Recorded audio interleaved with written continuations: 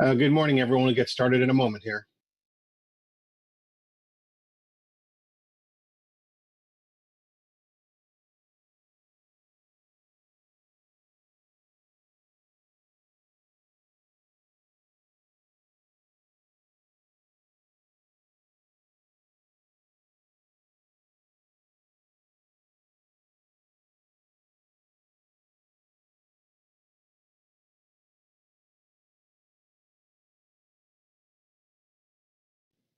Well, good morning. Happy Wednesday, hump day. 3 days down, free to go in this meeting.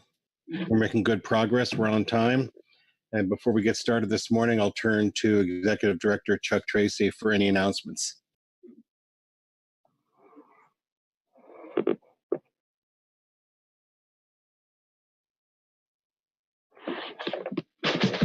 Chuck?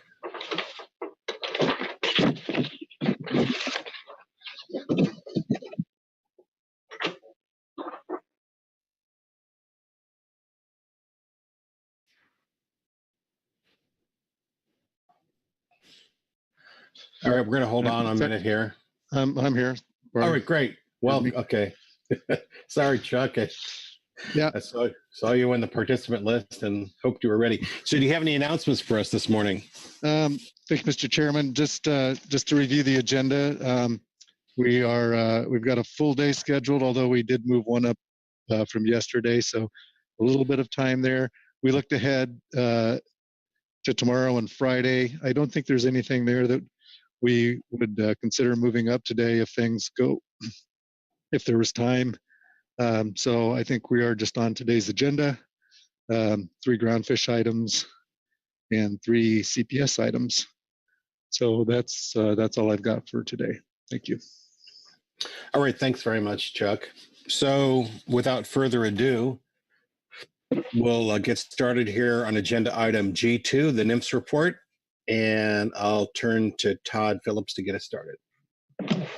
Thank you, Mr. Chair. Good morning, Council. Today, we will be first starting off with item G2, which is the National Marine Fisheries Service report. The National Marine Fisheries Service West Coast region is expected to briefly update the Council regarding recent regulatory developments relevant to groundfish fisheries and of issues interest to the Council, including cost recovery and electronic monitoring. NMFS has provided 2 reports regarding cost recovery for the Council to consider in its discussion under this agenda item. And they will also update the Council on the workload and rulemaking plans for 2020. The Northwest Fisheries Science Center plans to also update the Council on current status of groundfish-related science and research activities under this agenda item. Additionally, the Science Center has produced 2 groundfish fishery bycatch reports. They have the bycatch report for salmon in the from between 2002 and 2019 U.S. West Coast fisheries, and a report for seabird bycatch in the U.S. West Coast fisheries from 2002 to 2018. The accompanying data for both the salmon bycatch and seabird bycatch are available in electronic format only and are available for download as an Excel workbook on the Council's briefing book webpage. The Science Center staff will be available to discuss the findings of these reports with the Council. Excuse me. So for your reference material, you have 3 reports from the region, 2 of which are dealing with cost recovery, and the 3rd dealing with the update for current rulemakings. From the Science Center, you have essentially 2 reports, one on bycatch of salmon and one on bycatch of seabird with accompanying data, as I mentioned in my overview. And finally, we have a gap report.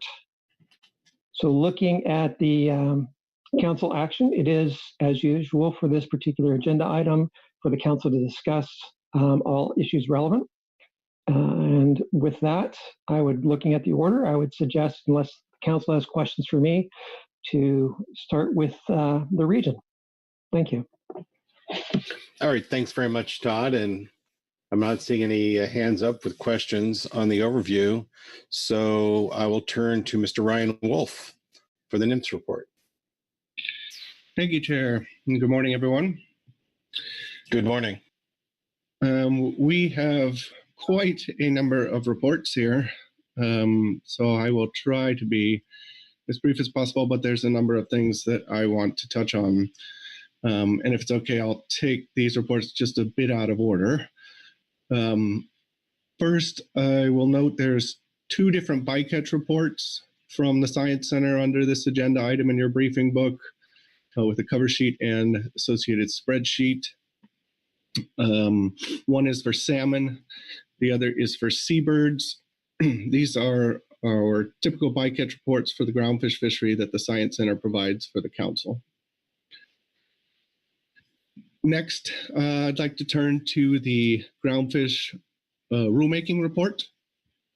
This would be Supplemental NMFS Report 3. This report covers all the groundfish branch rules that have been published since the September council meeting, and I'll relay our plan for finalizing a few of these here. We do have some late breaking news. The final rule for delaying the EM, third-party EM to 2022 is going to file on Friday, November 20th, and it will publish November 23rd. So good news, that will be in effect well before the start of the next calendar year. We are working hard on getting the harvest specifications final rule completed and implemented also by January 1st. But I think you've heard from NMFS multiple times, this meeting under the best of circumstances, this timing is challenging, and we have some challenges this year with the backlog of the Federal Register and the transition going on as well, and there's going to be challenges. I'm hopeful. I'm still very hopeful that this will get out before January 1st. I do think the major delays at the Federal Register are going to happen in January.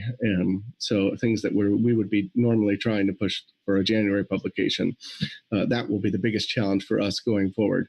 But I am confident, at least at the moment, that we will get the specs out prior to January 1. However, if we do miss it, we will provide advance notification to our groundfish listserv. But the good news is we already have the system in place to allow the fishery to open. So for the trip limit fleet, the season would open on the trip limits for period 1 from 2020. And for the trawl fleet, we would issue interim IFQ allocations. Again, I want to be clear, we're very hopeful we will not be in this position, but just want to be realistic and let folks know at this meeting, since we don't meet again until March, what would happen if there was an unforeseen delay. Public comment on the proposed rule for the salmon bycatch minimization measures closes November 19th.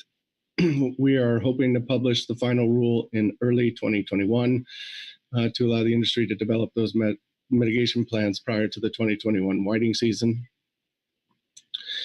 The Sablefish tier fishery emergency rule, under this temporary rule that was published in late October, the primary season will now be open until noon on December 31st, and the halibut incidental allowance expired on November 15th. And then lastly, here on this, we do note the humpback biological opinion as we relayed at the September meeting. This was signed in late October so that the fleet and agency have the necessary Endangered Species Act coverage for the 2021 fisheries. There is a few terms and conditions we discussed, and for us to consider that will require future coordination with the council and the management teams and advisory panels. And so when we get to workload planning, we will be looking for a dedicated agenda item in March or April to provide an overview of those and at least discuss next steps, specifically how to engage industry and effectively and also through the council. Next, I'd like to shift to the 2 cost recovery reports. The first one, G2A NMFS Report 1, the calculations for the mothership and catcher processor sectors. I'll just summarize again here. Our cost recovery regs state that all groundfish harvested should be used to calculate ex-vessel value for the fee collection calculations. However, since the implementation of the program, NMFS has been using only Pacific whiting when calculating the ex-vessel value of the mothership and catcher processor sectors. we took this approach because there's limited data available for us to estimate non-whiting revenues in the at-sea sectors. So we have prepared an analysis for council consideration today to either change the regs, one, to match the current practices, which would be our preferred option, but also, alternatively, of course, you could develop a methodology to estimate the value of non-whiting species in those sectors. If the council agrees, when we get to that, we would count this meeting as the first of a 2-meeting process to modify the regs. The second could then occur at the April meeting during our annual cost recovery report. And I know you have been and will hear quite a lot about workload issues from them, especially on the groundfish side.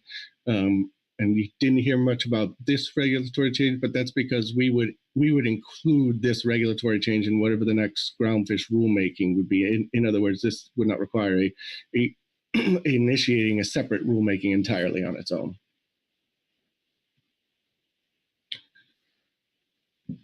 NMFS Report 2. This is our response to the September 2020 Supplemental Gap Report.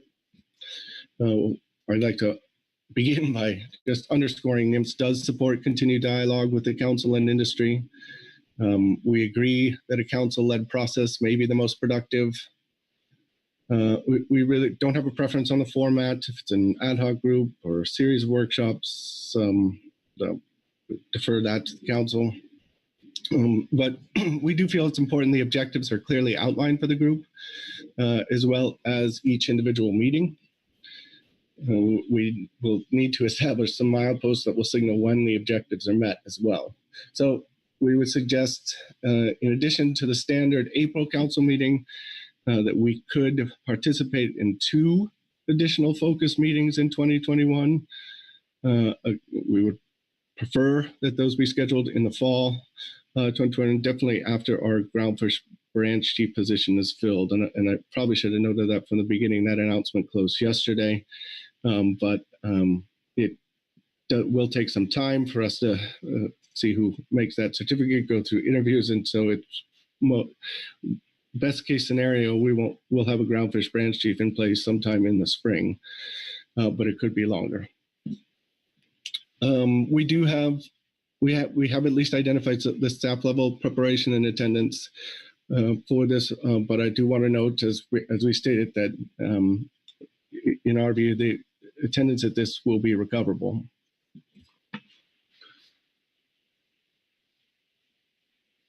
I'd also recommend that the GAP and council specify where this cost recovery group, if it moves forward, falls amongst the council's groundfish priorities once we get to workload planning. Again, we just want to be transparent about the trade-offs here, as you heard in Barry's presentation, and that you'll hear from us kind of throughout the meeting. So with that, I will conclude and see if there's any questions on my report. Thanks, Ryan. I'm sure there'll be some questions for you. We'll leave council discussion, of course, until after we've received other reports and public comment. So any questions from around the table of Ryan? Phil Anderson. Thanks, Mr. Chairman. Good morning, everybody. Thanks, Ryan, for the report. So I'm focusing on this last topic of cost recovery, your response to the September 2020 GAP report. And so I just want to make sure I understand here that the agency would be supportive of kind of reconvening or reconstituting the cost recovery committee, and that NMFS would be willing to be an active participant in that committee with some of the caveats, I guess, that you laid out in your report here, and that if we were to move forward in that direction where there is, a council kind of involvement in that, we would constitute that cost recovery committee, that from NIM's perspective, it would be best to schedule up to 2 meetings during the 2021 calendar year in the latter part of the year, something post, from August on or something like that. But you're also saying that if the council wants to go down that path,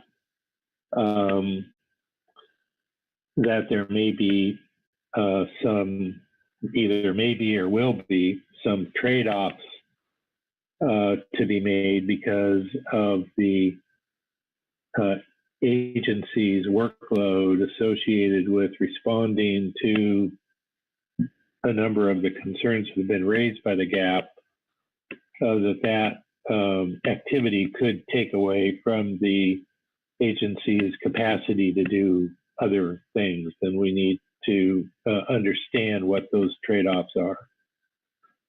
So I just wanted to make sure that I kind of understand what NIM's perspective is on this matter, and some of the timing and the choices that will need to be made.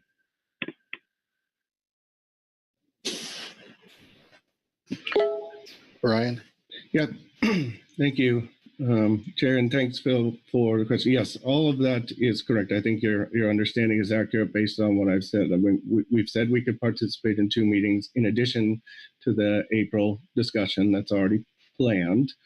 And if the council determines this is a priority, we, of course, we've got to focus on our top priorities and put most of our resources to that, such as specs and the Whiting Treaty and travel allocations that come out of that, and our ESA obligations. And but then at that point, we will have some limited time available for council priorities.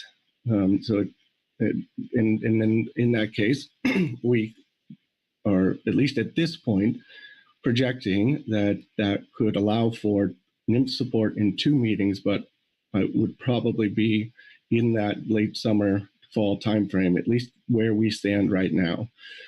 We can always reevaluate, as we get closer and as we get on through the year.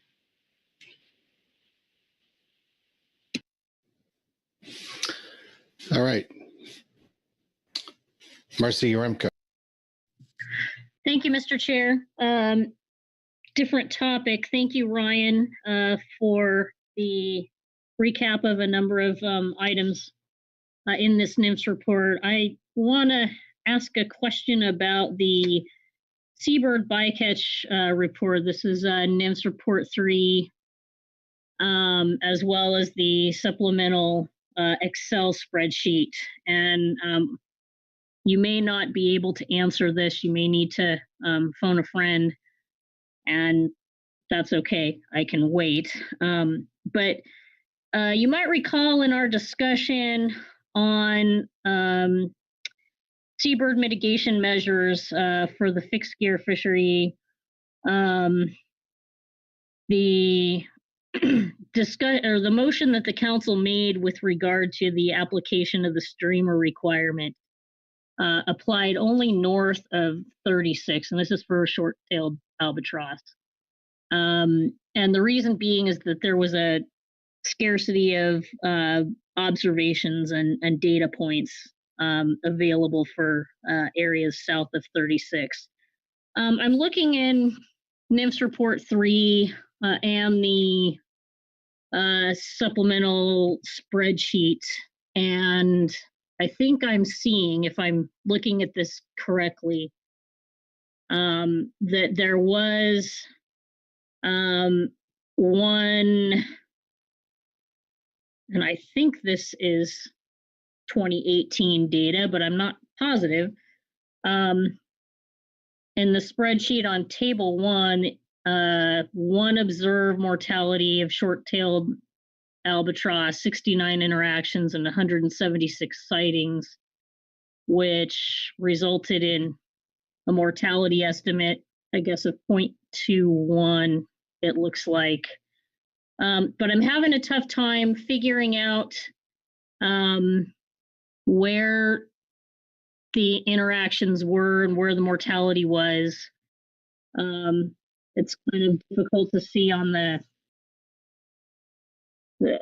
map. I guess that map is part of this is my eyes and I can't see very well, but a little tiny map. Anyway, I was wondering if you might characterize for us what the 2018 information tells us about the observations, interactions, and mortalities of short-tailed albatross.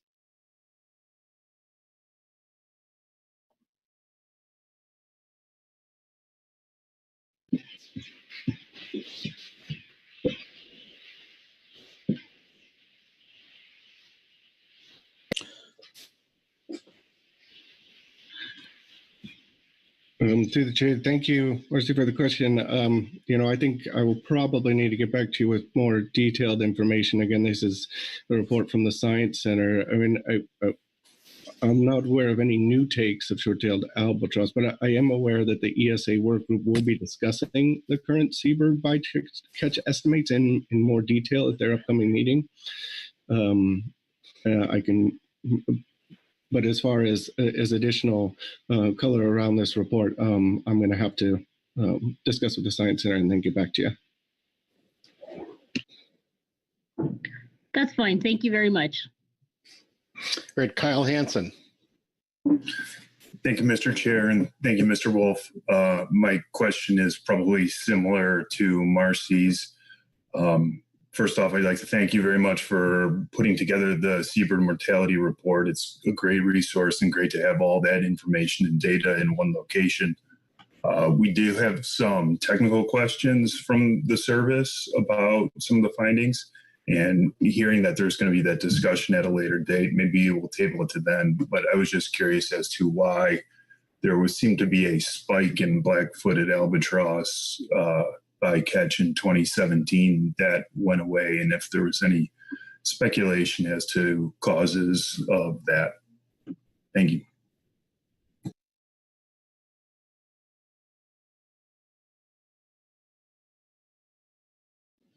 Brian, any thoughts on that?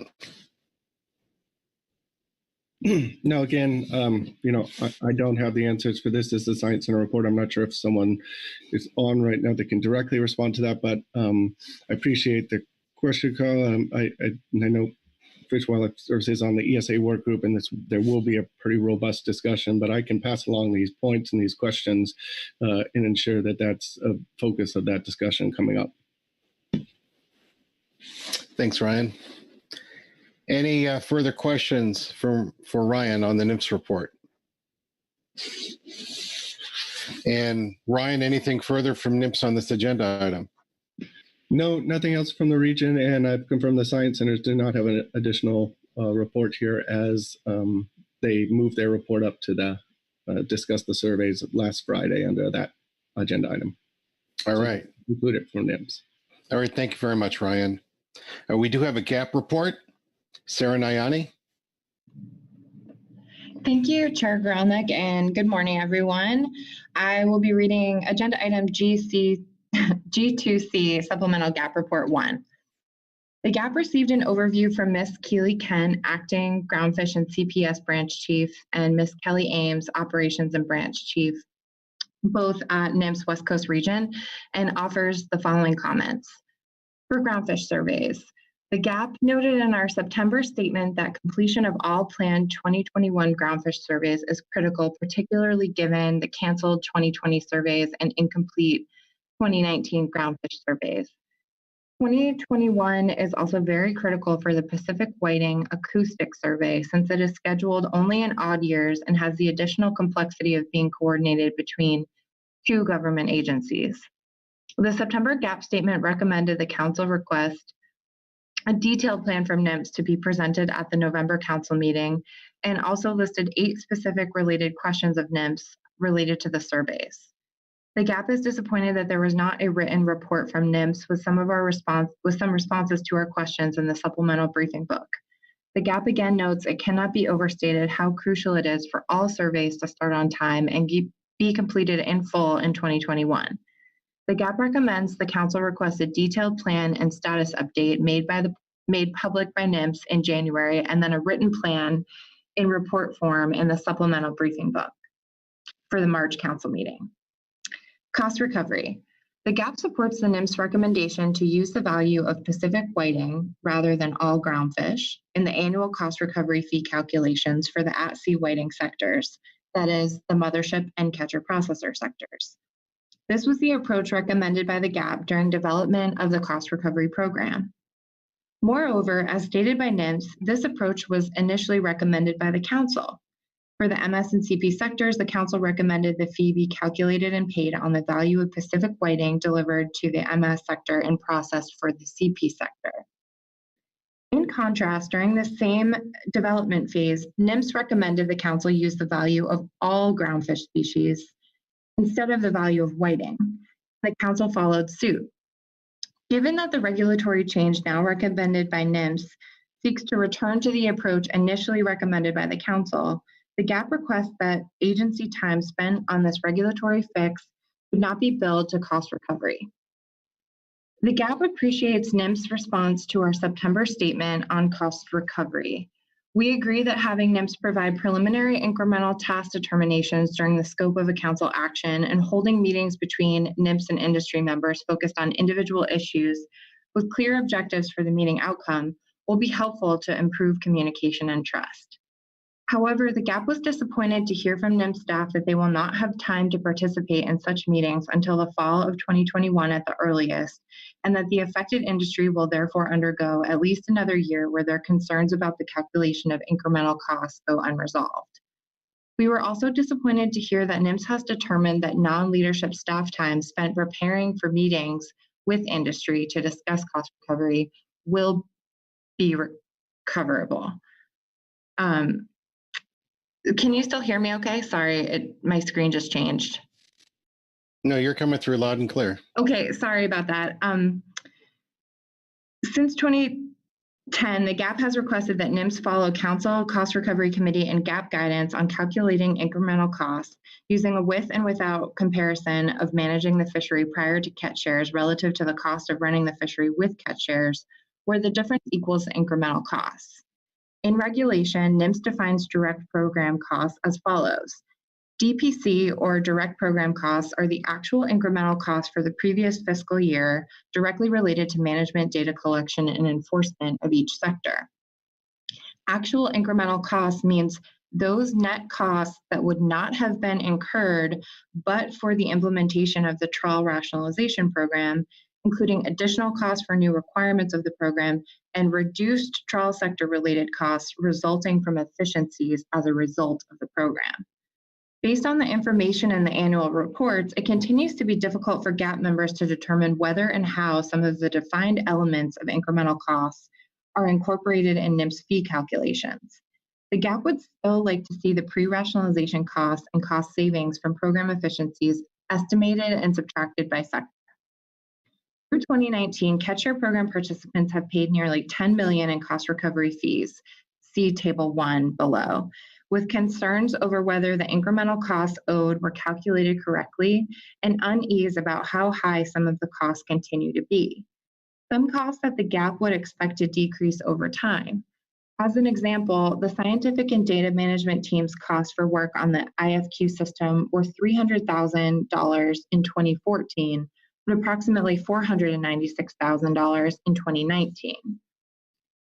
And then Table 1 cost recovery fees by sector show fees by sector since the beginning of the program, totals for each year, and then the total amount in the left column, which you can see through 2019 was $9,750,000. During cost recovery program development and since implementation, the GAP has sought transparency on what costs are recoverable, how are incremental costs calculated, and does NMFS subtract pre-catch shares costs and cost savings from program efficiencies? Why do some program costs continue to be so high? As an attachment to this statement, the GAP compiled relevant sections of our previous statements on cost recovery. Please see Attachment 1, which highlight these long-standing concerns. Upon review of our past statements, it was worthwhile to revisit the U.S. Court of Appeals Ninth Circuit's language from Glacier v. Pritzker decision, which eloquently summarizes the GAP's continued concerns. NMFS was obliged to develop a reasonable method for determining the actual additional costs of the trawl rationalization program over and above existing costs related to groundfish fishery management, as well as a reasonable method for determining which of these additional costs was directly attributable to each of the three sectors. Moreover, the regulations required NMFS to develop a method to evaluate whether it had gained any efficiencies and reduced costs as a result of implementing the co-op permit program. A review of the record discloses that NMFS did not develop or apply such reasonable methods. First, NMFS did not have a systematic method for determining the number of employee hours that were spent on the trawl program over and above the amount that had previously been spent on the groundfish fishery. Nor did NMFS develop a reasonable system for separating time spent on the trawl rationalization program from time spent on other projects. Again, such a haphazard approach to estimating the number of employee hours actually spent on the trawl program is inconsistent with NMFS's regulatory obligation to calculate the actual incremental cost directly related to the program. Finally, NMFS apparently made no attempt to calculate the reduced trawl sector related costs resulting from efficiencies in the program, as it was required to do under regulation. Based on our review of the record, NMFS did not properly determine the actual incremental costs that were directly related to the management, data collection, and enforcement of each sector. Those were all quotes from the U.S. Court of Appeals Ninth Circuit, and now I'm moving on to the rest of the GAP report. The GAP worked together to develop a collaborative approach at the September meeting to try to break through the cycle we have been in. We recommend convening the Council's existing cost recovery committee or new work group or Council workshops to develop a cost recovery matrix and work through detailed examples of incremental costs. But since NMFS staff cannot work on this for at least another year, we are troubled by the fact that industry members will continue to pay cost recovery in the interim without clearly defined incremental costs. Therefore, the GAP proposes a temporary waiver for payment of cost recovery fees until such time the incremental costs can be appropriately calculated using the Council's methodology. The West Coast region appears to have some discretion in implementing cost recovery programs. In 2015, NMFS concluded that a cost recovery program was not appropriate for the Sablefish tier permit stacking program after several years of stating that they would implement such a program. And each year, NMFS determines the catch share program cost recovery fee percentages. Until such time that NMFS can appropriately calculate incremental costs using the Council methodology, could NMFS set the fee percentages to 0? The GAP again recommends that an outside review or third-party audit of the cost recovery program would be appropriate to improve transparency and trust in the significant cost recovery fees industry pays. And of course, I will save you all from reading the 18-page attachment, but the GAP has compiled all of our previous statements on cost recovery that are applicable to this discussion of incremental costs and requests for third-party audits. And we've attached those here for the Council to review at your leisure. So thank you very much. Sorry, thanks, Sarah. That's merciful of you to allow us to to reread the past GAP statements on our own. Let me see if there are any questions from around the table on the GAP report. And I am not seeing any. So thank you very much, Sarah, for your report. I believe that is the only advisory body report, and we had no management entity reports aside from NMFS. So that takes us to public comment. We have one public comment, Heather Mann. Welcome. Good morning, Mr. Chairman, council members. My name is Heather Mann. I'm here on behalf of the Midwater Trawlers Cooperative, although I will say that several of my comments are supported by other folks in the industry. As I pointed out earlier in the week, there is extreme concern from the industry that NMFS is not prepared to carry out the critical surveys that are needed in 2021. As of this morning, there are over 11 million cases of COVID-19 in the United States, and experts are saying that we were only beginning to see the worst of this pandemic. As infections across the US and in almost every state are surging, there is no approved vaccine at this point. And when there is one, if the access to the vaccine is anything like the access to testing has been, even for essential workers, I don't believe NMFS should be counting on a vaccine in order to execute the surveys. It's disappointing that NMFS did not provide more detailed information on how they plan to execute the surveys. How are they overcoming the challenges that kept them from doing the surveys in 2020? How are they overcoming the human resources problem?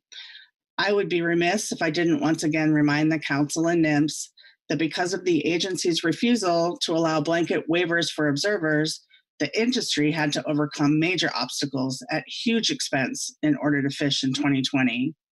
When I and others have questioned NMFS about why they chose to protect their employees from COVID by canceling surveys, but would not extend that same protection to the industry by providing blanket waivers, the agency has repeatedly said it's a completely different situation. Is it?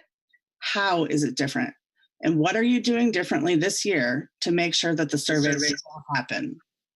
Unfortunately, just saying you are committed to making them happen does not instill a lot of confidence that they will indeed happen. In terms of cost recovery, what can I say? I've been one of the people on this issue for many, many years. The trawl industry has been required to pay NMFS at this point several $1 million. And we are unsatisfied with how the agency has determined what is recoverable. The agency has not been transparent to the degree that the industry would like. The agency has not followed the original recommendations from the council, or really even their own guidelines as outlined in the holiday memo. And now NMFS is reporting that while they are supportive of continued talks, they cannot continue that discussion with us until September of 2021. They are clear that those discussions will take place at the expense of other priorities, and they will charge us cost recovery dollars to prepare for and attend those meetings. Ryan asked that there are clear expectations for how we know when we have achieved our objective. For me, the goalposts for success here are simple. We will have a successful outcome once the industry is satisfied with how the agency is determining the recoverable costs, how we making sure we completely understand that and have some feedback into that. Until that time, it's my opinion that the agency really should not be collecting cost recovery dollars. The agency will say they have no discretion, excuse me, but that Magnuson requires that they collect cost recovery from LAP programs. But does it? NMFS does not collect cost recovery from the Sablefish tier fishery, as was noted in the GAP report. So obviously there is some discretion somewhere.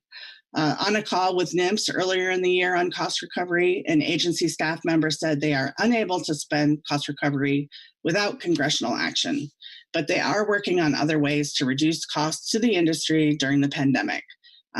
We have yet to hear those ideas.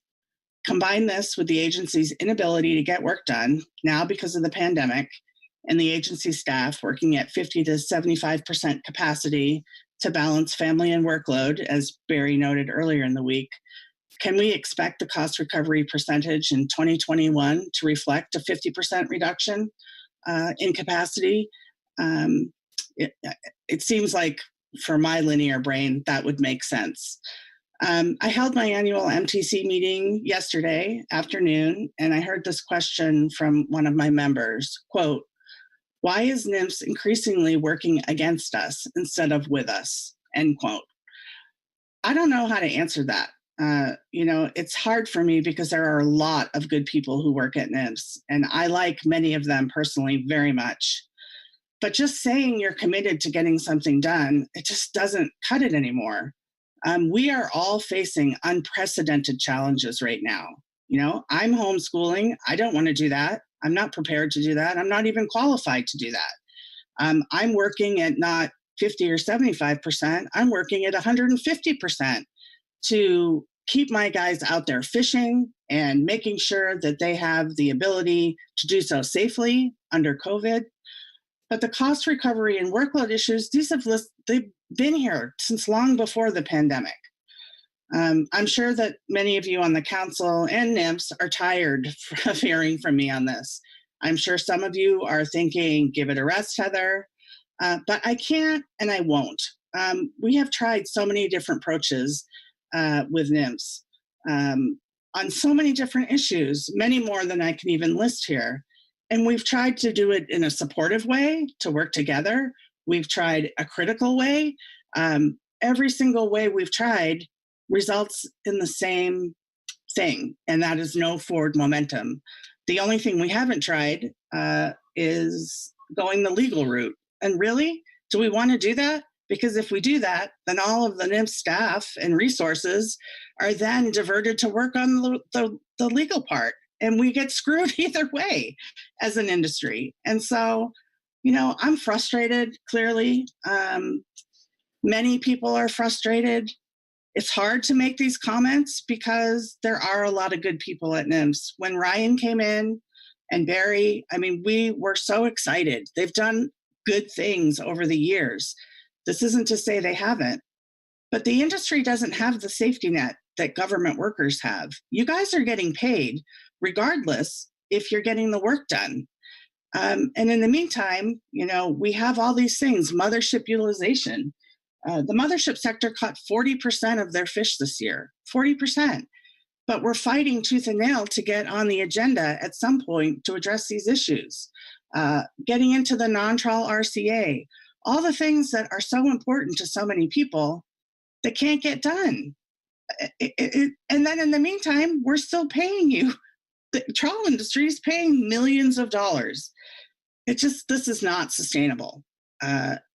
It's exhausting for us. It's not sustainable. I'm sure it's exhausted for you, but we need to find a different way to move forward because this is not the way things are supposed to work. So I'm sorry to start the day off with, this kind of critical comment. I'll reiterate that there are a lot of good people at NMFS. I like them very much, but that doesn't take away the fact that the industry is losing money because of the inability of NMFS to get work done.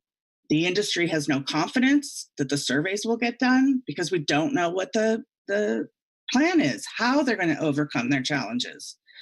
The industry is frustrated because we're still hitting a brick wall on cost recovery. And at the end of the day, we are paying you millions of dollars. And so I'll leave it at that.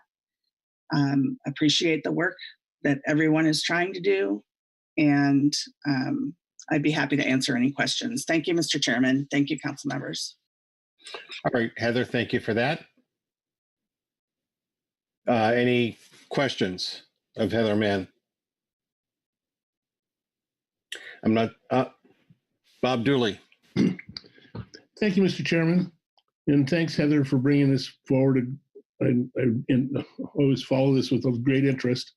I have a question, and it's kind of trying to reaffirm my understanding of what this process of cost recovery committee, what its goal would be, and just trying to reaffirm that in my mind. So the way I understand it through various conversations and gap reports and all that is that the industry is trying to come up with, would like to work with the agency and the council to come up with a matrix that would track the the determination of any particular item that is cost recoverable, weigh it against the guidelines and all of the rules that were passed by the council and the agency regarding that, and track it through and also compare it to potential cost savings that were innate in the program and offset those to come out with a transparent matrix, for a better word. I'm not great with that, to be able to analyze any cost recovery charges, and thus creating trust confidence that the bill is there, that there is a confidence and trust from the industry as well as the council and the various committees that this is done in a transparent way and it is justifiable.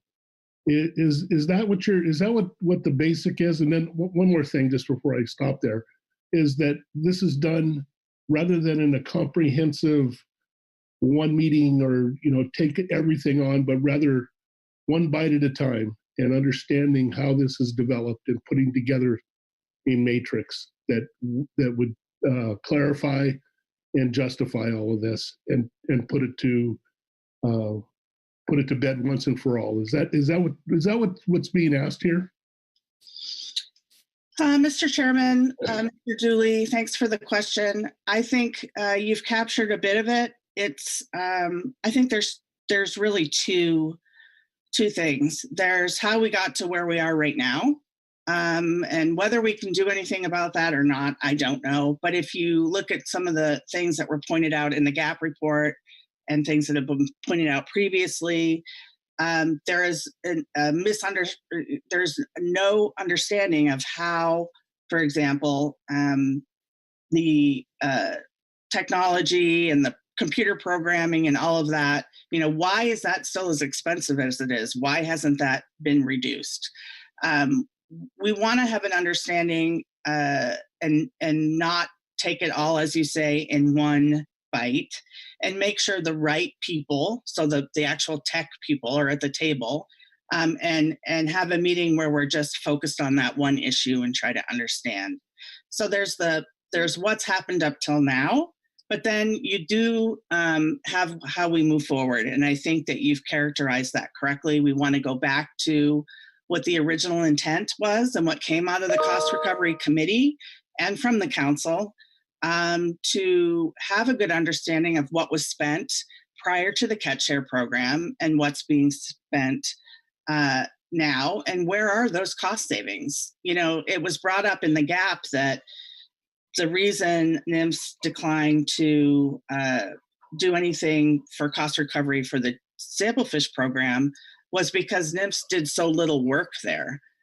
Well, if that's the case, the at-sea and shoreside, particularly the at-sea, but at-sea and shoreside whiting fisheries, we hire co-ops, we pay sea state. Maybe the whiting fisheries should be exempt from cost recovery. We just don't have a good understanding of the savings that have been realized. We often bring up the trawl model that Jim Hasty and then Merrick Burden used to run. There's just weeks of going back and forth at council. That doesn't exist anymore.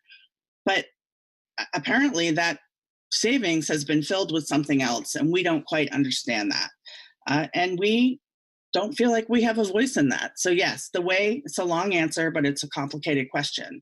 There's two parts. There's how did we get to where we are?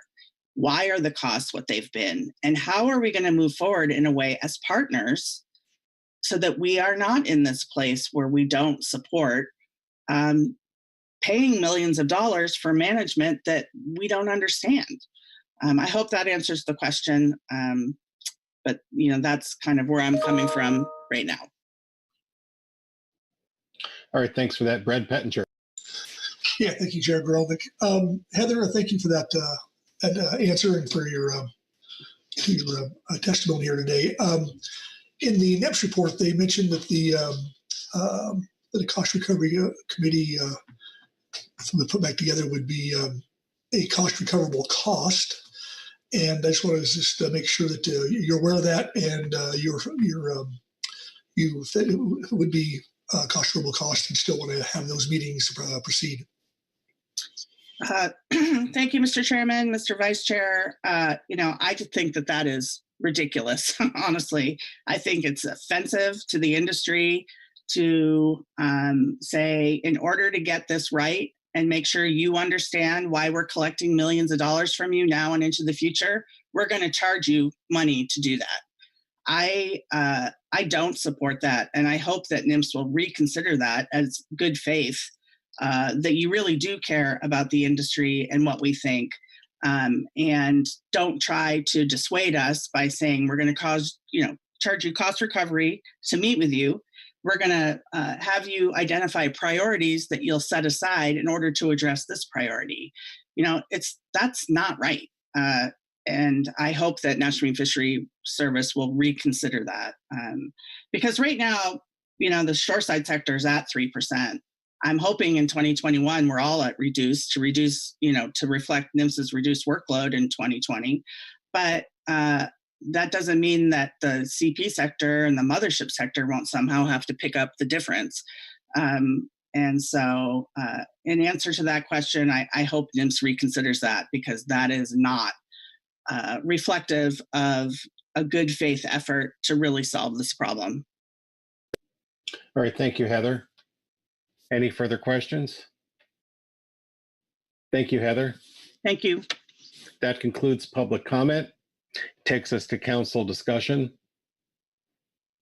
We've had a couple of good topics discussed at length here.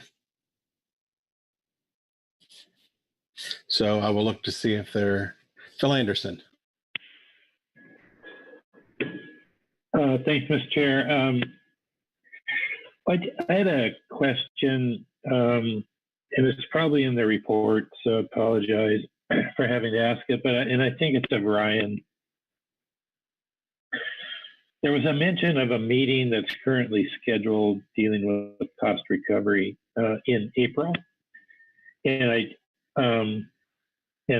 understanding that from NMFS perspective, if there were additional meetings needed after that, which I fully suspect there would be, and up to 2 additional meetings from their perspective, and they would need to hold those later in the late summer, fall timeframe.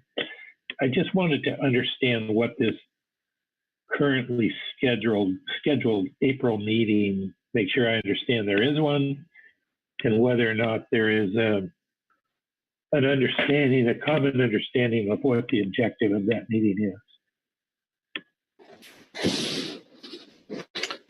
Ryan, do you want to respond to? Yeah, thank you, Chair. Thanks for the question. I mean, the April agenda that I'm referring to is the annual report on cost recovery to the council, where we present to the GAP and to the council every year. So since that's a kind of a standing annual agenda item, I referenced it not only in connection with these discussions, but also in the other report regarding the potential reg change. You could utilize that agenda item also to kind of finalize action there too. Was that helpful, Phil? Through the chair, yeah. Thanks for that, Ryan. I didn't catch that distinction there, and I guess I'm wondering if we could expand that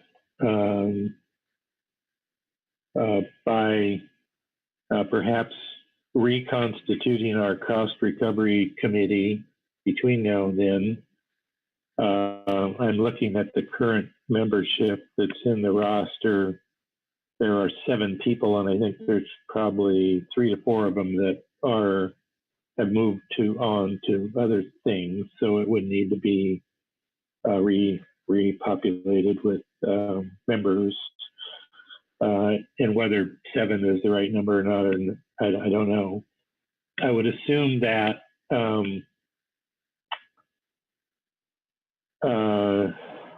that could be, I mean, the cost of convening the committee could be borne by the council, but I'll defer to Mr. Tracy for that, given that it is a council committee.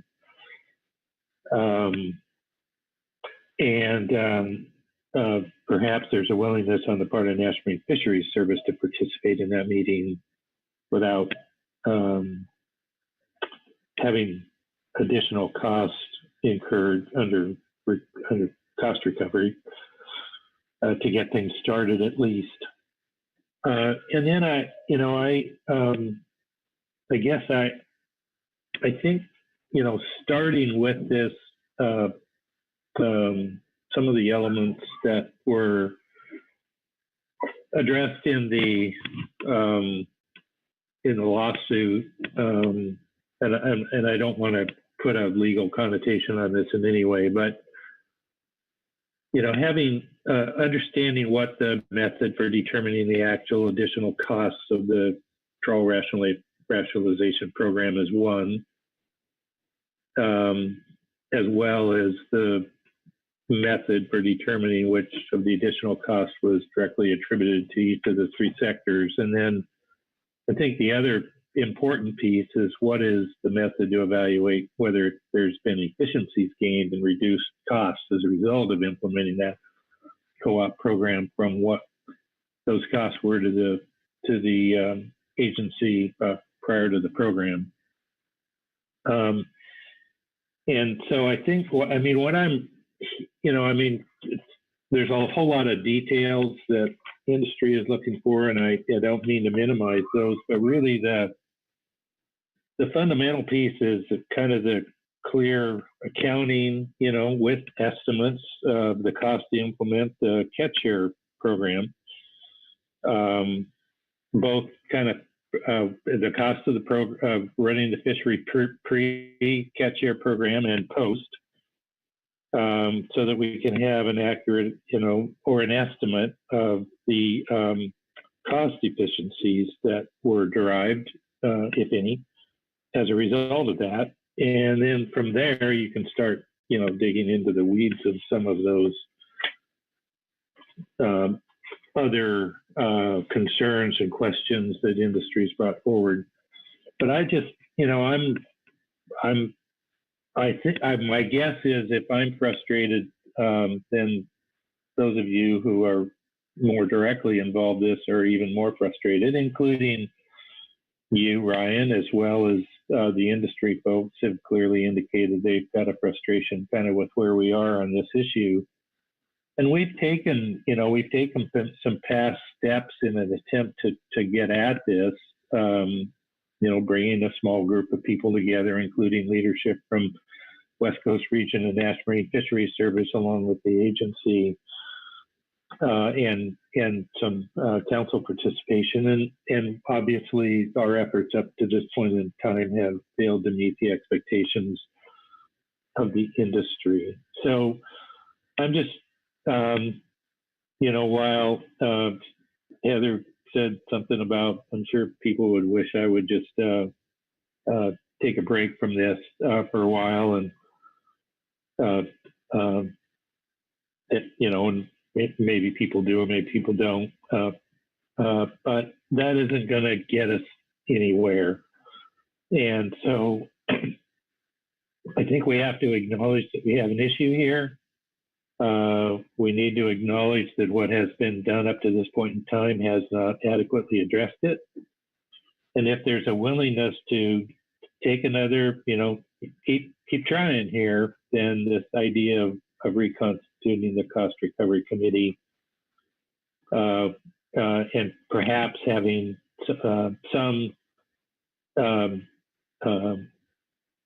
maybe having the first meeting associated with the April meeting, and when NMFS gives their annual report, and a discussion about what are some of the key elements that would bring us toward success in the future would be a good place to start. Thanks for letting me empty my brain on on this one, Mr. Chairman. All right, thanks very much for your helpful comments there, Phil. Further discussion, what do folks think about reconstituting this work group, or however we're going to characterize it? Bob Dooley. Yes, thank you, Mr. Chairman. I agree with Phil that there's a lot of value in doing this. I think the industry is, as lined out by the gap statement, that the biggest part that wasn't read, has commented on this consistently since before it was implemented. And I know that the final decision that the council made actually prescribed what the metrics were to be used to measure what is recoverable and what is not recoverable per the guidelines that were included in the final motion. I think it's called Appendix C, if I'm not mistaken.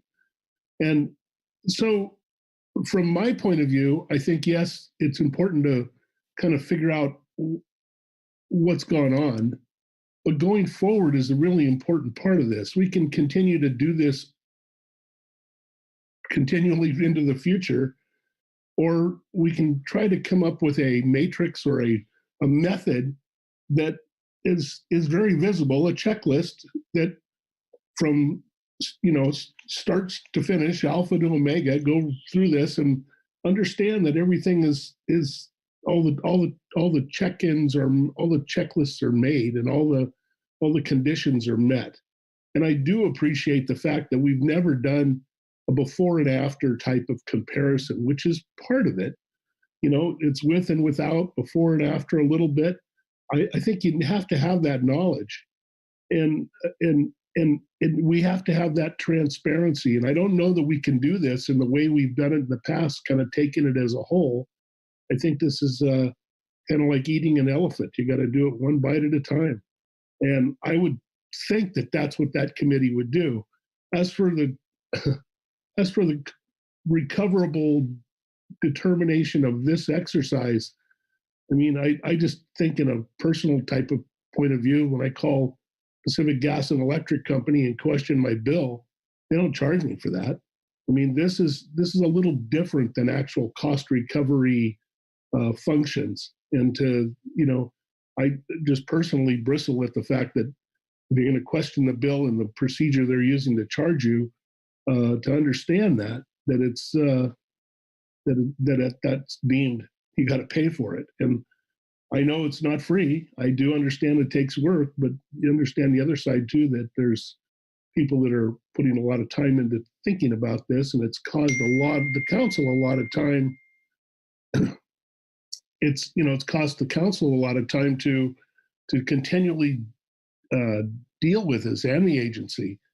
And it's been a bone of contention since then. I would really like to see this taken on in a very methodical way, not trying to do it all at once, but come up with a plan that actually into the future would reduce the workload and increase the confidence and trust that it's all being done in a way that is totally understandable and justifiable. Because from my point of view, when we did the Catch Share program and ITQ program, we were full understanding it would be that the extra cost, the incremental cost would be charged and paid by the industry.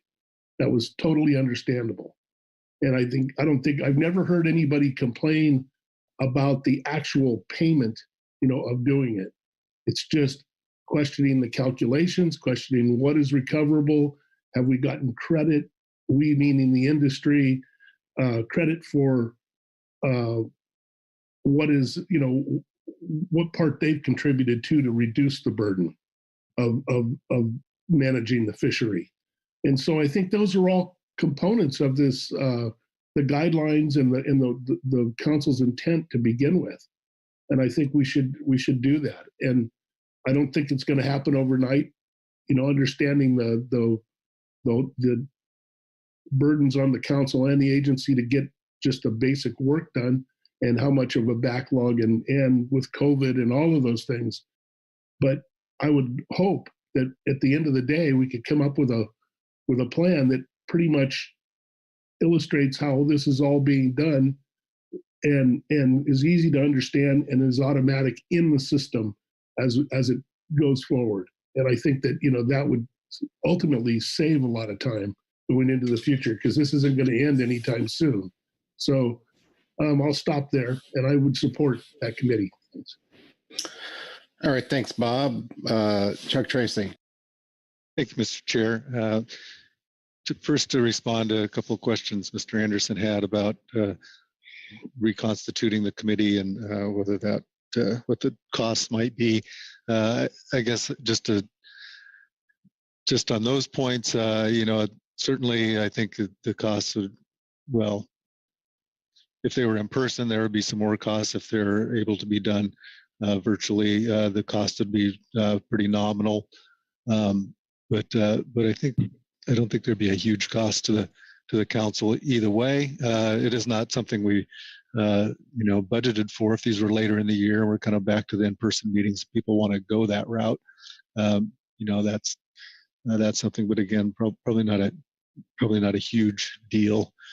But I guess the other thing that the council needs to consider here is some process, and that's kind of my that's what you get with me a lot. And I think we might have heard a little bit of this under Barry's presentation earlier in the week. But this is another really, it's a groundfish workload issue, and we've got a process for establishing priorities for groundfish workload, as these things do impact various members of the staff, both council and NMFS, and our ability to accomplish what the council views as its highest priorities. So right now we've got, on our March agenda, we've got our sort of annual prioritization exercise. I think this is really something that it's not on the list right now of groundfish workload priorities or groundfish projects for that matter. So I think it ought to appear there. I think it ought to get weighed relative to the prioritization process for the other things that we've got identified already, and just to see where it lands with that, with respect to that. So I guess to me, this is something that should be decided at March when they can be looked at in that context. This is not an action item for the council in any event. So if something would occur, it would have to be under, at the very least, workload planning, potentially some business reconstituting under appointments. But I think in reality, that probably all ought to occur in March. Particularly, I think, given that the proposal here is for later in 2021, I don't know what the urgency would be to do that sooner than that anyway. But maybe some other people have a different take on the urgency of getting going on this. So thank you. Thanks, Chuck. Phil Anderson. Yeah, thanks, Mr. Chairman, and thanks, Chuck, for that. I just, the Cost Recovery Committee is currently constituted as an ad hoc council committee. I'm assuming the chair could make appointments to that for the individuals that are listed that are on that committee that are no longer in positions or engaged in the council process. So, I'm just, when you say this isn't an actionable agenda item, I don't disagree with that. But if we wanted to try to get the Cost Recovery Committee activated again, it's not and this is a question, it's not a matter of recreating the committee. It's a standing committee that has not been eliminated by the council, if I have that correct.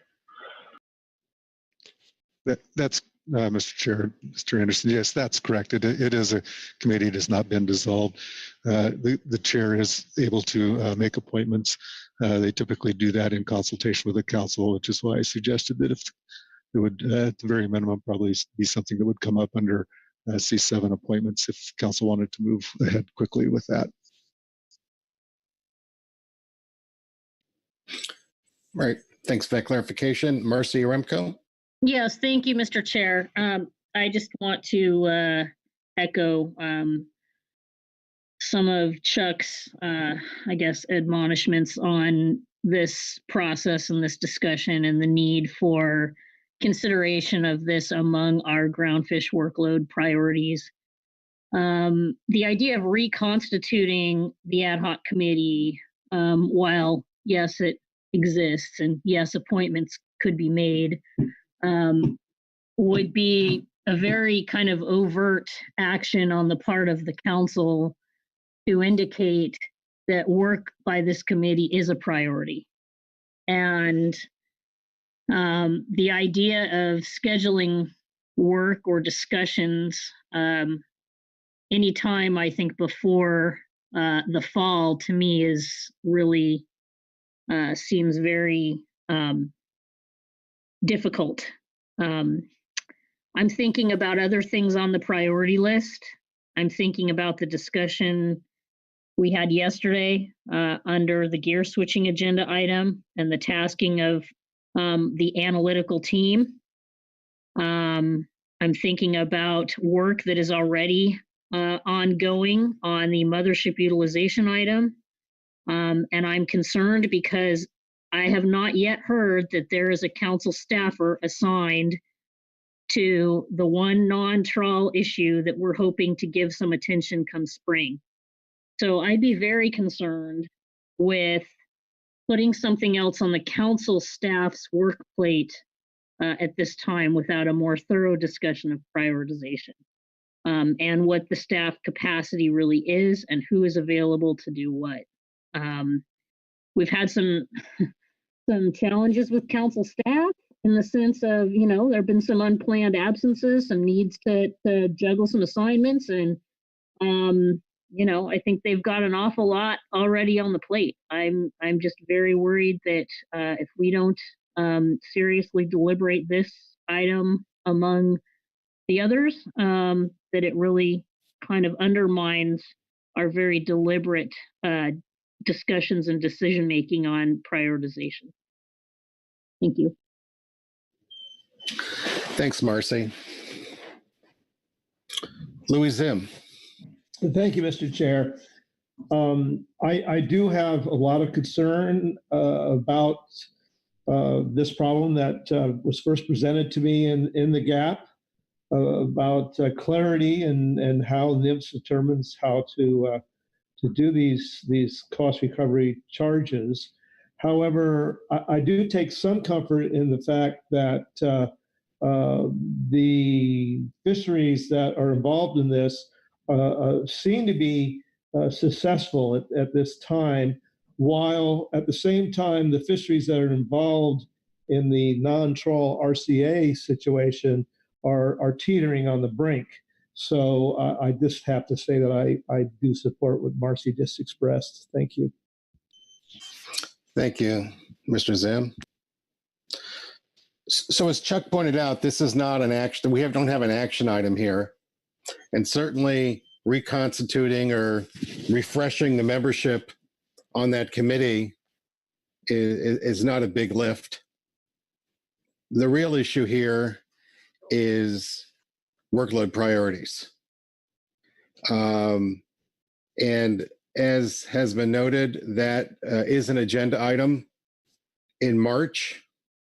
There is an agenda item in April that touches on the topic of cost recovery, as Ryan has said. And so I guess I'd like to get a feel around the table as to whether we can get an agreement or not to defer the discussion here until we've actually had a more comprehensive discussion of workload priorities in March. And at that point, we could undertake the refreshing of committee membership and discuss having a meeting in April. I guess based upon what we heard from Barry and what we've heard from Ryan is there's such limited bandwidth at the at NMFS staff, and I know that our council staff is also pretty subscribed, that if we were to advance this, it would mean putting something else behind. And I don't think we can have that discussion under this agenda item when we already have that agenda set in March. But I could be misreading things here. So, Phil?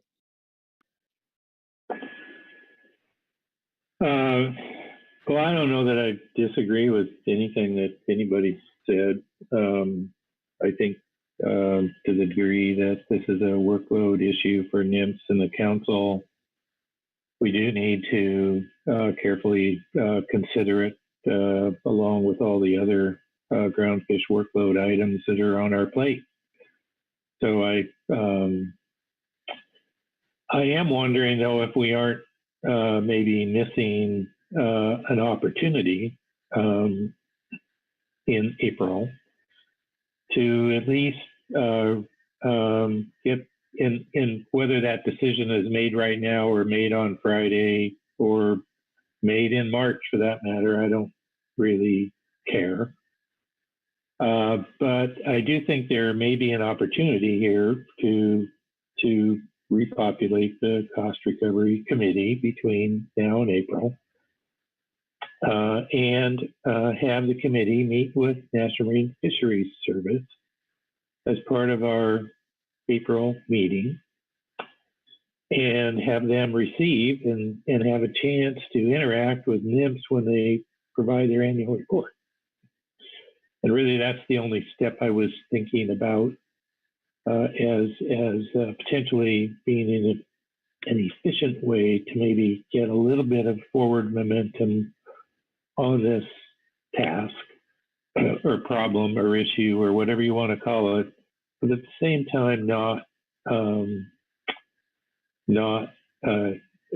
having the full discussion as we will do relative to balancing competing groundfish workload items that are already on our plate. And this one has been on our plate for a long time, so it's not a new one. It's one that we haven't made enough progress on from my perspective. And whether or not we decide to tee up those meetings later in the summer or late or fall that were mentioned is we can lead to a further discussion when the totality of our groundfish workload items are in front of it. All right, thanks, Phil. It really does seem like we're all on the same page here, at least as near as I can tell. We want to do something before April so that if it's the council's decision, we can do something in April. I think reconstituting that committee membership can easily be done in March. At the same meeting, we can be discussing priorities. And if that, let's see, I've got a couple of hands up, so I'm going to shut up and call on Bob Dooley, followed by Marcia Remco. Thank you, Mr. Chairman. I appreciate it. I agree with Phil's comments. I think that we should think about reconstituting the committee and maybe even expanding it a bit to make sure we have enough participation there. This is kind of off the subject here a bit, not really. We heard from Heather Mann a suggestion to suspend cost recovery until we can deal with this.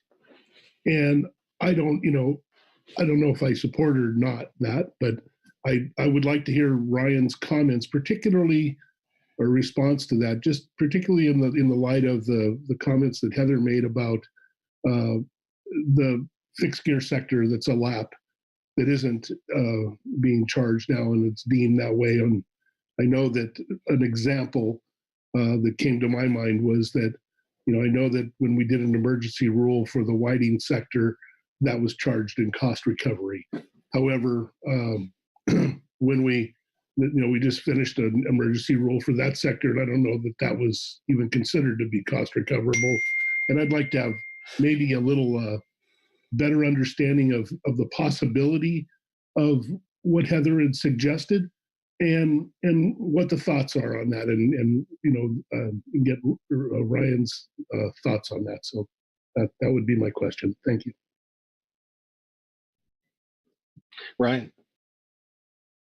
Yeah, thank you, Chair, and thanks, Bob, for the question. I think you mentioned two things regarding the tier fishery, and then also the potential suspend or the request to suspend. So on the former, NMFS determined there were insufficient costs to justify building a cost recovery program for the tier program, whereas in the case of the trawl rationalization program, the costs are substantial, and so that program has been implemented. Of course, and annual costs are recovered.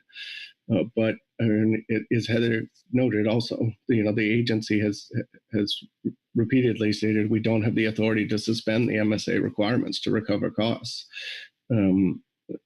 Section 305 C1 of the Magnuson Act authorizes the Secretary to implement emergency actions and interim measures, but not to override statutory requirements. So therefore, using the emergency rule is not applicable in this situation. You can't modify statutory requirements through emergency rule.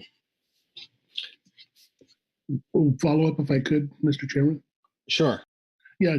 So if I understand what you're saying, that the determination that the fixed gear sector is not recoverable, is that a fixed forever deal, or as conditions change and workload changes, is that something that you could redetermine that it is recoverable, or is that just we determined it once and it's over with? If I'm clear on that.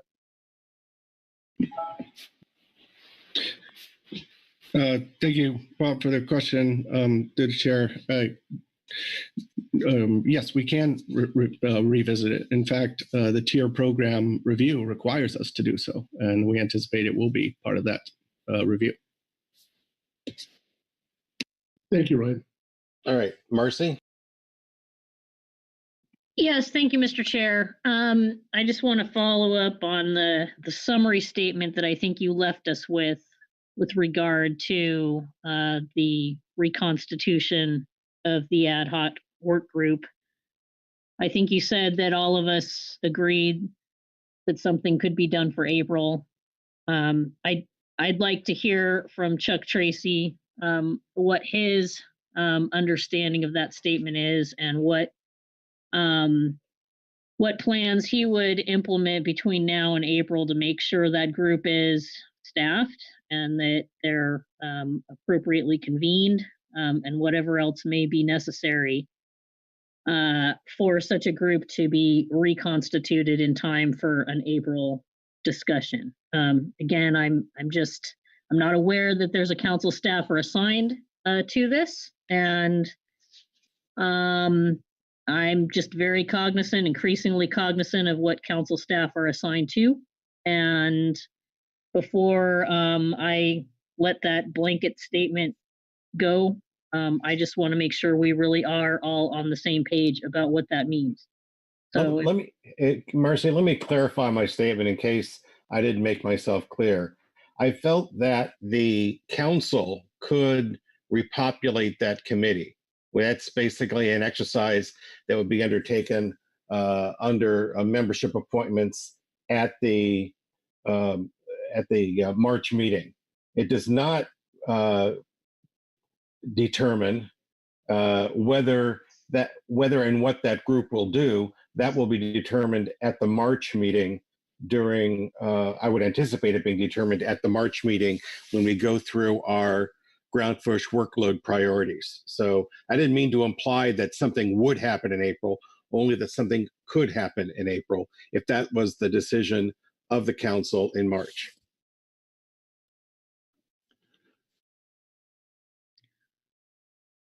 But back to Chuck to answer Marcy's question.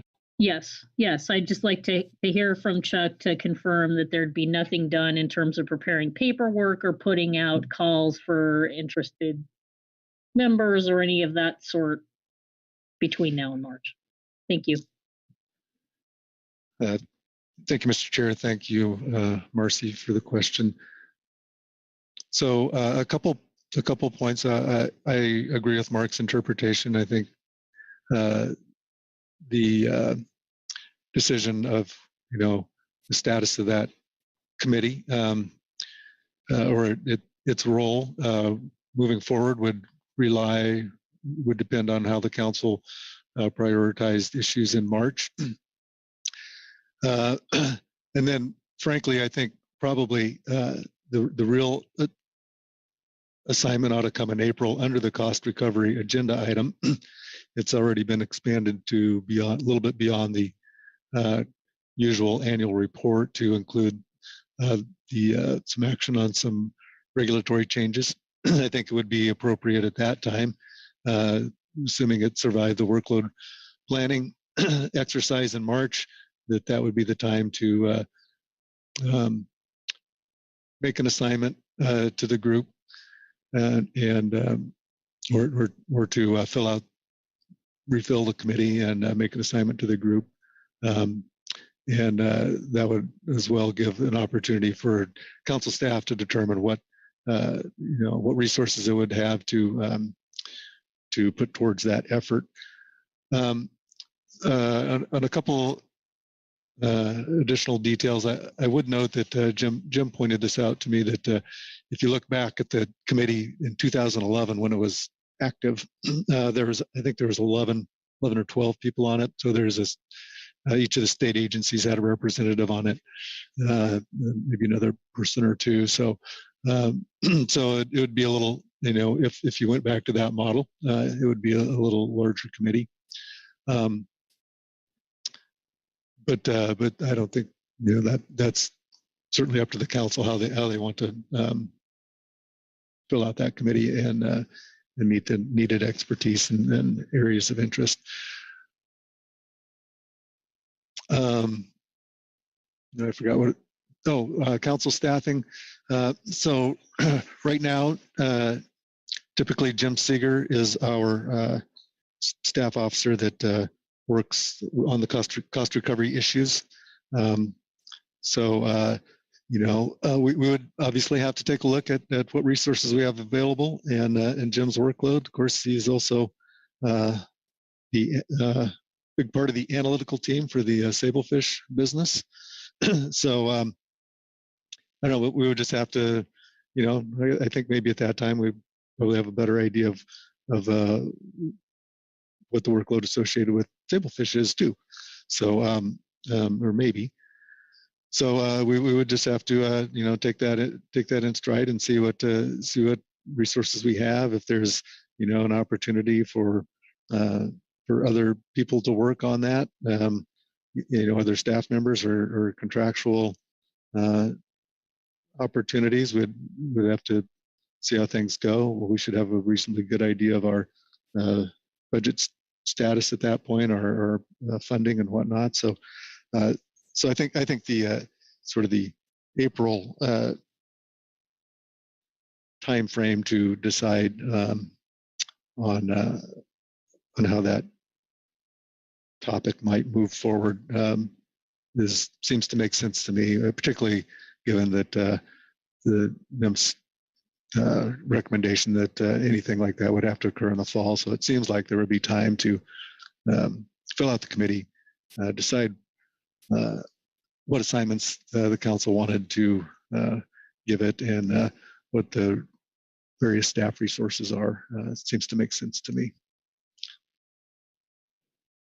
Thanks, Chuck. Butch?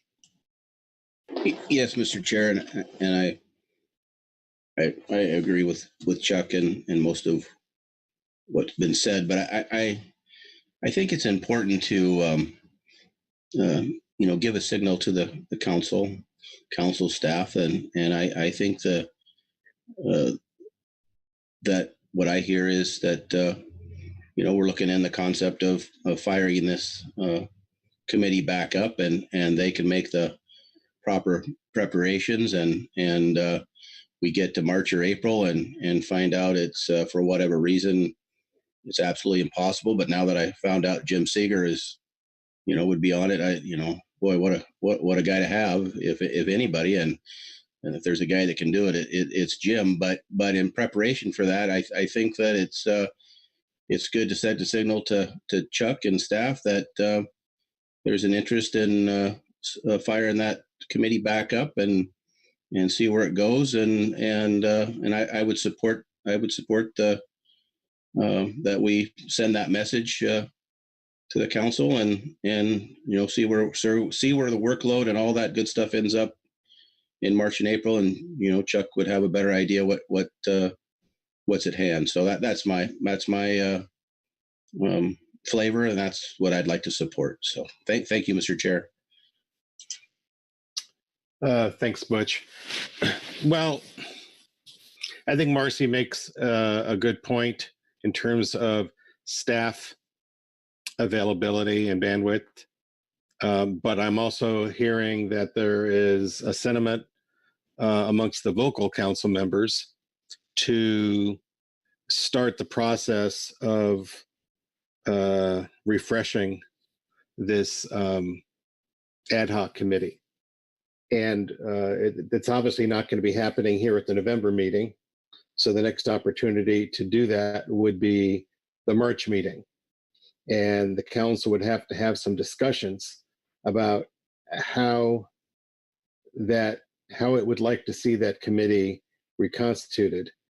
As Chuck points out, that the composition back in 2011 is not the same as the roster list as I see on the council's website today. I would propose having that discussion in March, and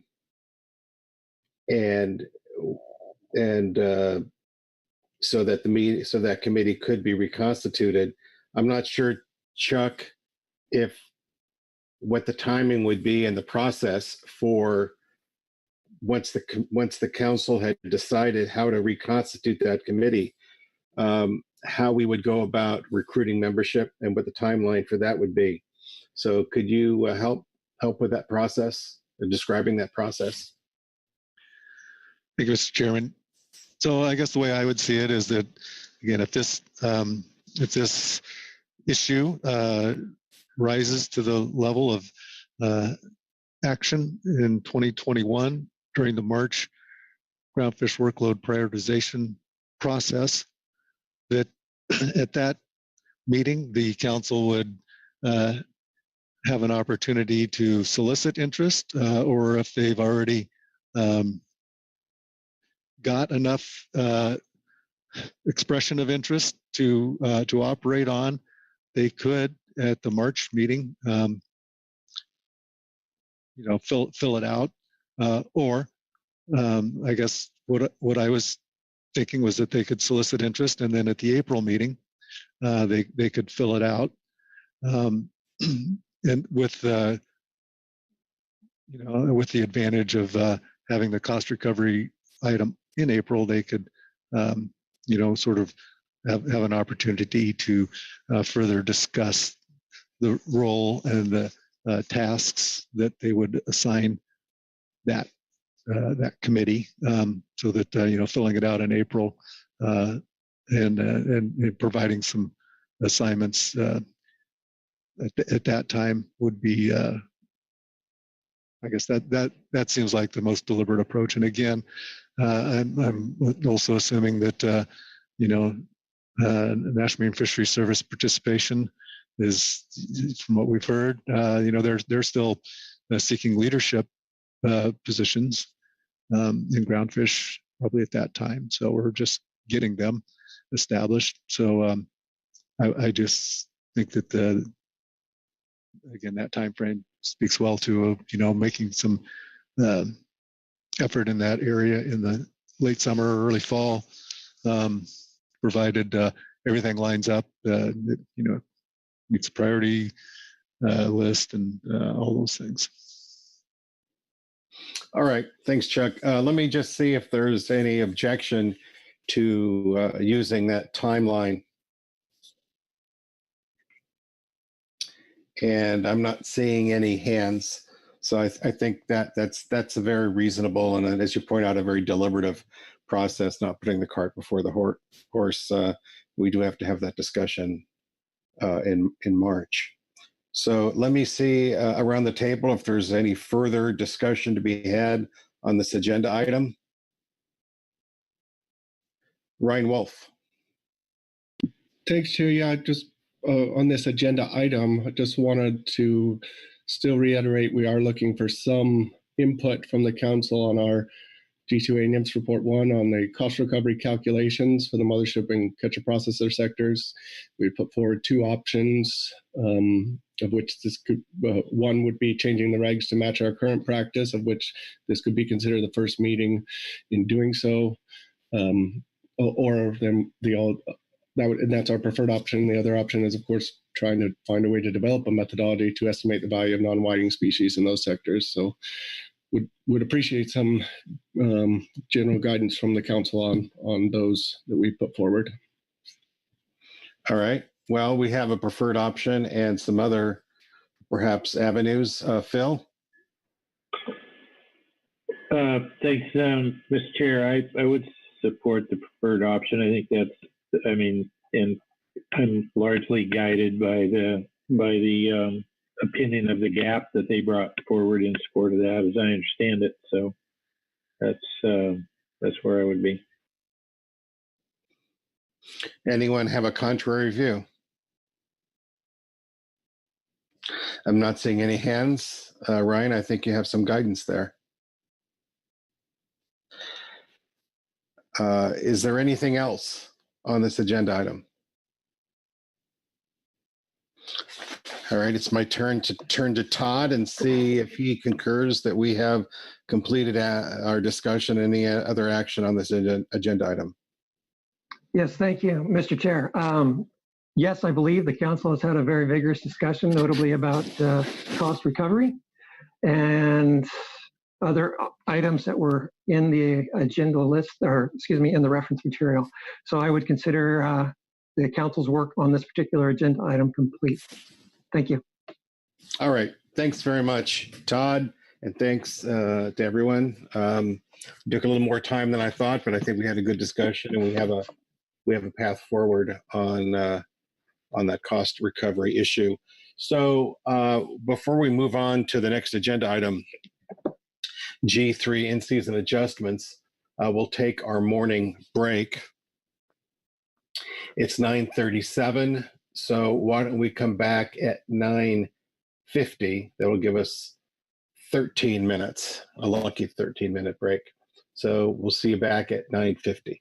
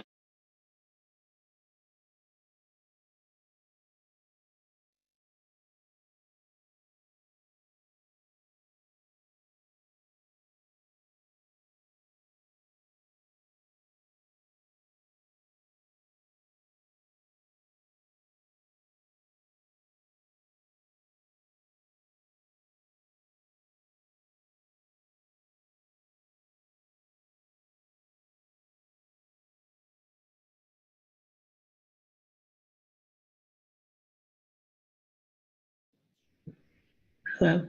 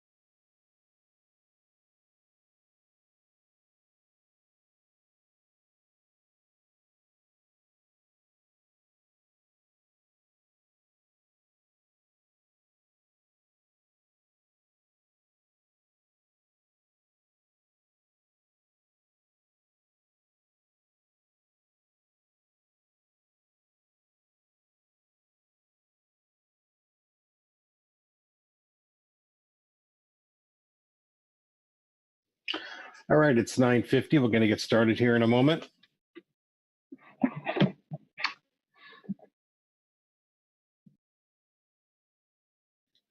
I understand that Kelly Ames is in the seat for NMFS. Are there any other seat changes for this agenda item?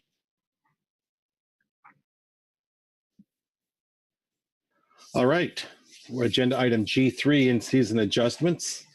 Let me turn to Todd for an overview. Yes, yes, thank you, Mr. Chair. So this will be agenda item G3, in-season adjustments for 2020 and 2021, including Pacific whiting set-asides for 2021. Management measures for groundfish are set by the council with general understanding that these measures will likely need to be adjusted within the biennium to attain, but not exceed, annual catch limits. This agenda item will consider progress to date of groundfish fisheries, including activities under exempted fishing permits, routine in-season adjustments to remaining 2020 fisheries and 2021 fisheries, as well as 2021 yield set-asides for Pacific whiting. Potential in-season adjustments include adjustments to catch limits, season structures, and other items relevant to the in-season management of the fishery. Additionally, as discussed under the Pacific halibut management item E3, the incidental bycatch of yellow eye rockfish in that fishery, the commercial directed fishery of halibut, was higher than expected. The groundfish management team is prepared to update the council on the potential impacts of this issue on the groundfish fishery. Pacific whiting set-asides. The council is also scheduled to adopt yield set-asides to accommodate the incidental mortality of the Pacific whiting in 2021 research activities and in the pink shrimp fishery. The mortality of whiting in these fisheries from 2011 through 2019 is provided in attachment 1 for the council to consider in their decision-making processes. In your reference materials, you have multiple reports. The first one, of course, is what I just mentioned, was attachment 1, which is a historic mortality of Pacific whiting in the research and pink shrimp fishery from 2011 to 2019. You have a NMFS report, 2 reports from the California Department of Fish and Wildlife, 1 report from the Washington Department of Fish and Wildlife, and a report each from the GMT and GAP. Your action is to adopt final in-season adjustments for 2020 and 2021 as necessary to achieve but not exceed annual catch limits and other management objectives. And the second, to adopt Pacific whiting yield set-asides for 2021. And with one other item, I would say that Mel Mandrup, the reader for the GMT report, is having some connectivity issues. And if she were to go offline, we have a line of succession prepared for the council, and they will use their raise hand feature to notify the chair. And with that, I would close, Mr. Chair. Unless there are any other questions for that, I can answer for the council. All right, thanks very much, Todd. Are there any questions for Todd on this agenda item? Not seeing any. My understanding is the NMFS report is informational, will not be read. I'm sure Kelly would let me know if that's an error. So we'll turn first to the CDFW reports. Marcy Remco. Yes, thank you, Mr. Chair. The first CDFW report describes a request that we received following the September meeting from the recreational sector to discuss the possibility of extending recreational season lengths in California in 2021. We took a look at the catches that we have in the fisheries to date, as well as the projected impacts against all of the species that we are tracking to in the recreational fisheries throughout California. Really, there's not much in the way of catch to update in 2020 from when we took action under the specifications item back in June. So there really wasn't a whole lot of new information for us to evaluate the requests. That said, we did pull the data that was incorporated into the 21-22 specifications analytical document that's shown under option 1 and no action in table 2. Then option 2 was what potentially would be any projected increased impacts in the event that there was a decision to recommend extending recreational seasons in some parts of California so that they would open earlier than scheduled on March 1.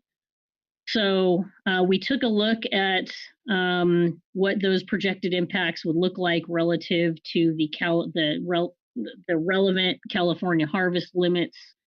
So looking at table 2, you can see that the no action, which is what was adopted under the specs, produced a projected impact to LOI of 8.5 metric tons compared to the California harvest limit of an 8.9 California recreational ACT. Extending the season to open March 1st, we project would have an impact of up to 10.3 metric tons. So that was kind of a big red flag for the group. We did hold a discussion with all of our interested stakeholders about this proposal on October 29th. We had a pretty good turnout at that meeting, and I believe we left that discussion concluding that there really wasn't an ability to extend recreational seasons in 2021 in light of the projected impacts. So that was the takeaway from CDFW Report 1. Moving to CDFW 2, this is our routine submission to the council of our in-season tracking of how California fisheries are performing relative to all of the established commercial and recreational harvest specifications and tracking limits. So this is the report we do our best to bring to you as we get further along each season. Here we are in November. What we've prepared for you here today includes our estimates of catch in the recreational fishery through August. That's when we have surf estimate data available to us at the time of the production of this report, and then the commercial statistics through the end of October, which those are shown in Table 3. So Table 1 in this report shows the combined estimated take of both the commercial and the recreational fisheries compared to the corresponding 2020 harvest limits. So this is our best look at how our fisheries are performing in 2020 against their relative limits. Kind of as usual, we see a lot of low attainments looking down through Table 1. Getting quite a ways down to the table. There is one exception to that. This is the looking at the shelf rockfish south of 4010 and how we are doing against the non-trawl allocation.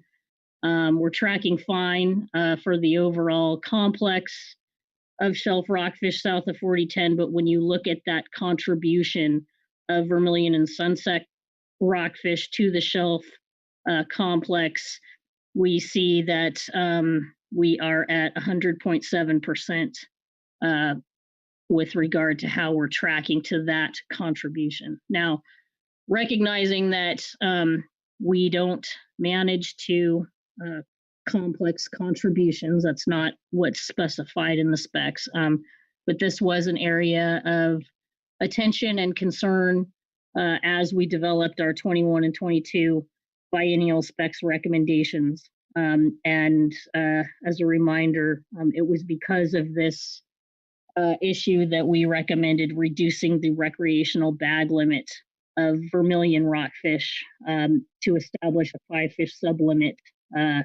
for the recreational fishery within our 10-fish bag limit overall. So basically the takeaway here is that the trend did continue in 2020, is continuing in 2020, that we are a little bit high in our continued utilization of this piece of the shelf rockfish complex. And I guess with that, I will take any questions. Thanks. All right, thanks for that, Marcy. Are there any questions on the two CDFW reports? Louis Zim. Thank you very much, Mr. Chair, and thank you for that report, Marcy. It was very informative, and I appreciate it, especially regarding the wisdom of the action that we took for 21 specs. And I want to thank you very much for considering the COVID situation earlier in the year, which affected our CPFVs and our private boats, especially out of San Diego, where we were not allowed to even go out of the harbor. And I look forward to talking to you in the future about how you were able to determine any estimate at all of those catches in that time. It'd be an interesting discussion, but I just wanted to thank you for this. Thank you. If I may, Mr. Chair? Yes. Yes, thank you, Mr. Zam.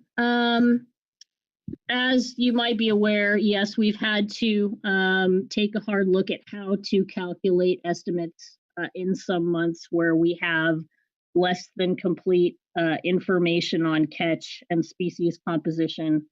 We have a full analytical team in the background that has put quite a bit of time and thought into how best generate these estimates using the information that we do have that's collected that has been collected in the field throughout the pandemic period.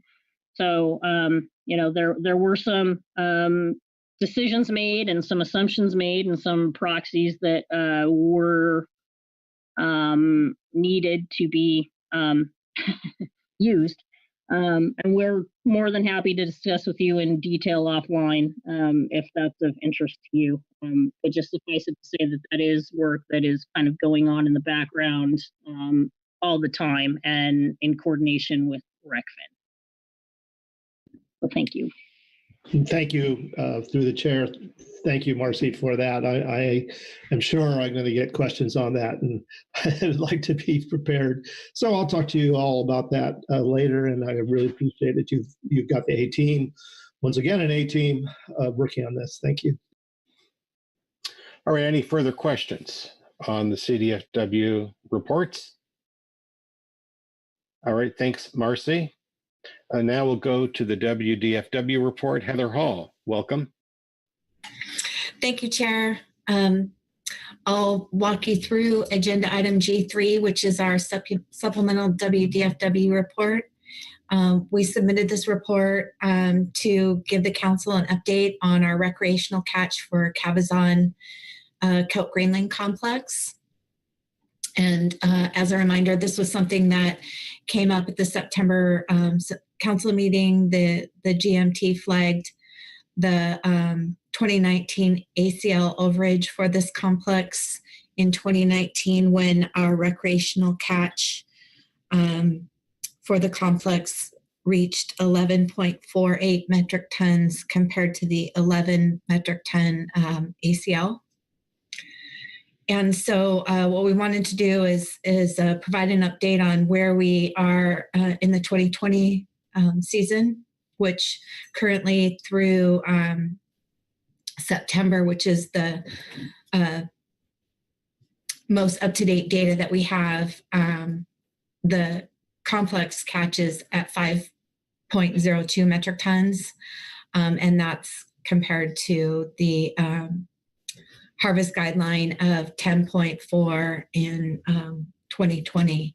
So well below the complex harvest guideline, but we note that that's likely due to we had significant impacts to our recreational season due to the pandemic. So we had not only a closure of our recreational groundfish fishery for a couple of months, but also some ports that were closed to access, which probably shifted effort and definitely impacted our overall catch. So when we look at what our projected catch for the end of 2020 might be, we used 2019 October catch to use as a proxy to get us through the end of the season, which closed on October 17th.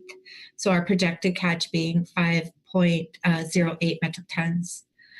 And then we looked at that relative to the potential need to implement any changes to the groundfish measures that were adopted for 2021 and 2022, and evaluated that relative to the harvest guidelines that'll be in place for the next biennium that are higher than what was in place for 2019 and 2020. So in 2021, we're looking at 17.7 metric tons. And actually, in my mind, I compare that when looking at the need for management measures really more closely to what happened in 2019 than we did in 2020, just due to our closures, but also balance that evaluation with the changes that we made to our recreational groundfish management tools, where we were able to open up some of our depth restrictions in our coastal areas so that we provide access to deep water stocks like deepwater lingcod. And the hope with that is not only providing this additional opportunity for recreational anglers to target on those deepwater species, but it with the hope that it moves some of the fishing effort off of our nearshore area and off our nearshore complex, black rockfish, and this Cabazon kelp greenling complex too. So as stated in our report, we'll keep track of this carefully, and we have the ability to take in-season action if needed. But for now, we don't see the need to make any changes for our groundfish rules for 2021. I could take any questions. Thank you very much, Heather. Are there questions on the WDFW report? I'm not seeing any. Thanks very much, Heather. That completes the reports of the management entities and bring us to advisory bodies. First, we'll have the Groundfish Management Team, Mel Mandrup, and I recognize, as Todd said, there may be some technical difficulties here, but we'll hope those gremlins stay away. And Mel, take it away. Good morning, Council. Can you hear me all right? Loud and clear. Awesome. Let's maybe hope that continues.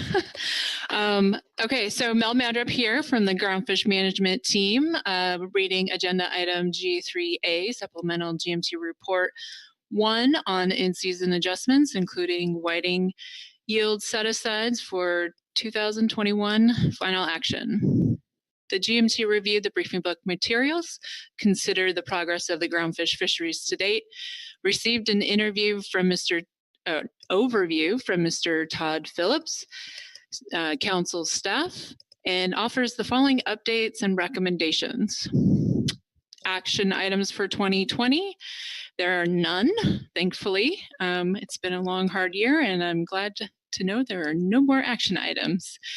For 2021, there are 2 sections of action items. The first section pertains to whiting, Pacific whiting set-asides and allocations. The second section pertains to trip limit requests. The potential economic impacts were estimated using GMT projection models and the IOPAC multipliers.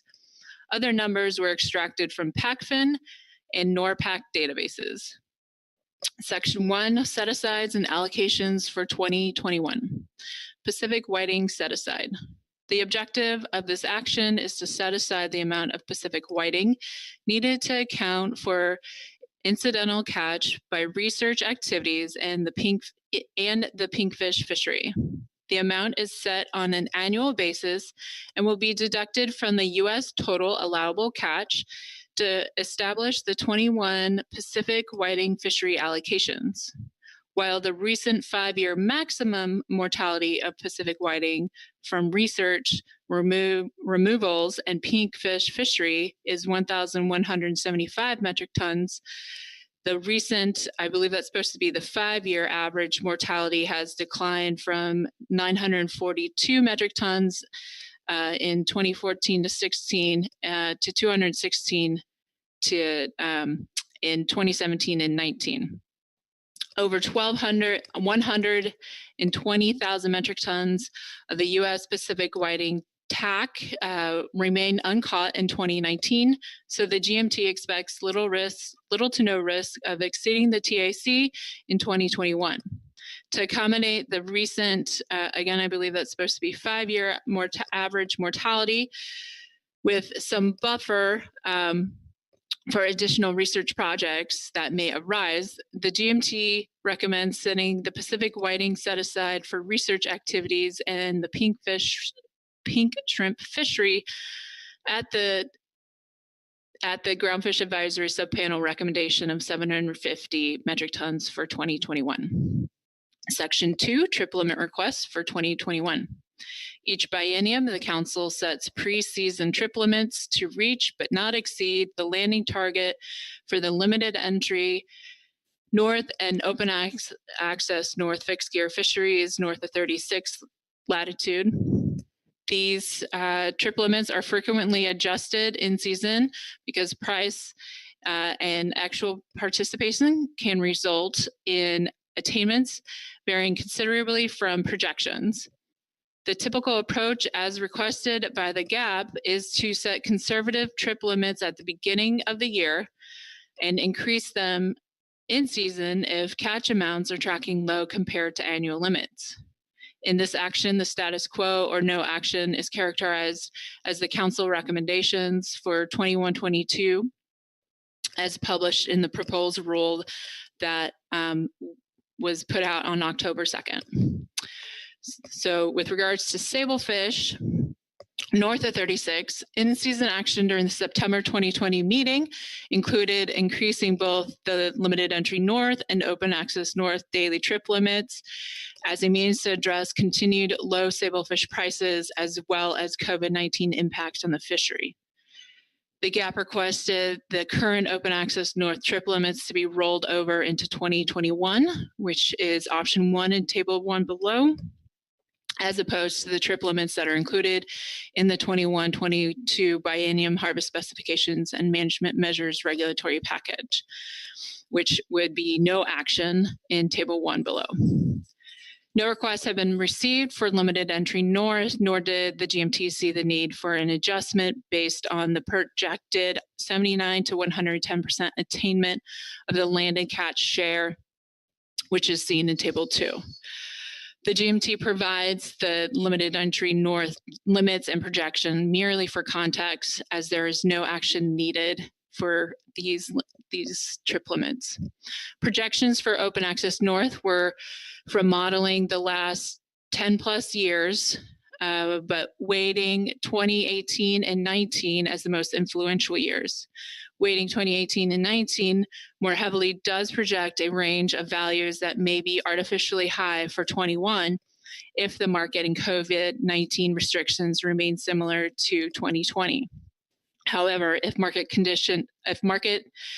markets recovers and the pandemic subsides, landings may return to levels more similar to previous years.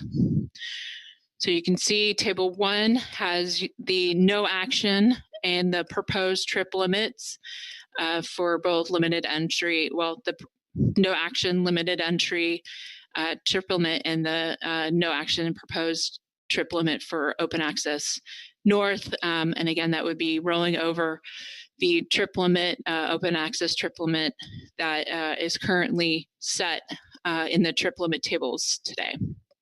And table 2 provides those projections and percent attainment of the land and catch share.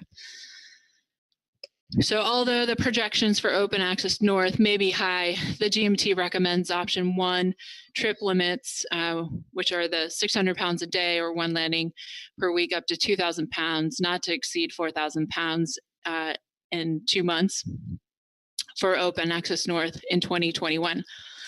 As these limits could provide for more opportunity and stability to the open access north fleet at the beginning of the year when the Dungeness crab fishery is likely to be delayed or shortened.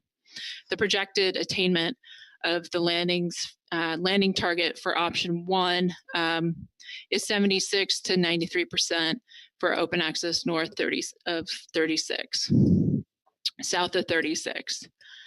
The proposed 21 trip limits for open access south are 1,600 pounds per week and not to exceed 4,800 pounds per 2 months. The daily limit is proposed to be removed for the south of 36 per the council's recommendation for the 21-22 management measures.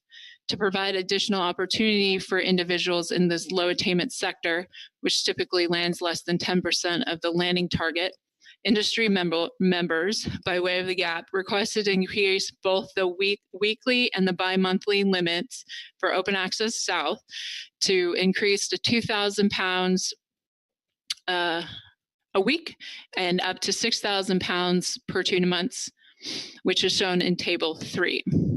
Given that this request would set both the limited entry that should be south and the open access south weekly limits to 2,000 pounds, the GMT provides additional options for the limited entry south fishery, which is in table 3.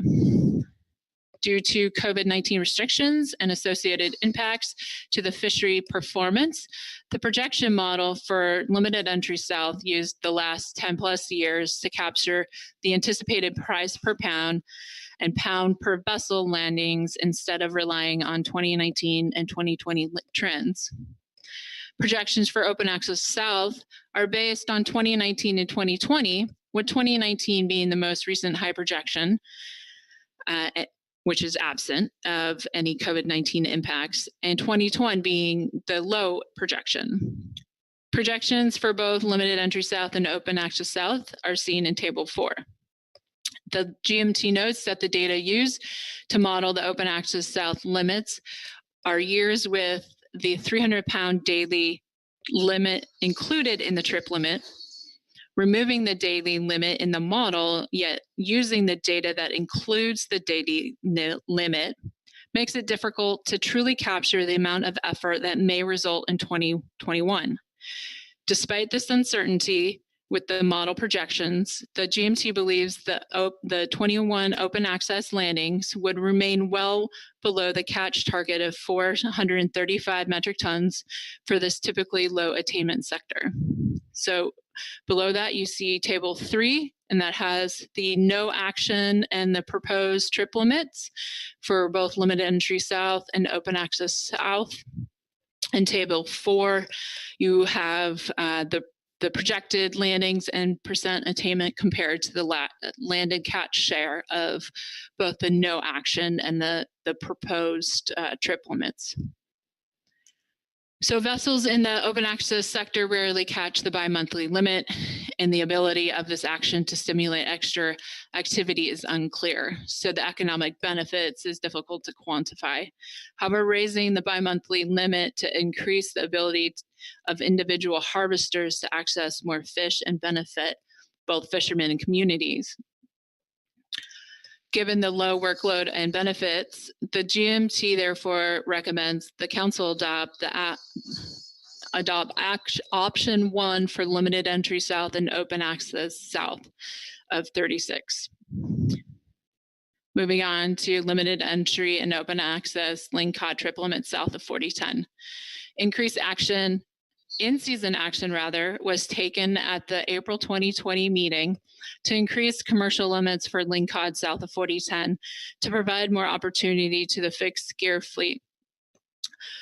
This is seen in as option 1 in table 5.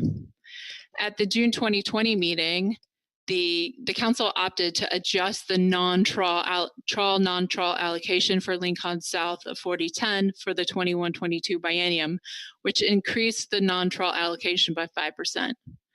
The increase would provide stability in the non-trawl sector, as well as some additional opportunity to the commercial fishery within the non-trawl sector, as trip limits were reduced at the start of 2019 in response to the decrease in the ACL.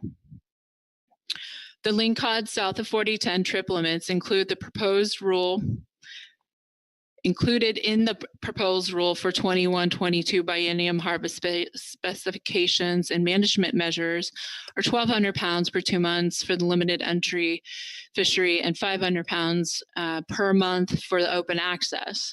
This is referred to as no action in table 5. Industry has requested to increase the open access monthly limits to 800 pounds for the start of 2020. Typically, limited entry by monthly limits for lingcod are slightly more than double the monthly open access limits. Therefore, the GMT provides options to increase the limited entry trip limits along with open access, which would increase limited entry to 1,800 pounds per 2 months, and 800, and that would be an 800 pounds per month for open access, and that would be option 2 in table 5. The GMT projects the increases in landings for option 1 to be 37.6 metric tons, of which the associated projected economic benefits can range from approximately $82,000 to $734,000, but averaging more around $253,800 in ex-vessel revenue paid to fishermen, and $15,000 to $1.4 million in income to the West Coast communities. For option 2, the increase in landings would be 51.3 metric tons, resulting in the projected benefits ranging from approximately $11,300 to $1,019,000, but averaging $346,500 in ex-vessel revenue paid to the fishermen, and $22,000 to $1.9 million in income to the West Coast communities. You see table 5, you have your no action trip limits, your and the proposed trip limits, the rollover trip limits that are on the books now, and then the limited, the option 2, which was the request. In table 6 on the next page, there you see the commercial projected mortality, estimated mortality from those trip limits. And if you add in the California rec projection, you get a non-trawl projected mortality that is still well under the non-trawl allocation there. So the GMT recommends the council adopt option 1 for both limited entry and open access trip limits for lingcod south, where limited entry would be 1,600 pounds per 2 months and open access would be 700 pounds a month. Yellow eye rockfish impacts from the lingcod south 4010 trip limits. For 2021, the non-nearshore and the nearshore harvest guideline and annual catch targets were combined for yellow eye rockfish. The combined commercial yellow eye rockfish harvest guideline will be 7.1 metric tons, and the ACT will be 6.2 metric tons in 2021. The GMT nearshore model estimates the California nearshore fishery yellow eye rockfish mortality projection for option 1 to be 0.7 metric tons, and for option 2, 0.71 metric tons. Based on historical estimated mortality of yellow eye rockfish in the non-nearshore fishery, the GMT estimates the increases to the trip limits to the lingcod south of 4010 triplet limits to be less than 0.5 metric tons. In total, these estimated impacts to yellow eye rockfish from adjusting the lingcod south of 4010 trip limits are 1.2 metric tons for option 1 or 1.21 metric tons for option 2. These options would change the impacts from the commercial fishery within the non-trawl sector from 3.9 metric tons to 5.1 metric tons, which would be 82% of the ACT for option 1, or 5.12 metric tons, or which is equivalent to about 83% of the ACT for option 2. So moving on to open access, short spine and long spine thorny head south of 3427. The GMT received a request from a fisherman south of 3427 in September 2020 to increase the daily trip limit for short spine and long spine to help increase flexibility while targeting sablefish.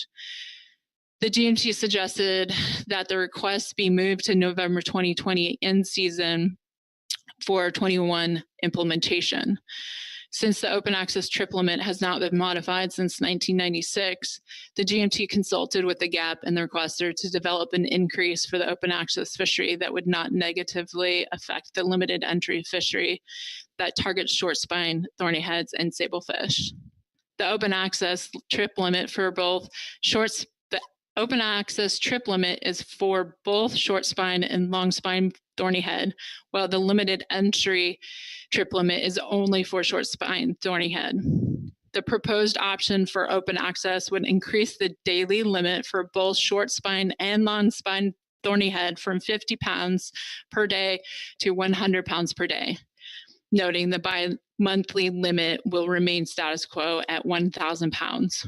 And this is seen in Table 7. Included in Table 7 is also the limited entry limits for contacts. However, noting that there's no action needed to take place for limited entry trip limits. So you see that there in Table 7, the no action and the proposed trip limit for open access. And then Table 8, you have the projections compared to the short spine thorny head non-trawl allocation and the long spine thorny head fishery harvest guideline. The model suggests that daily limits changes. The model suggests the daily limit changes do not alter impacts, primarily due to the low number of vessels consistently making landings. Although the projections do not show the difference between any difference between no action and option 1, the GMT does anticipate some increase in effort, but any additional impacts would remain under the short spine thorny head non-trawl allocation and the long spine thorny head fishery harvest guideline. Since option 1 is not projected to change from no action, yet some increase is anticipated, it is difficult to project any associated economic benefit of the trip limit adjustment. In 2019, the weighted average price per pound for short spine was $7.38 per pound, with unit prices ranging from $2 to $10 per pound, and that spread is dependent on if it was live or dead when landed. Through early November 2020, the weighted average price for short spine is approximately $7, with unit prices ranging from $1 to $10. And again, that range is dependent on if the thorny head was landed live or dead. For long spine thorny head, the average weighted price for 2019 and 2020 is $2.15, with a price range of 75 cents to $9 a pound, which also varies depending on if it was landed live or dead. If these unit prices continue into 2021, the ex-vessel revenue and income to the West Coast communities will depend on the extent to which the ongoing pandemic continues to disrupt operations in 2021. With all that, the GMT does recommend the council select option 1 for open access to adjust the trip limit to 100 pounds per day and no more than 1,000 pounds per 2 months.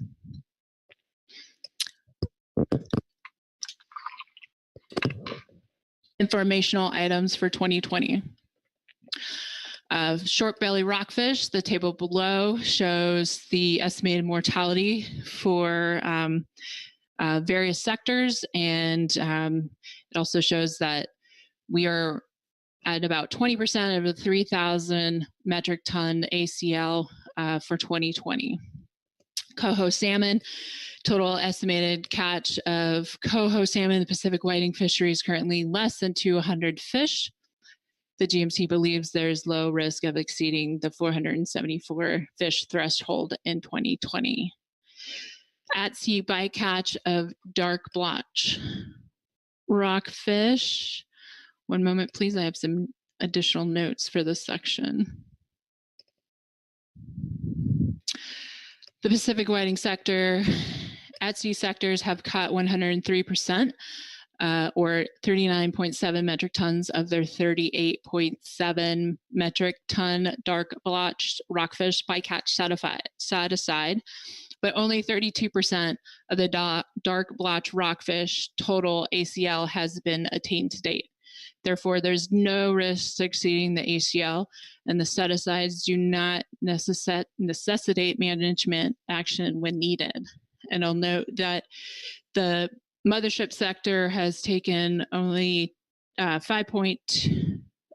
5 metric tons to date of the dark blotch set-aside, and the catcher processor sector has taken just under 35 metric tons of that set aside. Sablefish DTL fishery. All 4 sectors of the Sablefish DTL fishery are tracking low compared to previous years. And the GMT projects all 4 will remain within their 2020 landing targets based on landings data through November 17, 2020. Sablefish tier fishery north of 36. The 2020 fishery is continuing past the normal October 31 season close date per the emergency rule that went into effect October 27. Incidental catch of Pacific halibut were also allowed to continue later than October 31, but closed on November 15, 2020. As of November 16, the primary Sablefish tier fishery north of Point Chehalis landed 63,358 pounds of Pacific halibut out of the 70,000 pound allocation. Under emergency rule action in September 2020, the GMT provided a table showing the number of vessels in the Sablefish tier fishery achieving a given percent attainment of their tiers through September 14th, from 2017 to 2020. The table 10 below shows the same metric through mid-September, October, and essentially mid-November. Since September, 14 vessels have achieved at least 99% of their tiers, and additional 18 vessels have achieved an additional 18 vessels have achieved any amount of their tiers. So table 10, you can see it's very similar to what we provided in September, but you have a column showing the number of vessels that and the percent attained through October, and then also through yesterday. Ongoing impacts of COVID-19 pandemic. The GMT reminds the council, stakeholder, and members of the public that the Groundfish scorecard is updated daily by PACFIN and shows attainment of groundfish ACLs.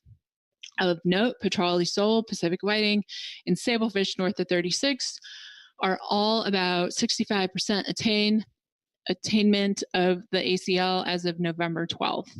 The Targeted Pacific Whiting Report on PACFIN provides a summary of the Pacific whiting sectors to date.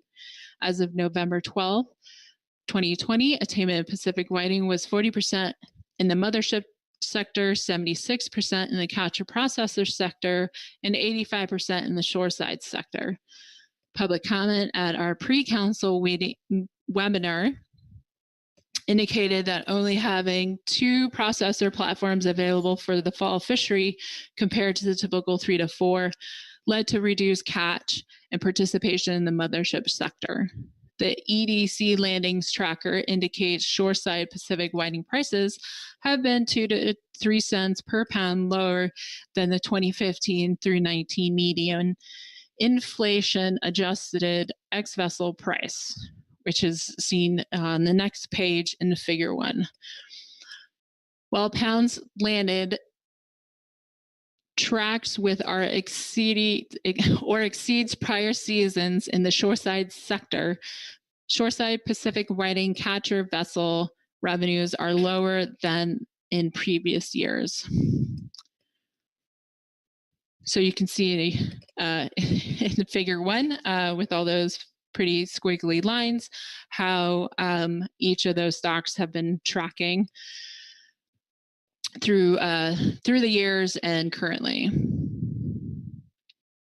For non-whiting groundfish, all gears and sectors, a decline in both participation and revenue seems generally to have preceded the global recognition of COVID-19 pandemic.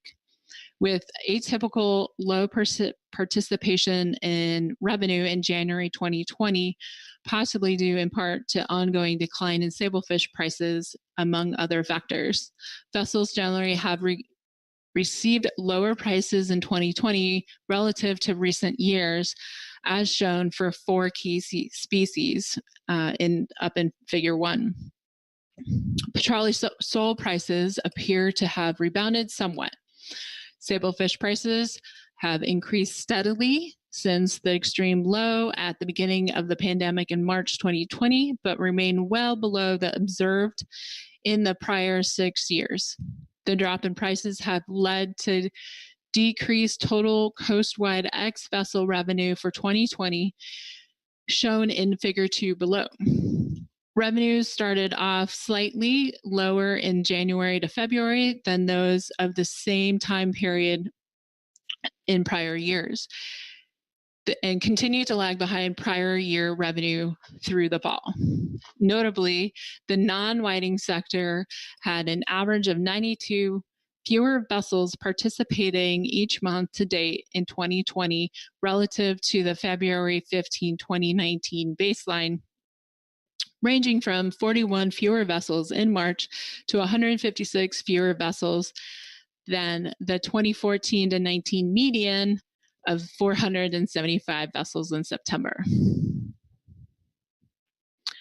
So on the next page, you have figure 2 showing the timeline for the median 2015 to 19, the current timeline, and the total ex-vessel revenue through those time periods. The GMT will continue to monitor the status of the fisheries in 2020 and provide additional information to the Council at the March 2021 meeting when 2020 landings will be mostly complete. Moving on to the rebuilding species scorecards. Cowcod and yellow-eye rockfish mortalities are expected to be below their ACLs, fishery allocations, harvest guidelines, and shares for all sectors in 2021, which is seen in Appendix 1. The 21 scorecard only contains yellow-eye rockfish because cowcod was estimated to be rebuilt in 2019 from the 2019 stock assessment, and that 21 scorecard is in Appendix 2. The scorecards incorporate updated projections for the nearshore and non-nearshore sectors that use the 2019 Hull Level Observer data. The 2020 scorecard has been updated to reflect changes to the projected impacts in the Oregon recreational and tribal sectors. Again, that's seen in Appendix 1. Assuming yellow-eye bycatch in the directed commercial halibut Pacific halibut fishery continues to be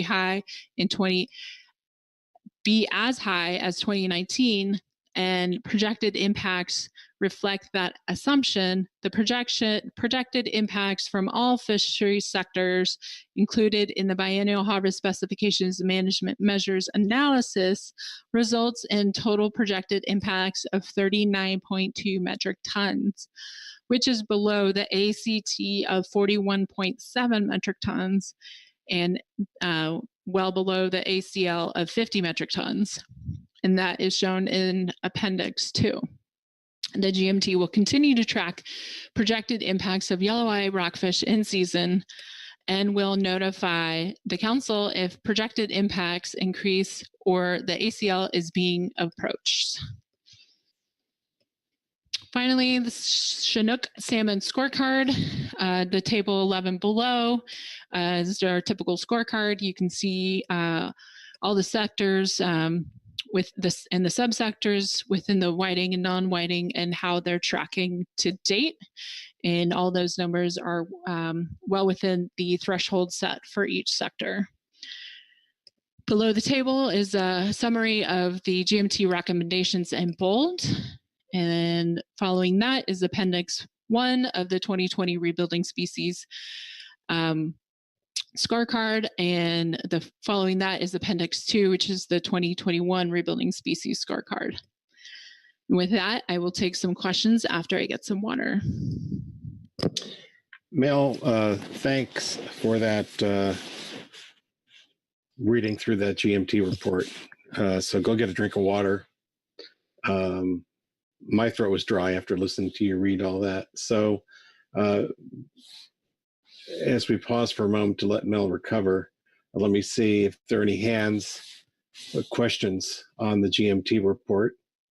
I see Louis Zim and Pete Hassemer. So Louis, why don't you go ahead with your question, and then Mel will answer as she's able. Thank you, Mr. Chair, and I hope Mel is back. There's a couple points I want to make, and the first point I want to make is how much I and our fishery down here in San Diego, Southern California, appreciates the quick response and work that Mel and her colleagues did in response to the request for the Thorny Head daily trip limit change.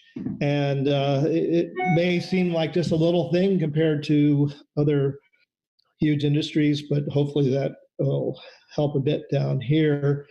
And then the next thing I wanted to talk about was earlier I expressed some comfort that that the whiting fishery was doing fairly well, and now I see this report, and I am going to eat crow, and I see that the whiting fishery was substantially challenged this year, and the same thing for the other trawl fisheries, non-whiting trawl fishery.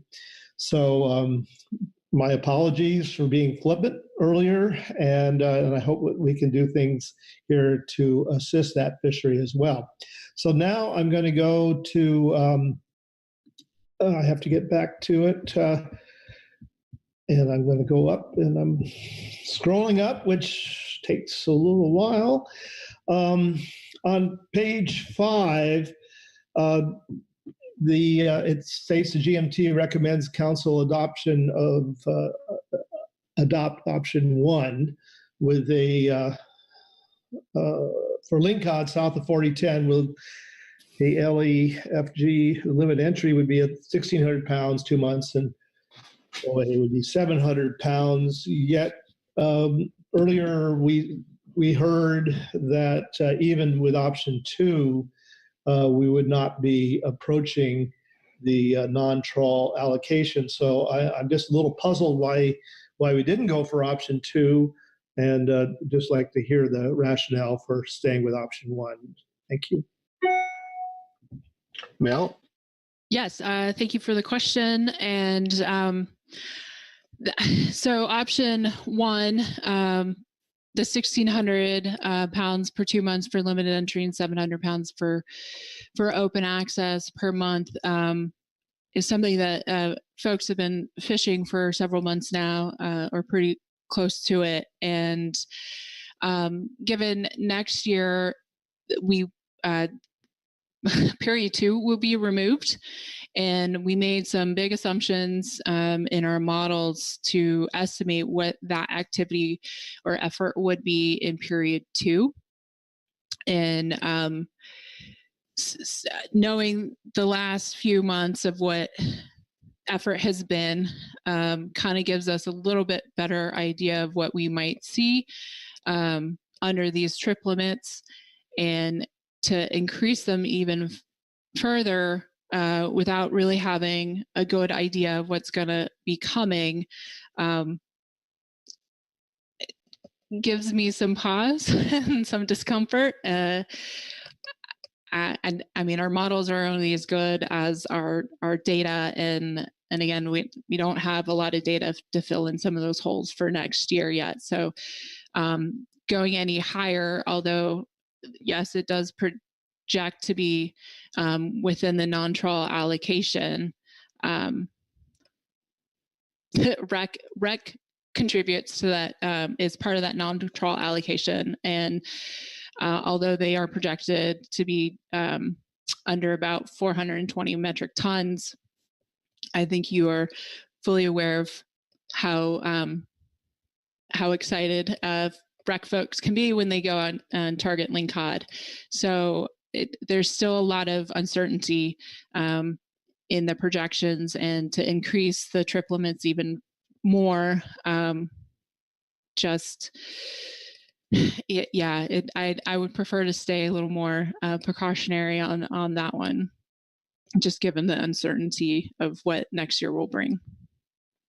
Thank you, Mel. That clears that up, and now I understand your approach. Thank you very much. Thank you. All right, Pete Hassemer.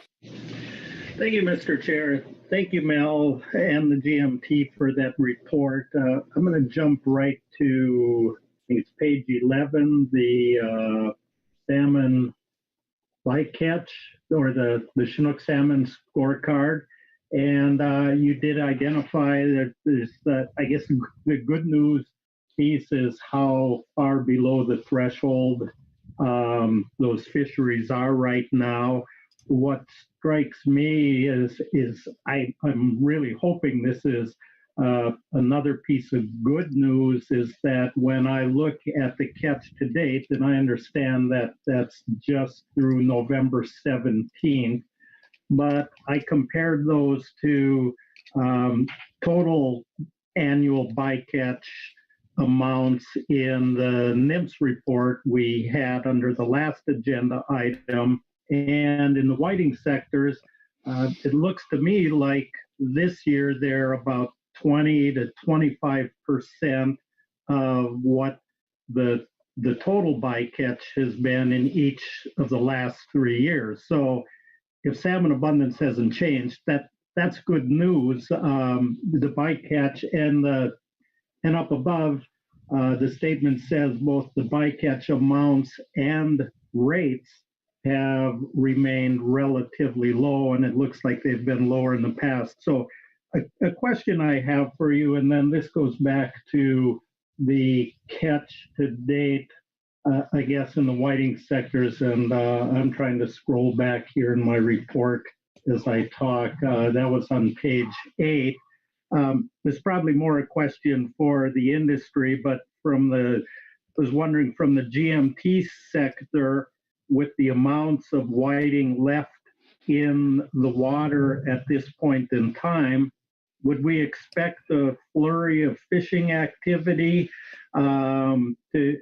between now and December 31st to go after those fish? And from prior GMT reports, we know that salmon bycatch certainly increases in November and December, or it is most of the catch that typically occurs in a year already been harvested, and we wouldn't anticipate much of an increase in the bycatch rates for the rest of the year. So thanks. Mel? Yes, thank you for the question. And let me clarify. You're wondering if the GMT might anticipate additional Chinook take in the whiting sector because there's additional whiting in their attack, and wondering if they could potentially increase salmon or Chinook take if they continue to fish the rest of the year? Yeah, sort of. It's, the fishing that has occurred, certainly bycatch has been really low this year. It appears that it's been really low, and that's good. But with maybe it's not so much related to how much more salmon take might occur, but just what's the pattern of fishing with 40% attainment in the mothership and just 85% in the shore side, 76% in the catcher processor. Would you anticipate a lot more fishing in each of those sectors between now and the end of the year, or is the fishing activity really winding down? And again, that, maybe that's more appropriate for the industry, but based in the past, what percent of the catch in the whiting fishery would occur between now and December 31st? Yes, thank you for that clarification. And I would prefer to call a friend on that, given that I don't manage a lot of the whiting fishery down here in California. So perhaps Whitney or someone from the whiting industry could better answer your question. Well, let's see if there's any member of the GMT who can answer. Otherwise, I'm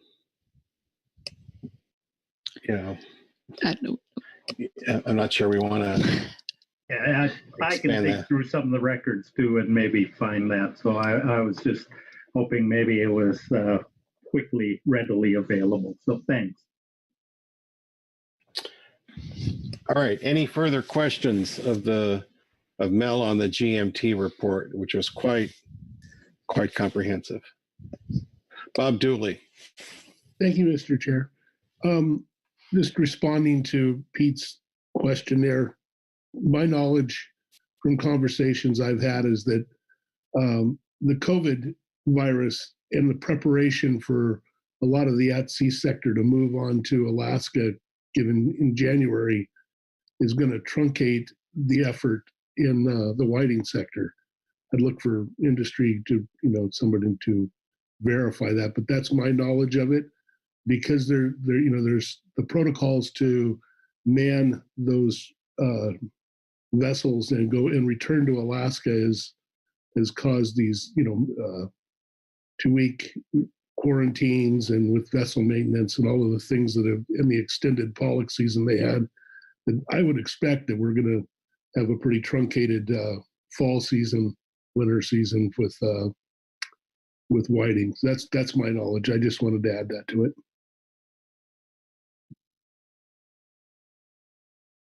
Heather Hall. Thank you, Chair. I don't have a question for Mel, but I did want to offer my appreciation to the GMT for this statement and all of them really. But I just, in looking through this report, noticed the value of the economic information that's in it, and just wanted to offer my appreciation. I think having an economist on the GMT has really given the depth of information that the GMT gives the council. It's made it really interesting and helpful, and I wanted to, while not minimizing the contributions of all of the folks on the GMT, just wanted to thank Abby for her time on the GMT and say that I think it's really added a lot to what we hear from the GMT. So thank you. Thanks for that, Heather. Any further questions of the GMT? All right, thanks so much, Mel, for your report.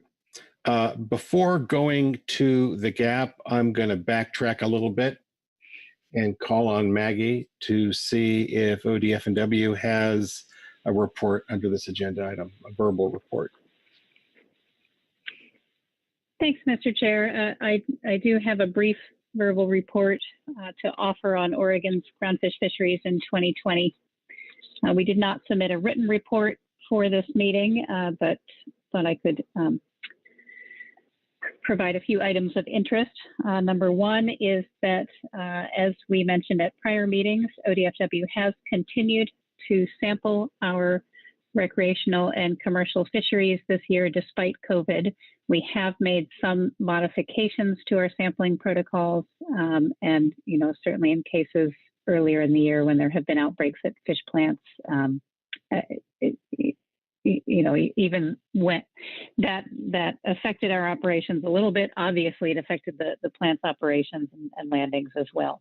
But we have been monitoring fisheries this year. I'll say on the recreational side, we actually have seen quite a bit of effort this year. With effort estimates through September, we had seen just about 93,500 angler trips, whereas for the 5-year average, we've had about 97,000 angler trips for the full year. So we're really on track to be kind of right in that ballpark. We have not seen overall through the year a big depression of recreational effort there. We have on the commercial nearshore side, it's been interesting. We've seen a little bit of difference in changing market demand and depression in market demand for species, some of our nearshore species, depending on whether they tend to go to restaurant markets. This would be, for example, our black rockfish, versus the more specialty live markets, where we have continued to see relatively strong demand. So that has been interesting. Overall, as the GMT pointed out, you can see overall progress toward catch limits this year on the PFMC scorecard. For a little bit of Oregon-specific information, we do in state rules set state harvest guidelines for our recreational and commercial sectors that are targeted at keeping catch below all of the complex contributions for stocks where they are in complexes, and for our state share of the nearshore rockfish north complex, for example.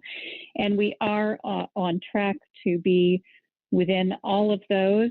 We did make some in-season adjustments this year to both our recreational and commercial fisheries to try to stay within those. I will say the one exception is that we are projecting to be about 0.7 metric tons over our state recreational harvest guideline for the nearshore rockfish north species, and that we're projecting to take about 12.2 out of 11.5 metric tons. We won't know until the end of the year how that lines up with our projected commercial take of that. We are on track to be right about our commercial harvest guidelines, so we do expect to take our full state share of that complex overall for the north, but that would not jeopardize the ACL at all. Looking at the PFMC scorecard, I believe we're in the at about 63%.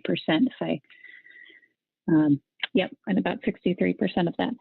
So happy to answer any further questions if anyone has, or any questions if any of you have any about Oregon groundfish fisheries this year. Thanks. Thanks for that, Maggie. Are there any questions on the ODF&W report? Thank you, Maggie. Okay, now we will go to the GAP report. Gary Richter. Yeah, good morning, Mr. Chair. Good morning. I'll be reading from agenda item G3A, Supplemental GAP Report 1, Groundfish Advisory Subpanel Report on consideration of in-season adjustments for 2020 and 2021, including Pacific whiting set-asides for 2021 and its final action. The GAP met with the GMT to discuss progress of this year's fishery and possible in-season adjustments. The GMT discussion was led by Ms. Melissa Mandrup. The GAP offers the following recommendations and comments on proposed in-season adjustments to ongoing groundfish fisheries. For in-season action items for 2020, there were no requests for the remainder of the 2020 fishing season. For in-season action items for 2021, the following in-season adjustments are anticipated to be implemented on January 1, 2021, coinciding with the 2021-2022 biennial harvest specifications and management measures package. However, these in-season adjustments would supersede the trip limits contained in the biennial specifications. First up would be the Sablefish daily trip limit fishery. Due to poor market conditions associated with the continuing COVID-19 pandemic, fixed gear Sablefish landings have been tracking quite low to date, and catches are expected to continue below normal well into 2021. Industry has requested increasing the DTLs for open access and limited entry fixed gear where possible, both north and south.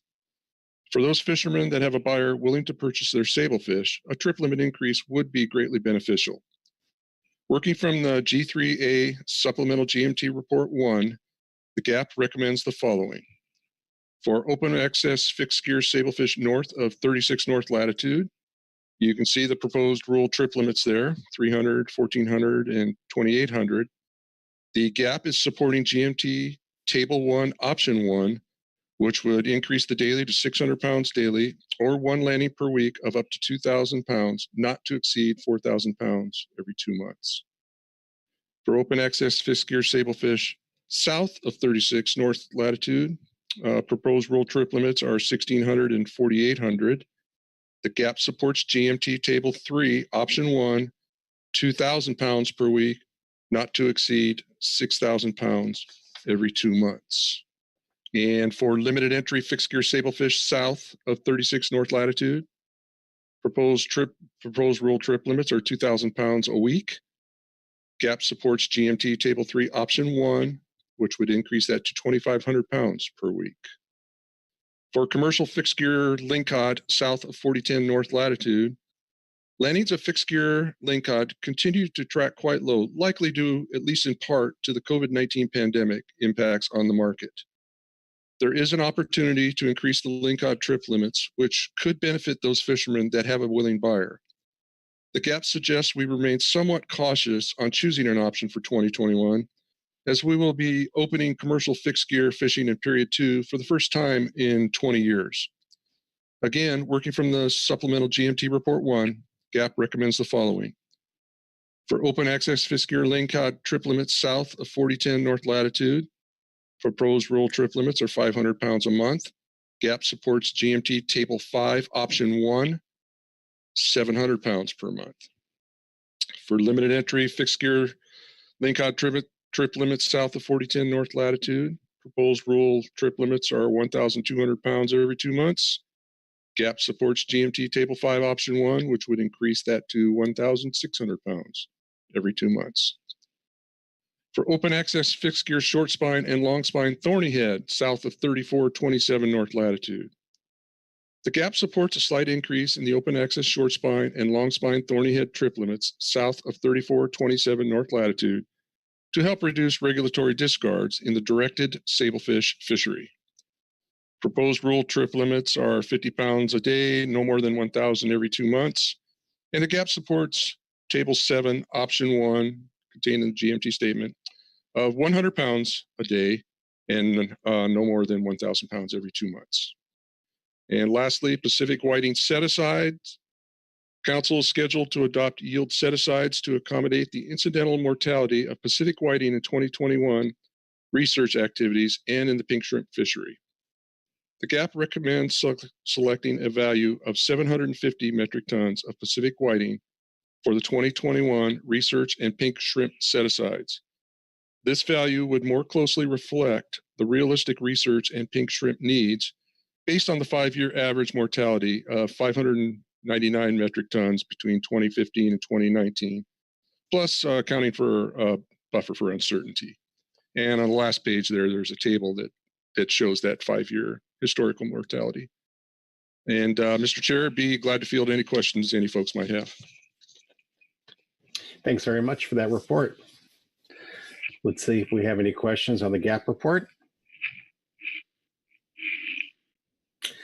And I'm not seeing any hands. So thank you for a report that was so thorough and clear that no one had any questions. Thank you, Mr. Chair. All right. So that concludes the reports of management entities and advisory bodies. And I'm just checking to see if we have any oral comment cards fill out, and I don't see any. Can you confirm that, Chuck?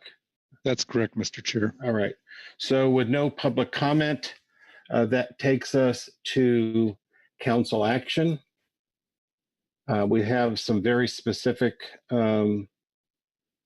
recommendations from the GMT and the GAP, which seem to align. So let's see who wants to get us started here with council discussion. Or a motion to get discussion started. Marcy Remco.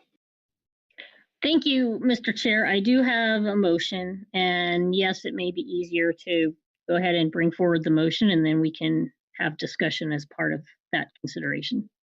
All right, I think that's a great way to start. So if you've sent it on to Sandra, maybe Sandra can bring it up. I have. Thank you. All right.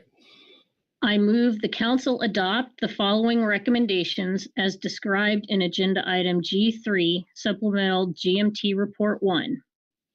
Number 1, set the Pacific whiting set aside for research activities and the pink shrimp fishery at the GAP recommended 750 ton level for 2021. 2, for Sablefish DTL in 2021. A, adopt option 1 for open access north of 36, 600 pounds a day or 1 landing per week of up to 2,000 pounds, not to exceed 4,000 pounds per 2 months, and no action is needed for limited entry north. B, adopt option 1 for limited entry south of 36 north latitude, 2,500 pounds per week, and for open access south at 2,000 pounds per week, not to exceed 6,000 pounds per 2 months. Number 3, adopt option 1 for both limited entry fixed gear and open access trip limits for lingcod south of 4010 in 2021. Limited entry fixed gear at 1,600 pounds per 2 months and open access at 700 pounds per month. Number 4, adopt option 1 for open access short spine and long spine thorny head south of 3427 in 2021. The daily trip limit of 100 pounds per day and not more than 1,000 pounds per 2 months. All right, Marcy, does the language on the screen accurately and completely reflect your motion? Yes, it does. Thank you. All right, I will look for a second.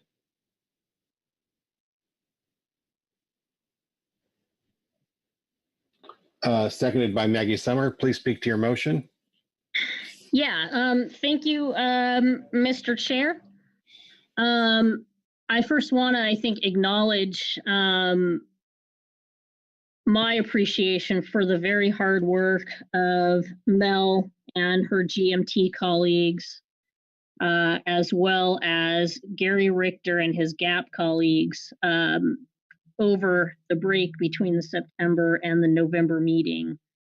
I want to also acknowledge our stakeholders that brought their in-season requests to us in a timely manner that allowed for some really robust dialogue between the GAP folks and the state of California on the proposed increases to the limited entry and open access trip limits. We've seen continued increasing interest in participation in a number of our open access fisheries, and we're also very mindful of the relationship between the trip limit levels between limited entry and open access. And I really want to commend the GAP and particularly Gary for looking to provide opportunities while being mindful of allocations and the need to ensure consistency and also the need for precaution. I want to reiterate a few things that Mel described in the interchange that she had with Louie about the trip limit modeling and some of the uncertainties we find ourselves in with the lack of data to populate these models. These are exciting times, and that we now have significantly higher trip limits for a good number of species in our trip limit tables. We want to proceed cautiously. And at this point, we've had some opportunities that became available back in June as a result of prior in-season actions. And we're just now seeing some of that participation in some of those species and species groups begin. So these are exciting times, and we are, I think, cautiously optimistic that we can afford opportunities at higher levels, but we also need to be vigilant. And part of that vigilance, we had a discussion in delegation this morning, means that we will be on CDFW's part closely monitoring our performance in our 2021 fisheries as well as 2020, but with the higher limits that come in 2021. We encourage fish dealers and fishers to make sure that they are submitting their fish tickets in a timely manner, particularly the short spine and long spine thorny head increase that's being recommended for open access. This is a change that is pretty new. We don't have a lot of information on how well this is going to work, and we're still going to be needing to work within a very low total limit for the year. So it does put some onus on us to ensure that we are maintaining our tracking capabilities with our fish ticket tools that are available.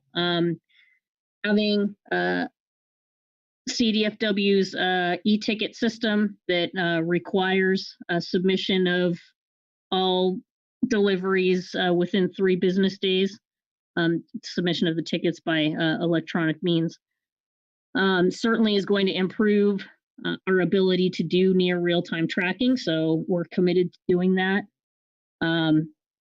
So just want to make sure everyone is aware we're upping our game here, and we know the fisher folks are participating from the industry, both in the buyer and the fisher sector, will help us with that. I also want to speak to the need for actions here to do what I think we've learned to term as rollover of trip limit adjustments from the end of 2020 into the first periods of 2021. That'll be the case both here for Sablefish North as well as the lingcod limits. These are limits that are in effect right now. So we are just looking to adjust those at the beginning of 2021 for consistency with what's available on the books right now. So we also had some discussion surrounding the period 2 opener that we approved in our biennial specs package. Yes, it is certainly, I think, going to be a benefit to the industry to have no blanket closure in the months of March and April to allow some stability for markets and participants. Long time coming, but again, this is one of those things that we'll be watching to see how our management change is responded to by the fleets. So we've turned some knobs here. In this in-season action, we turned some back in the specs, and in some in-season actions back earlier in the year last year. We feel good about them. I think there's been a lot of very thorough deliberation about what our boundaries are and what we're comfortable with, and I'm pleased to offer this motion. Thank you. All right, thanks very much, Marcy. I've got a question for you. Under section 2B of the motion, we have a weekly limit for both limited entry south and also open access south. And then the language not to exceed 6,000 pounds for 2 months. Is that a limit to be placed on both limited entry and open access, or only open access? Mr. Chair, if I may? Please. That's the open access south limit. Okay, that's how it reads. I just wanted to make sure that that was clear. Thank you. So let me see if there are any questions for the maker of the motion. And not seeing any question, let's see if there's any discussion on the motion.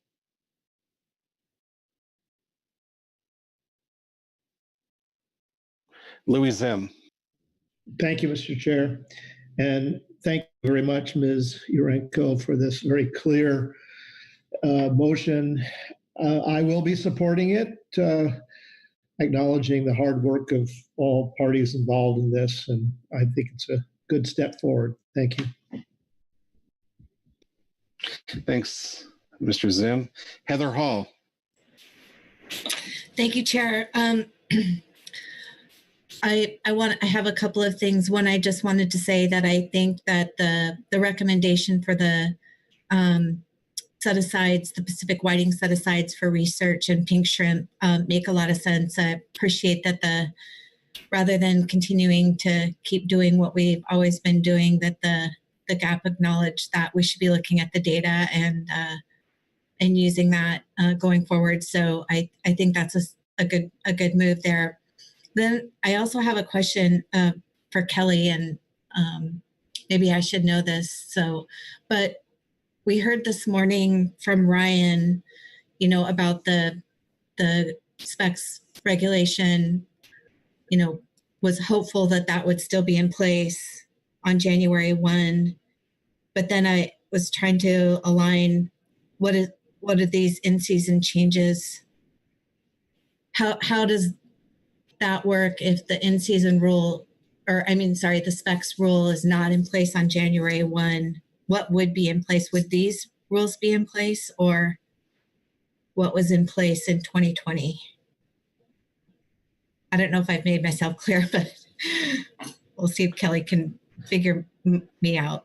If Kelly needs some clarification, I'm sure she'll ask for it. Kelly? Through the chair. Thanks, Heather, for the question. We would be implementing the in-season changes through the harvest specifications rule, which we are still optimistic will be in place January 1. If that did not occur, the 2020 period 1 limits that are listed in the current regulations would be in place. And then once the specs rule comes in, it would replace those values. Heather, does that answer your question? Yes, thank you. Further discussion on the motion? Not seeing any further hands, I will call the question. So unmute yourselves. All those in favor say aye. Aye. Aye. Opposed, no. Abstentions? The motion passes unanimously. Thanks, everyone, and thank you, Marcy, for the motion.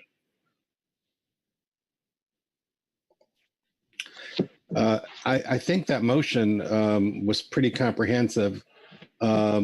Before turning back to Todd, let me ask those around the table here if there's a further motion practice here or any further business folks want to raise under this agenda item. Pete Hessemer, followed by Marcy Yaremko. Thanks, Mr. Chair. I just have a comment that's related to performance in the 2020 season. So I will stand down to make sure you take care of all the motions and business, the action items that need to be taken care of first. All right, I'll come right back to you, Pete. Marcy Yaremko? Nope, you're right back to Pete. I had just a comment on a non-motion item. All right, so we'll go back to non-motion items, Pete, and then Marcy.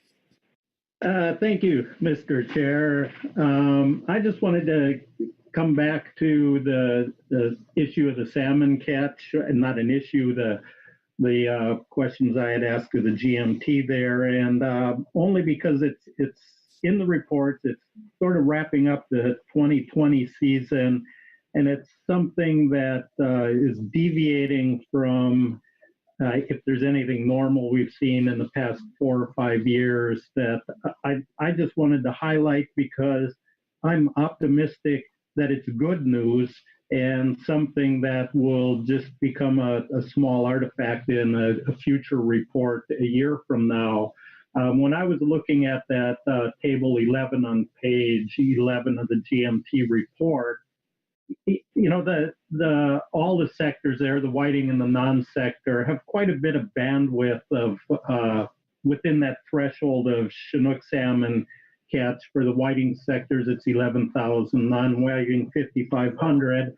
And the report stated that the amounts and rates are low this year. My comparison, because NIMS under the last agenda item provided us with an Excel table, I was able to quickly build a pivot table there and look, and I just wanted to highlight that if you look at the catcher processor over the last 4 years, their salmon bycatch ranged from, and this is I think total salmon bycatch, not just Chinook, but it ranged from 2,700 to 3,100, and the value this year is 666. Now, you know, I don't know if the devil is in the details there, because I'm taking a high level look at this, but that is really down from what it's been in prior years. And Mr. Dooley, Bob's comment about, I think in that sector, the fishing is probably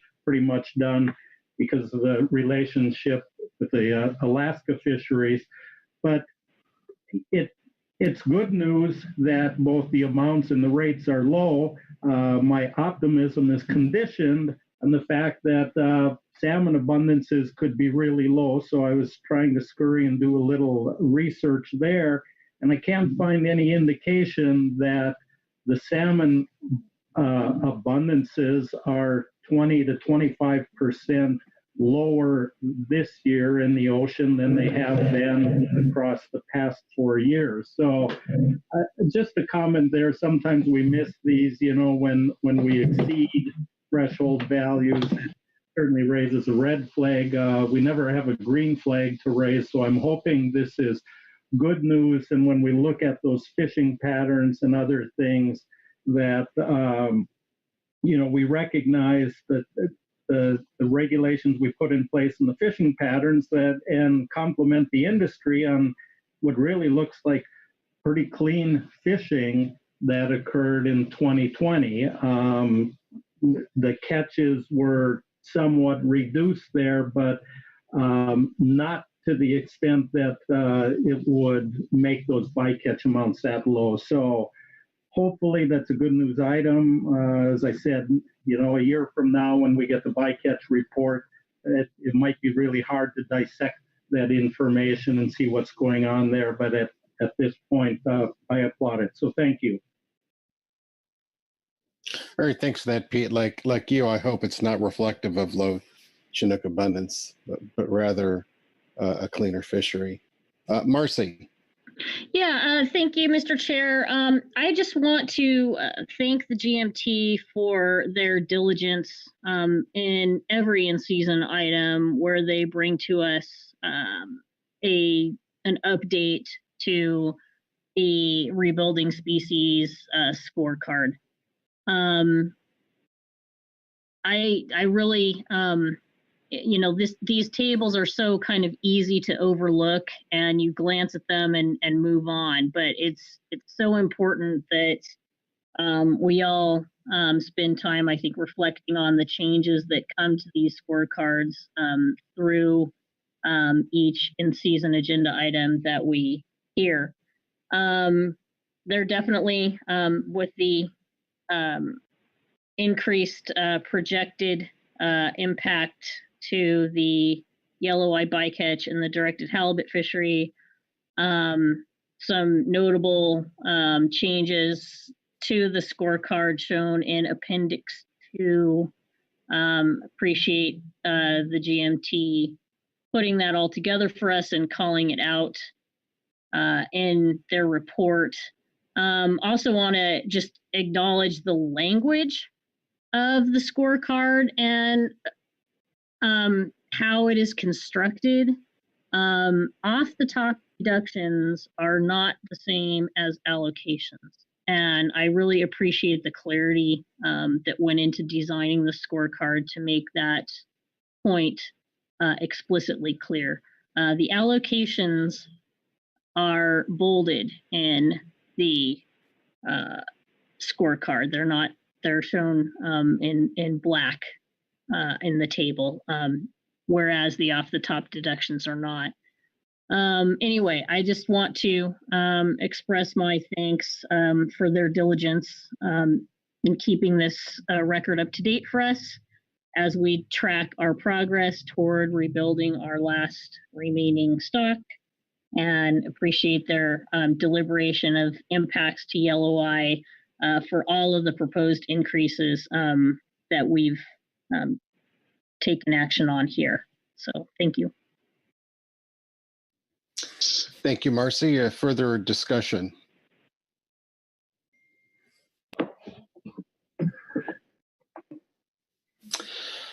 All right. Let me turn to Todd and see how we're doing on this agenda item. Yes, thank you, Mr. Chair. I believe as you worded, you had a very comprehensive motion, which covered the two particular action items. Based on conversations, I think that this particular item is included. One thing I would like to acknowledge about the GMT is thank you from council staff for all your hard work. I admire all your dedication. And to, I guess, I don't know if this is common knowledge, but to announce my appreciation for Karen Palmagino and Abigail Harley, who will be cycling off the team here shortly. Thank you very much for your leadership and your guidance in my thus far short tenure on the team. And with that, sir, I would conclude. All right, thank you very much, Todd. Well, that completes agenda item G3 and season adjustments and set aside. So what takes us to our last groundfish item for the meeting, and that will be the Sablefish MSC update. And for that, I will pass the gavel to Vice Chair Pettinger. All right. Thank you, Chair Gerolnick, and I guess it's still good morning, everyone. With that, we'll get right to it and ask John to get us started on G4. John? Thank you, Mr. Vice Chair, council members. Agenda item G4 concerns Sablefish Management Strategy Evaluation Update. As you may recall, you received a briefing on the Sablefish Management Strategy Evaluation in March of 2018. And that was in the early stages of developing an MSE. And what you saw then was modeling of future climate-driven recruitment and performance of a suite of harvest control rules that that we've used or might consider for West Coast sablefish management. Since then, there's been quite a large effort across the region where sablefish are managed across the entire Northeast Pacific. This includes work by folks that inform the North Pacific Council, the Department of Fisheries and Oceans in British Columbia, and our council here on the West Coast. And attachment 1 in your briefing book it shows the report of a workshop of representatives from all of these entities to advance an MSE. Consequently, there's the formation of the Pacific Sablefish Transboundary Assessment Team, or PSTAT, and the scientific collaboration that that team is involved with is directly focused on this MSE.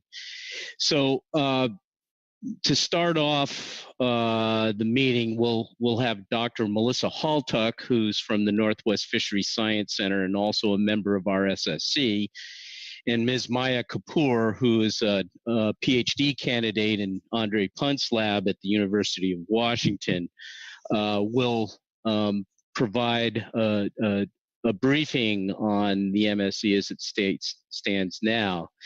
They are specifically looking for some council input on the operating model.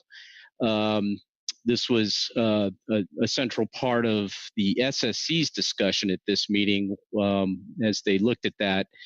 And that operating model is described in attachment 2 in your advanced briefing book. So beyond getting input on the operating model, the PSTAT is also looking for feedback on how we get more engagement from our stakeholders. As you may recall, any management strategy evaluation has quite a large or as large a stakeholder process as is designed to solicit feedback on management strategies themselves that could be explored, performance metrics that should be part of that management strategy evaluation, and that sort of thing. So you'll see there's some recommendations from the SSC and the GAP regarding maybe the first step in getting a broader engagement from our stakeholders on what goes into this Sablefish MSE. The other part of that side of the coin is that, the PSTAT has some limitations on their funding, and Dr. Haltuck can certainly speak to that. So depending on how large a scope in that engagement process the council wants to consider, there may be need to provide resources, solicit expertise from perhaps the science centers or academia here on the West Coast to aid the PSTAT in developing a broader scope on the MSE, if that's what the council's desire is. So as I just sort of briefly mentioned, you do have a report from the SSC on this and a supplemental report from the GAP. And then the presentation that Dr. Haltuck and Ms. Kapoor are going to soon provide is also available as a supplemental attachment.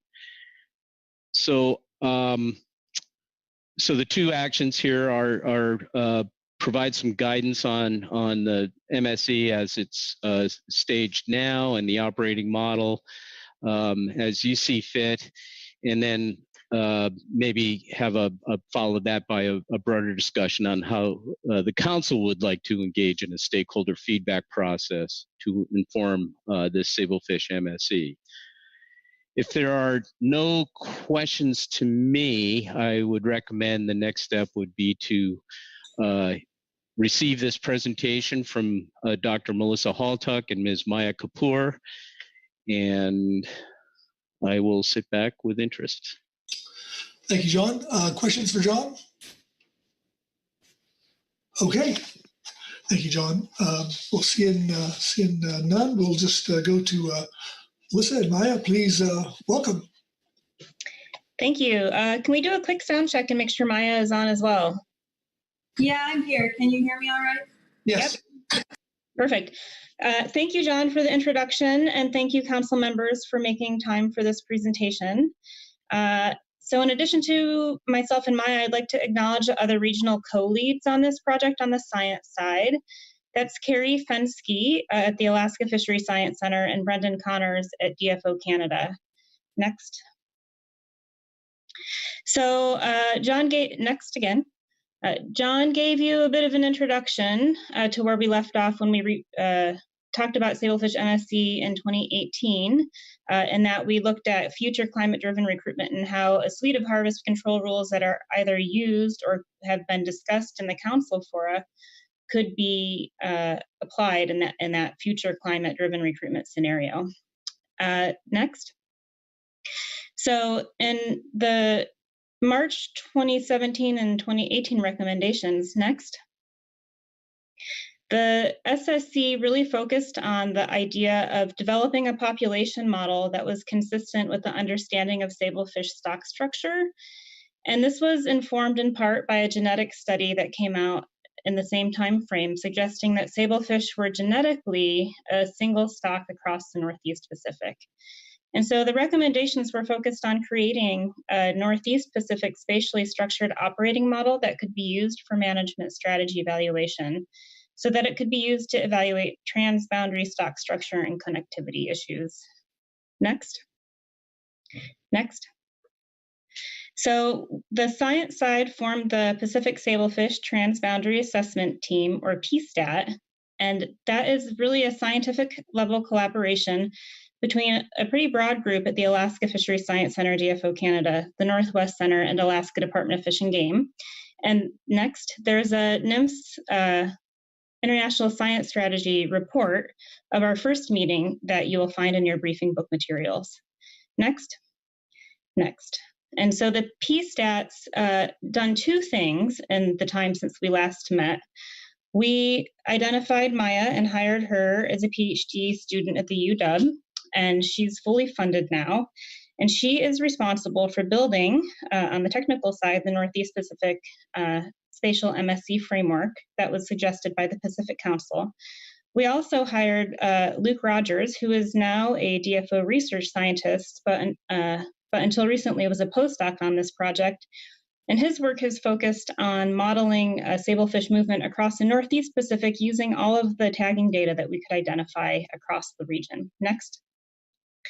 So the PSTAT project's focus in the last couple of years has really been looking at Northeast Pacific-wide data analyses that we need to actually feed into an operating model for sablefish. And now we're at the point where we're beginning to build that model and look for feedback from all of you. Next. And next. And so stakeholder feedback is fundamental to defining the key elements of a management strategy evaluation and ensuring that it's grounded in reality. Next. And so this effort is really focused on soliciting how each region prefers to provide feedback on this MSC, specifically in this session on further operating model development and the key uncertainties that should be considered in that operating model, which are largely spatial at the moment, and in identifying fishery management objectives and performance metrics, as well as alternative management strategies that could be considered. Next. Next. And so the current MSC development is consistent with the 2017 and 2018 SSC recommendations to focus on the spatial mismatch between the demographic population structure and the Northeast Pacific management boundaries. Next. And specifically with respect to objectives that could be discussed at the council, we could think about fishery management objectives like maximizing catch, stabilizing catch, maintaining a specific specified stock size, or something like reducing discard. And those are objectives that should come from all of you, the stakeholders. Next. And then the way we measure our success in meeting those objectives are performance metrics. And we compare those performance metrics across a range of management actions to see which management actions are most effective at reaching our objectives. And those performance metrics could be items like future trends and time series of spawning stock biomass, stock depletion, and catches, or the proportion of the time that the stock goes above or below target or limit reference points for the stock. And so again, these are items that should come from stakeholders rather than solely from the science side. Next. And so in summary, for this segment of the talk, the current MSC development is consistent with the recommendations that came out of the Council in 2017 and 2018. And we could also think about alternative management strategies that could be considered in this MSC framework. The current focus is really on the spatial structure of the stock and comparing that to the scientific advice that we provide regionally. Management strategies could be the current harvest control rule or variations thereof, for example, with different harvest rates, or they could be something as simple as a survey-based harvest control rule, which is what's used in British Columbia in part currently. Next. So future MSC iterations could certainly consider additional considerations such as economic factors, environmental drivers of population processes such as recruitment and growth across the Northeast Pacific, ecological interactions or allocation issues. And just noting that, these are, beyond the scope of our current funding at this time, but they are issues that we could address as we acquire resources to work on these issues.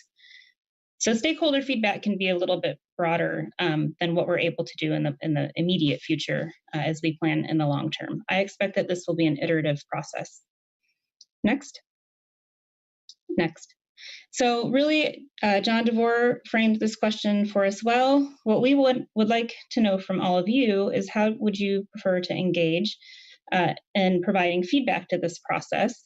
I think that could be as simple as us coming to the council advisory bodies, or it could be something more involved where we hold a workshop next to solicit advice from stakeholders that perhaps is professionally facilitated. And so one of the things that we're currently thinking about is holding a 2021 workshop in the spring that would really focus on identifying fishery management and objectives and performance metrics. Next. And with this, I'll turn the presentation over to Maya, and she will discuss the current development of the operating model. Wonderful. Just confirming everyone can hear me again? Yes, we can hear you. Okay, thank you. Thanks, Melissa. Yeah, just as a brief introduction, my name is Maya Sosa Kapoor. I'm a PhD candidate in Andre Punt's lab at SAFS. And prior to joining this project in 2018, I was in the stock assessment program at PFMC in Honolulu, Hawaii. So next.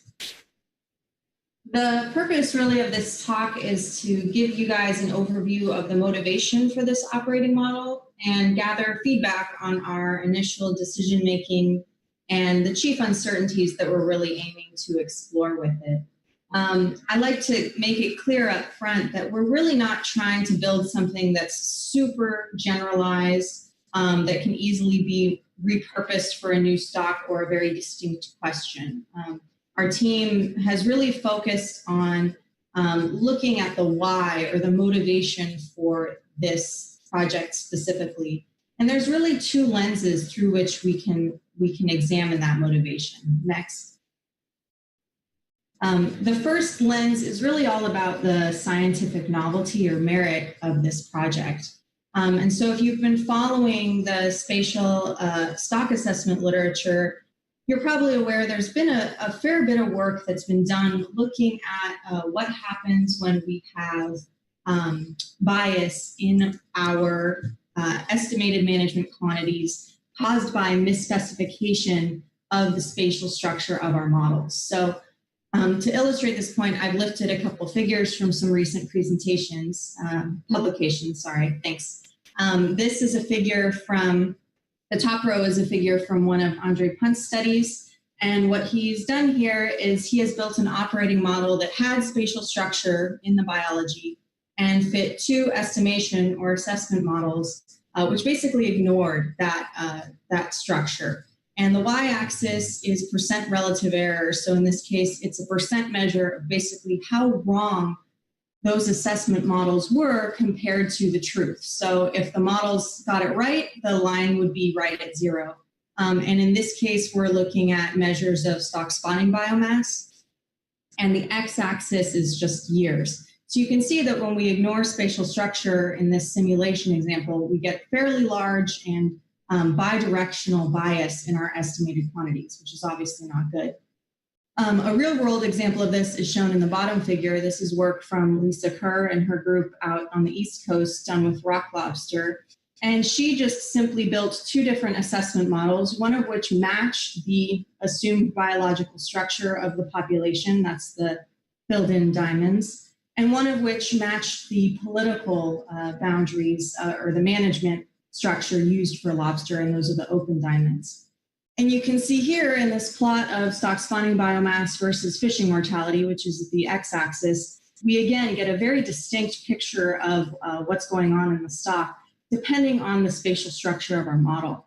So this is just to say that there's a fairly strong a priori basis of work for us to suspect that we are inducing bias in our sablefish assessments by basically assessing them at our political boundaries. Of course, we are going to go through the motions, to demonstrate the degree to which this is true for sablefish, but that won't necessarily be like a shocking finding. Next.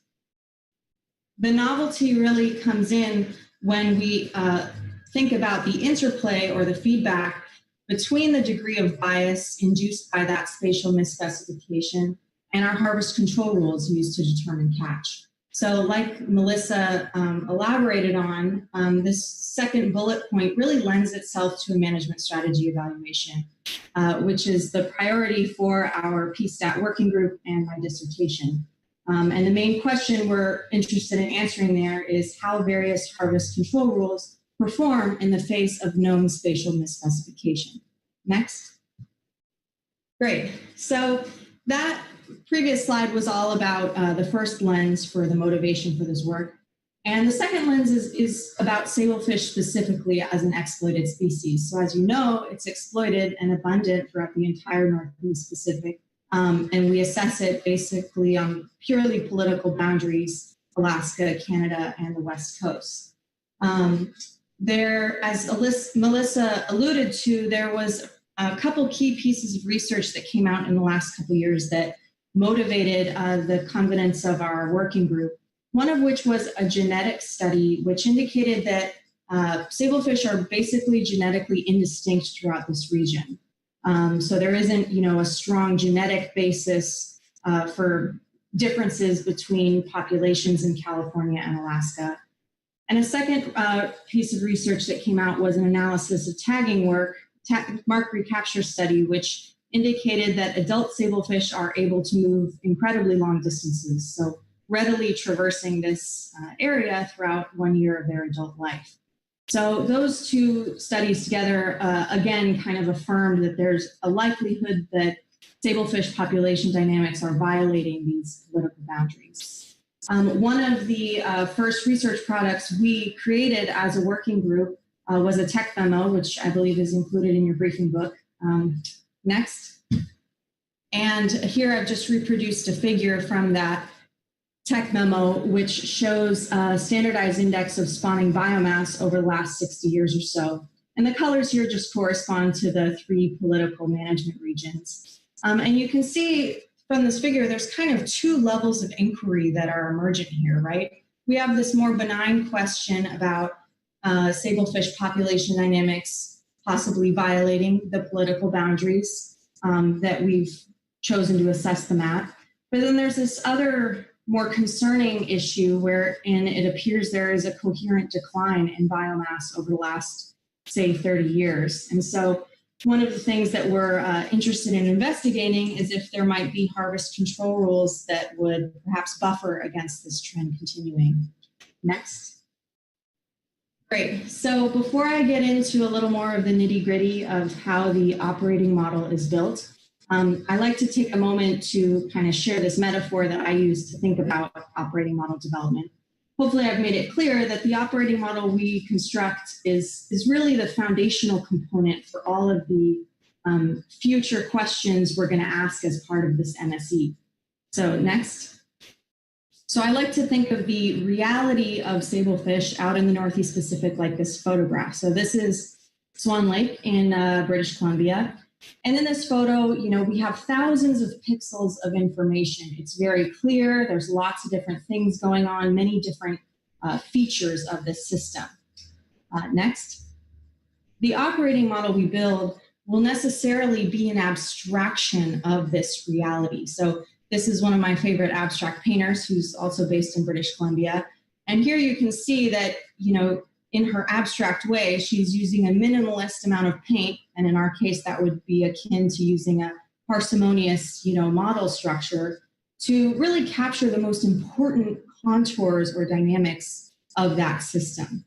Necessarily down the road, especially as we you know, work on our MSC, we might necessarily build estimation models next, which are cruder or perhaps more granular representations of that reality. So I like to share this just to remind us that the operating model really exists as sort of a balance between these two.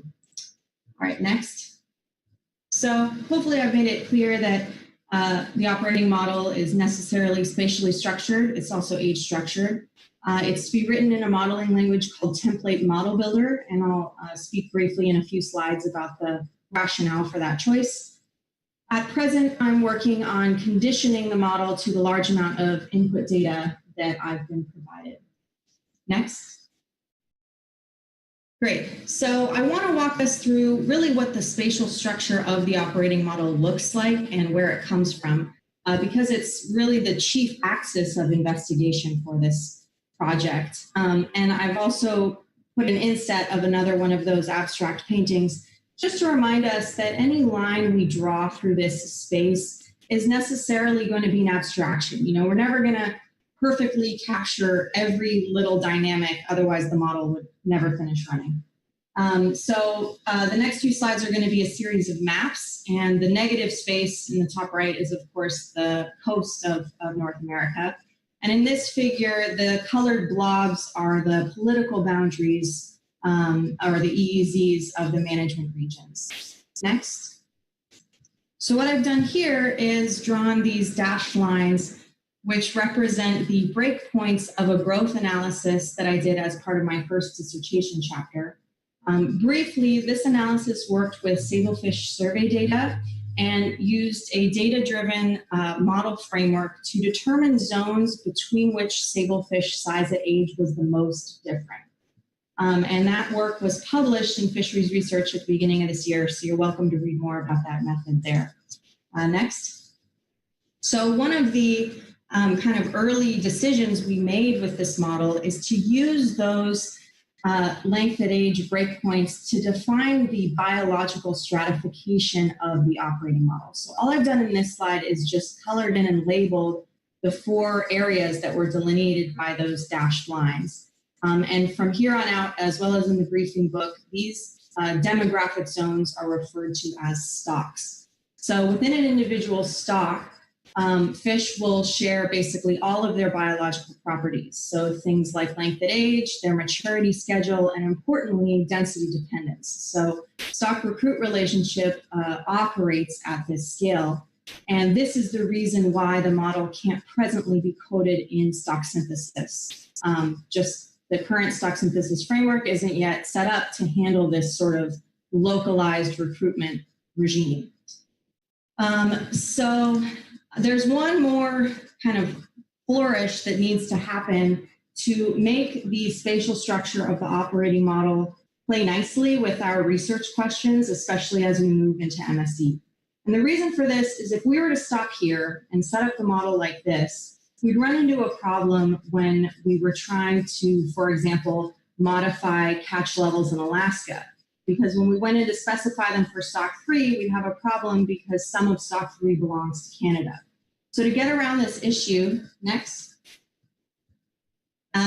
we build our model with the spatial structure as the union of the stocks I showed in the previous slide and the 3 political boundaries I showed at the beginning. So these 6 zones are now called sub-areas, and this is basically as if I were to overlay those 4 stalks on top of the 3 political boundaries and just shade in each unique area like a Venn diagram.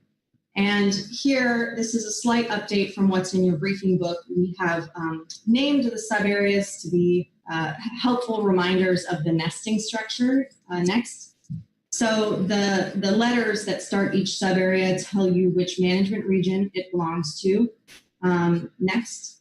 And the number lets you know which stock or demographic zone it belongs to. So in this example, sub-area B3 is nested within British Columbia and shares its demographic information with A3. So this is really nice, and having the sub-areas as the smallest computational unit in the model enables us to very quickly aggregate up to either stocks or management zones. Awesome, next.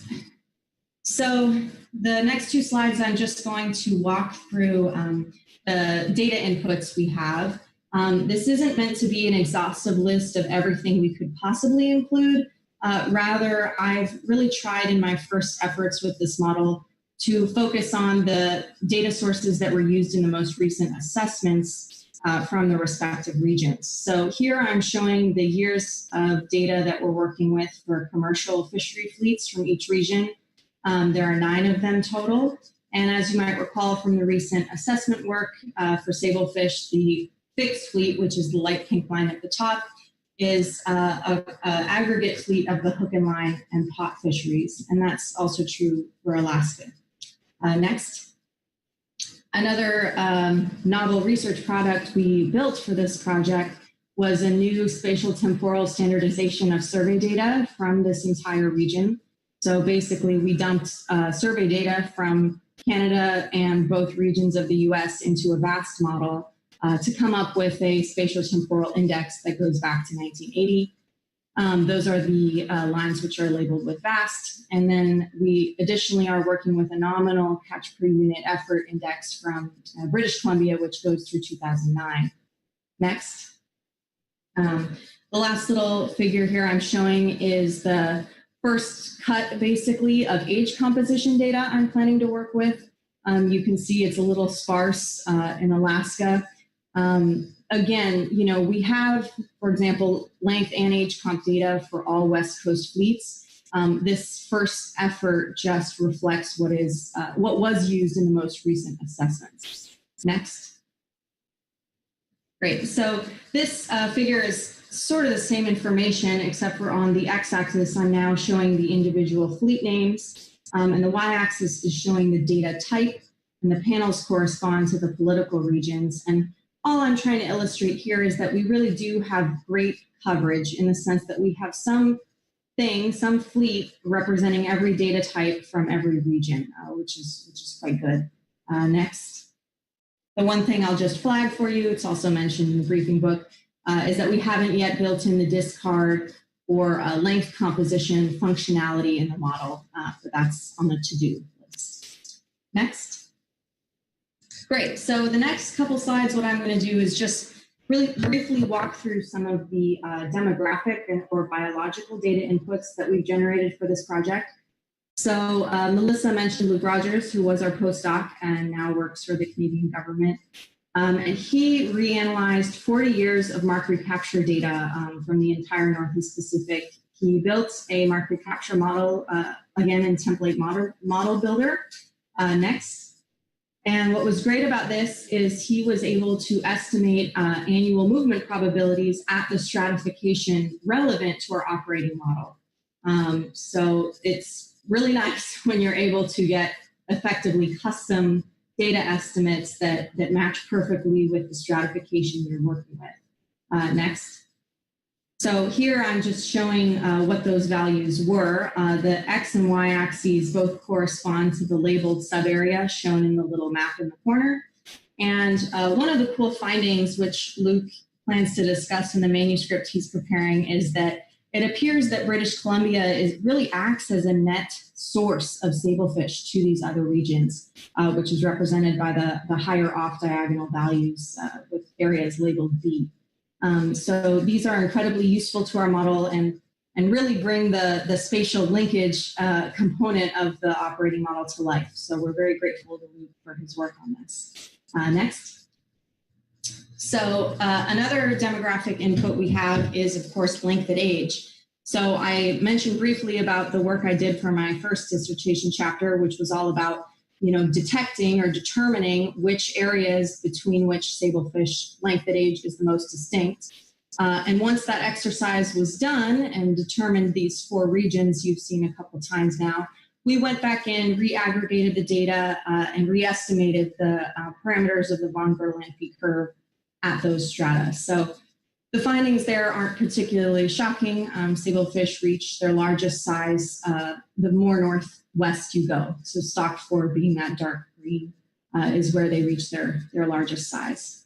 Next.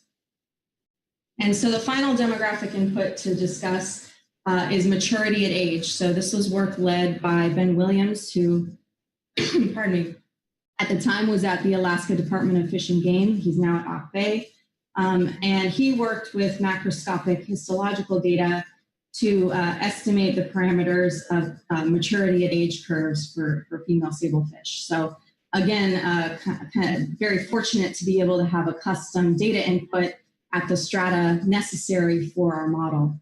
So if nothing else, I really just want to highlight how great the teamwork has been with this group under the leadership of Melissa and her colleagues at the Alaska Center and DFO, because we've really been able to produce a large volume of specific, informative, and novel information about this stock that I think is really going to help this effort going forward. So I'm just very pleased that how this has worked out. Next. So to close, I just want to walk through kind of the principal uncertainties as I see them in this operating model and open it up for discussion. The first, next, is of course the spatial structure. So we're constructing this operating model with the intention of fitting the data it produces to a suite of estimation models, which may have a distinct spatial structure. Next. So in this little cartoon, I've basically drawn up, potential ideas for what that estimation model could look like. You could have one that looks like the politics at present, one that perhaps matches the spatial structure of the operating model, and one that perhaps is more granular or panmictic. And so an early matter of business for us, thank you, is to really quantify the bias that's induced by doing that exercise wrong, effectively.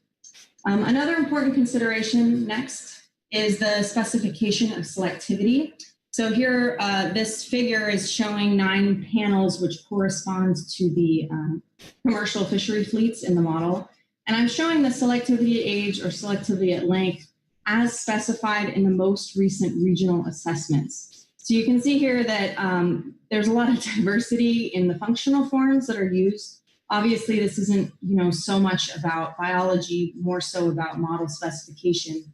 But parsimony is a big concern for us. So something I'm thinking about is how to perhaps start more simply and maybe starting with logistic curves or simple dome-shaped curves in lieu of these more complex functional forms to begin with. And then finally, next, something I've been giving a lot of thought to is the potential for confounding between recruitment and movement. So obviously, when we move into this spatially structured model, we have areas that are linked by adults, potentially spawning biomass moving among areas. And then there's also the potential for recruits to move among areas. So it's taking, we're taking our time to really reflect on what is the best way to specify the relationships between movement and ensuring that there's not confounding going on with the recruitment module within it. Much of our tuning efforts are really focused there. Great. Next. And with that, I would like to thank the council and of course the Mr. Chairman and the Vice Chair for your time, and acknowledge our funders, which are quite diverse, showing the support that this project has had so far from all the different regions, and open it up for discussion. Thank you. Yeah, thank you, Maya. I see there's more slides after this, and are those just for background if we for folks or? It was just in case someone had a specific technical question. I had some extra slides, but they're not in any particular order. Okay. It is 12:04, and I'm kind of. Would you mind coming back after our lunch break? Would that be fine? No problem. Yeah, that's fine. I hate to, we might have a lot of questions, and I think it'd be good to have a discussion. Maybe we should just confirm that's all right with Melissa too, that she's available. Melissa? Yeah, I will be here. Okay, wonderful. Well, fantastic. Well, I appreciate that and enjoyed your presentation. And let's come back at 1:05, start up, and we'll have questions on your presentation. So thank you.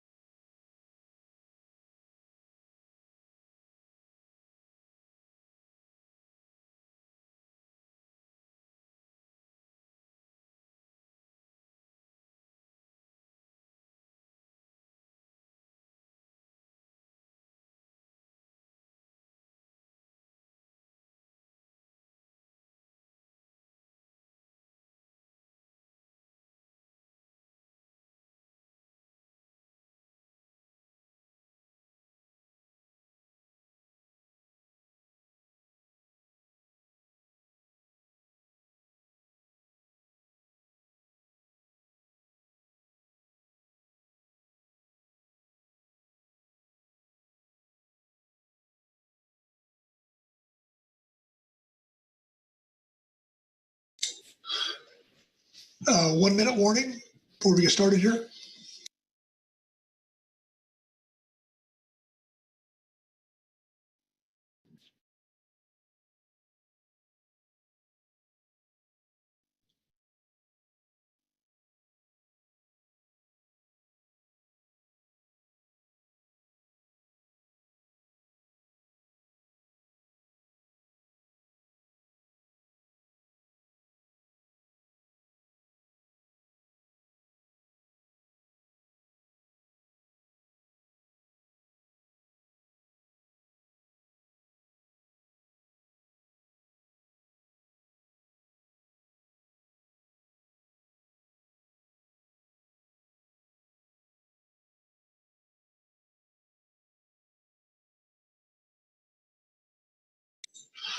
Okay, it's 1:05 and we're back. We previously had a presentation by Dr. Melissa Haltek and Maya Kapoor on their work. And so, are you there? Yes, this is Maya. I'm here. Perfect. Melissa is also here. Fantastic. Thank you. Okay, so questions on their presentation?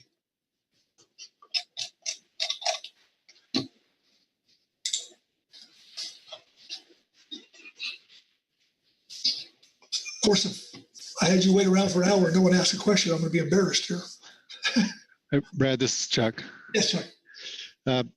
Thanks for the presentation. I did have one just kind of curiosity question more than anything, I think. But one of the slides mentioned some of the control rule alternatives, and you stated the BC had a survey-based control rule. I just wonder if you could explain to us a little bit about how that control rule works relative to what we use down here. So I haven't taken a deep dive into the details. My cursory understanding of it is that on an annual basis, they adjust their catches up or down based on the trend in the survey. And then every approximately 5 years, they conduct an assessment, a modeling exercise similar to what we would do in the Pacific Council framework. So instead of setting catches and then, based on an assessment like we do, and then letting them, stand in the catch projection for 5 or 6 years, potentially they would be adjusting those catches annually based on incoming data. Thank you. Okay. Phil Anderson. Phil? Thanks, Mr. Vice Chair, and thanks very much for the presentation. Been involved in the MSE process in the civic whiting arena and to a lesser extent in the halibut arena. And one of the things that's been important has been to have a means by which we can get industry participation in the process. And I'm wondering, given that you're looking at a cross jurisdictions from Alaska to Canada to off the West Coast here in the southern U.S., I'm just wondering if you have any ideas as to how we might best ensure that our industry folks that I have a particular interest in sablefish can be engaged in a way that both assists you in your work as well as doesn't encumber you. And I just wanted to ask that question about this process. Thanks for that question. I really appreciate that. And I think industry and stakeholder participation is important, and that's why we're here. In this initial outreach to the council family, I think we're interested in hearing your thoughts on how you think industry and others can best participate. at this point, we have taken a regional approach to engaging people to ask how they want to provide input. And that's in part because all of the management bodies that are involved in the individual regions operate on different schedules. And so this is our first outreach to the Pacific Council, for example. We'll be taking this information to the North Pacific Fishery Management Council, hopefully in the spring when they have wrapped their assessment cycle. So I think at this point we're engaging industry and stakeholders regionally. If there's a recommendation to do that in a broader framework across regions, we are certainly open to that kind of thing and would like to hear from all of you. Follow up, Mr. Vice Chair. Please. Yeah, thanks for that response. It seems to me that it might be not only the most efficient, but maybe the most valuable if there was a way to set up a stakeholder advisory group of a reasonable number that had representatives from each of the jurisdictions. I'm thinking the three. I think that would be a valuable thing to have at your disposal, as well as getting the benefit of the experience of people that have been on the grounds in some cases for lots of years and have seen the changes over time that some of your data is also showing. I don't know if that's even within the realm of possibility, but it seems to me that, 2 to 3 stakeholders from each jurisdiction or something like that would give you a relatively small group.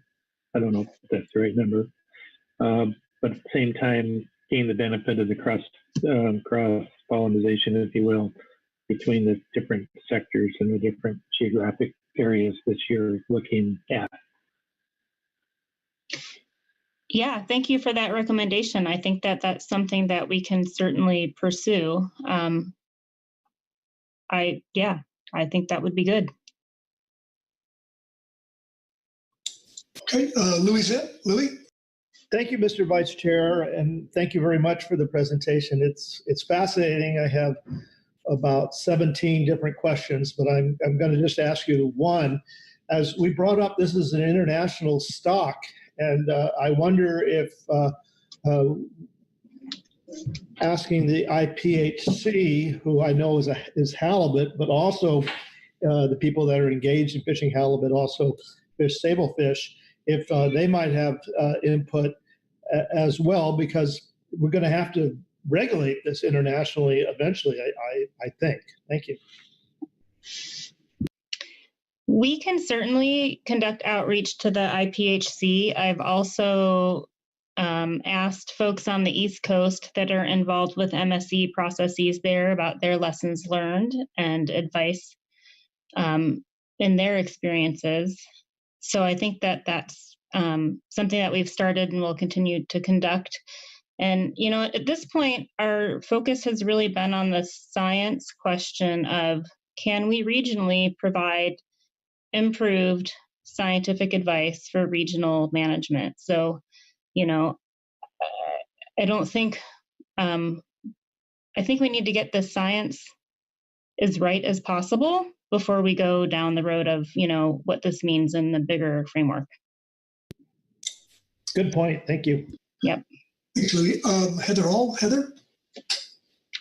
Thank you, Vice Chair. And thank you, Melissa and Maya, for the great presentation and for everyone whose work contributed to what you shared with us this morning. I'm really excited about what we're learning about and how this is progressing. And I also look forward to the conversation about how we get stakeholders involved. I saw consistent input in the advisory body reports about that, and look forward to that conversation and how we can help make sure that happens. Thank you. Okay. Thank you, Heather. Anyone else? Actually, oh, sorry. Go ahead, Chuck. Yeah. Well, yeah, I just did want to kind of maybe a question on slide 7 that talks about your question of how to engage Pacific Fishery Management Council and soliciting stakeholder feedback. And you mentioned a spring 2021 workshop. So is that something that would be focused just on the lower 48? Is that what you're thinking, or is that something broader that would involve other jurisdictions? And if so, is that, again, it sounds like that is primarily stakeholder and not so much scientific issues to be addressed there, or is it sort of a combination of both? What do you I guess what are you? So I'll take the first part first, which is the scope of participation. And I think at an initial cut, the first thought was that this would be West Coast focused, and that perhaps we would, initially run workshops regionally. That said, given the previous comments, we could look at doing a couple of iterative style workshops that bring people across regions together. The second part of that workshop, with respect to this science or kind of stakeholder input, and it's a little bit of both in a way. I mean, I think for the stakeholder side to identify their objectives for the fishery, right, and say, here are the things that we care about, and then we as scientists and stakeholders can identify performance metrics of how we're going to measure whether or not we've met those objectives in the management strategy evaluation framework. And so I think there's a dialogue that will happen, especially when we get to the performance metrics component between the science side and the stakeholder side. And one of the thoughts on that workshop is to potentially use a professional facilitator so that it's not the science side of the house actually running, fully running the workshop. Thank you. Sure. Thanks, Chuck. Anyone else? Actually, Chuck addressed the question I was going to ask. So, okay. Well, seeing that, Melissa and I, we certainly appreciate your time here showing us the work you've done, and look forward to working with you in the future. And hopefully we'll have some good input for you at the end of this agenda item. Thanks for listening. Yep, thank you. Okay, next up, we'll go to the SSC and Kristen Marshall. Kristen? Thank you, Mr. Vice Chair. Can I just check that you can hear me? Yes. Great. Good afternoon. Good afternoon, council members. I am Kristen Marshall from the Northwest Fisheries Science Center, here reading the agenda item G4A, Supplemental SSC Report 1, Scientific and Statistical Committee Report on Sablefish Management Strategy Evaluation Update. Ms. Maya Kapoor from the University of Washington and Dr. Melissa Haltuck from the Northwest Fisheries Science Center briefed the Scientific and Statistical Committee, or the SSC, on progress for a Management Strategy Evaluation, or MSE, for Northeast Pacific sablefish that includes a spatially explicit operating model, which is currently in development by the Pacific Sablefish Transboundary Assessment Team, or PSTAT. The MSE tool focuses on the demographic structure of fish stocks and how Northeast Pacific sablefish are managed regionally. This model could explore the current and future biological consequences of catch allocations north and south of 36 North Management Line. The SSC appreciates the research and collaboration underway to develop a transboundary operating model for use in a management strategy evaluation across the Northeast Pacific. The SSC supports the decisions made by the analyst to date in developing the spatial operating model. The spatial dynamics and structure of the model are supported by research on spatially varying growth and widespread movement observed in sablefish. This operating model addresses previous SSC recommendations that a population model consistent with the understanding of sablefish stock structure be developed, and that's agenda item F3A, Supplemental SSC Report 1 from March 2018. The SSC reviewed the documentation supporting the operating model and could review a conditioned operating model at a later stage if desired by the Council. The SSC affirms the scope of this operating model is appropriate given recent research on the genetic stock structure of sablefish, latitudinal patterns of growth, and an analysis of tagging data. If the Council or stakeholders wanted to use the MSC to investigate questions beyond the consequences of spatial stock structure on the ability of harvest control rules to achieve management objectives, the operating model would need to be further developed, which would require additional resources. The SSC recognizes that MSC processes are iterative and discuss several areas of potential development of the operating model. For example, the operating model could be expanded to include more economic considerations or an economic submodel that could explore other aspects of fishing fleet dynamics relevant to sablefish. Future work could also explore the potential consequences of environmentally driven or time-varying recruitment, growth, or movement, particularly considering previous work on environmentally driven sablefish recruitment on the West Coast. The SSC supports the development of a process for the Council to engage with the PSTAT. Recent MSC efforts in other regions and best practices summarized in the 2018 Council Coordination Committee Scientific Coordination Subcommittee meeting report have highlighted that stakeholder engagement is a critical component of a MSC process. The SSC recommends that the Council and analysts follow best practices identified and used in these other efforts. In particular, the SSC recommends the Council engage in discussions about management objectives and performance metrics as soon as practicable to ensure those inputs may be incorporated into the model and that performance metrics used to evaluate alternative management strategies reflect the interests and objectives of the Council. The SSC recommends the scheduling of a workshop for stakeholders to contribute to the development of management objectives and performance metrics. And thank you, and I'm happy to take any questions. Yeah, Kristen. Questions for Kristen on the SSC report? Okay. Seeing that, thanks again, Kristen. Next up will be the GAP report and Gary Richter. Gary? Yeah, good afternoon, Mr. Vice Chairman. Good afternoon. I'll be reading from agenda item G4A, Supplemental GAP Report 1, Groundfish Advisory Subpanel Report on Sablefish Management Strategy Evaluation Update. The GAP received an overview of the Sablefish Management Strategy Evaluation Update from Mr. John DeVore from the Pacific Fishery Management Council staff, Ms. Maya Kapoor, University of Washington, and Dr. Melissa Haltuck of NMFS Northwest Fisheries Science Center, and offers the following comments and suggestions. The GAP supports this project moving forward and appreciates the update for many of the same reasons we supported it in March of 2018. As we noted in our statement under agenda item F3 at that time, it is important to have stakeholder engagement, and the project team recognizes this. We fully support a workshop in the spring of 2021 to identify management objectives and performance metrics. It is likely it will be necessary to hold the workshop virtually due to the COVID-19 pandemic.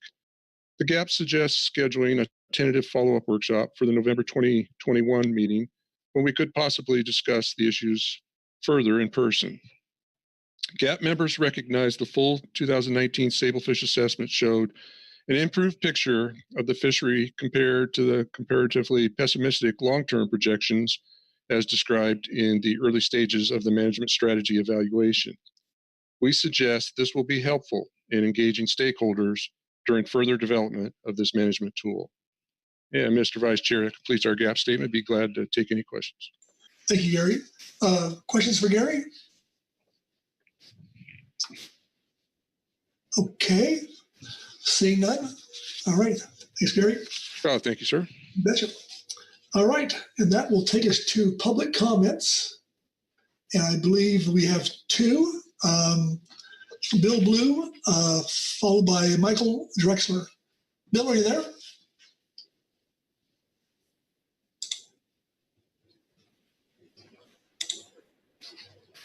Actually, I don't see him on the screen. Yeah, we had trouble locating him a day or two ago as well, Mr. Chair. Okay. Vice Chair. Okay, let's go with Michael Drexler, and if Bill shows up before we're done, we'll come back to him. So, Michael. Good afternoon. Can you hear me? Yes, we can. Great. Thank you, Mr. Vice Chair. This is Dr. Michael Drexler speaking on behalf of Ocean Conservancy. I just want to take a moment on what I hope is a bright spot in a long day and take a trip way back to 2016 when the Council adopted the Sablefish focal topic as part of the FEP Indicator Initiative process. The decisions resulted in a flurry of scientific activity to better understand how sablefish are impacted by the environment and prepare for climate change. These products, which are able to link environmental conditions to sablefish recruitment, have now been incorporated into the stock assessment and can be used to nowcast the current year's recruitment, as well as explore future environmental scenarios for sablefish. These actions are serving as a model for other stocks in other regions to better incorporate the influence of the environment into stock assessments and reduce uncertainty. Now the PSTAC group is conducting a range-wide sablefish assessment model to support a management strategy evaluation. This is an opportunity to guide sablefish management through another generation of fishing while better understanding how regional differences in the environment and management influence the Pacific Council proportion of the stock. A management strategy evaluation is as much a process as it is a model or simulation. The tools Melissa, Maya, and their collaborators are building will support the MSC process, acting as a flight simulator to try out different policies before they hit the water. This is a chance for the Council family to guide the science rather than react to it by co-developing objectives and performance metrics alongside the scientists to then assess within the MSC tool. What is most important to you for this fishery? Would you prefer stable landings, increasing market value, or improved access? Are you concerned about how ecosystem changes may affect the stock? Are there other stock dynamics that are not captured by the current assessment or management? The Council is uniquely situated to generate this kind of broad stakeholder input, given the advisory body structure that already exists, but will likely require additional organization and facilitation to develop clear objectives and metrics for the scientists to evaluate. A national review of MSCs by the National SSC, attended by a few of our SSC members, strongly recommended the appointment of an independent facilitator to ensure a smooth communication between scientists and stakeholders as a best practice. And these were also reiterated in the SSC report generally. Therefore, Ocean Conservancy recommends Council work with the PSTAT and the independent facilitator to develop a process to move the sablefish MSC through Council and generate the feedback needed to scope objectives and put them into action using the tools discussed here today. Outside workshops should also be considered. We believe a small investment today to lay out an effective MSC roadmap through the Pacific Council will have a continued return on investment if the process is successful and help ensure the sablefish stock is strong in the face of climate change and other pressures. The process can then serve as a model for future MSCs within the Council. We realize while this is a small lift, it's additional work in an already strenuous time. And to the extent Ocean Conservancy can be helpful to ensure the process is a success, specifically to support the broad stakeholder engagement that's been discussed here and outlined by the SSC, we'd be more than happy to provide resources to support those efforts. We never want to get in the way, but if we can be helpful, we'd love to. Thank you for your time and patience during these virtual meetings. I'm happy to take any questions, and please don't hesitate to reach out to myself or Corey Ridings, and you can find our contact info in our written testimony. Thank you. Yeah, thank you, Michael. Questions for Michael? Okay, seeing none. Thanks again, Mike. Louis Zim. Louis? Thank you, Mr. Vice Chair. I'm not so quick on the different things we have to hit here on the computer either. I really want to thank you, both you and Ridings, for your effort to bring in stakeholders on this matter, and I particularly thought it was interesting that you pointed out pretty much the same question that I had about international management, and I just want to say that I'm very impressed with the Ocean Conservancy and the positive force that can be here in the Council family. Thank you very much. Okay. Any more questions for Michael or comments? Okay. Let's, I don't see, Bill Blue is not on our screen. So that would conclude public comments. And we'll go to council discussion. And we're looking for, let's see, guidance on the MSE and also how the council would engage in a stakeholder feedback process to better inform the Sablefish management strategy evaluation. So anyway, so looking for some hands or some comments here from the council members.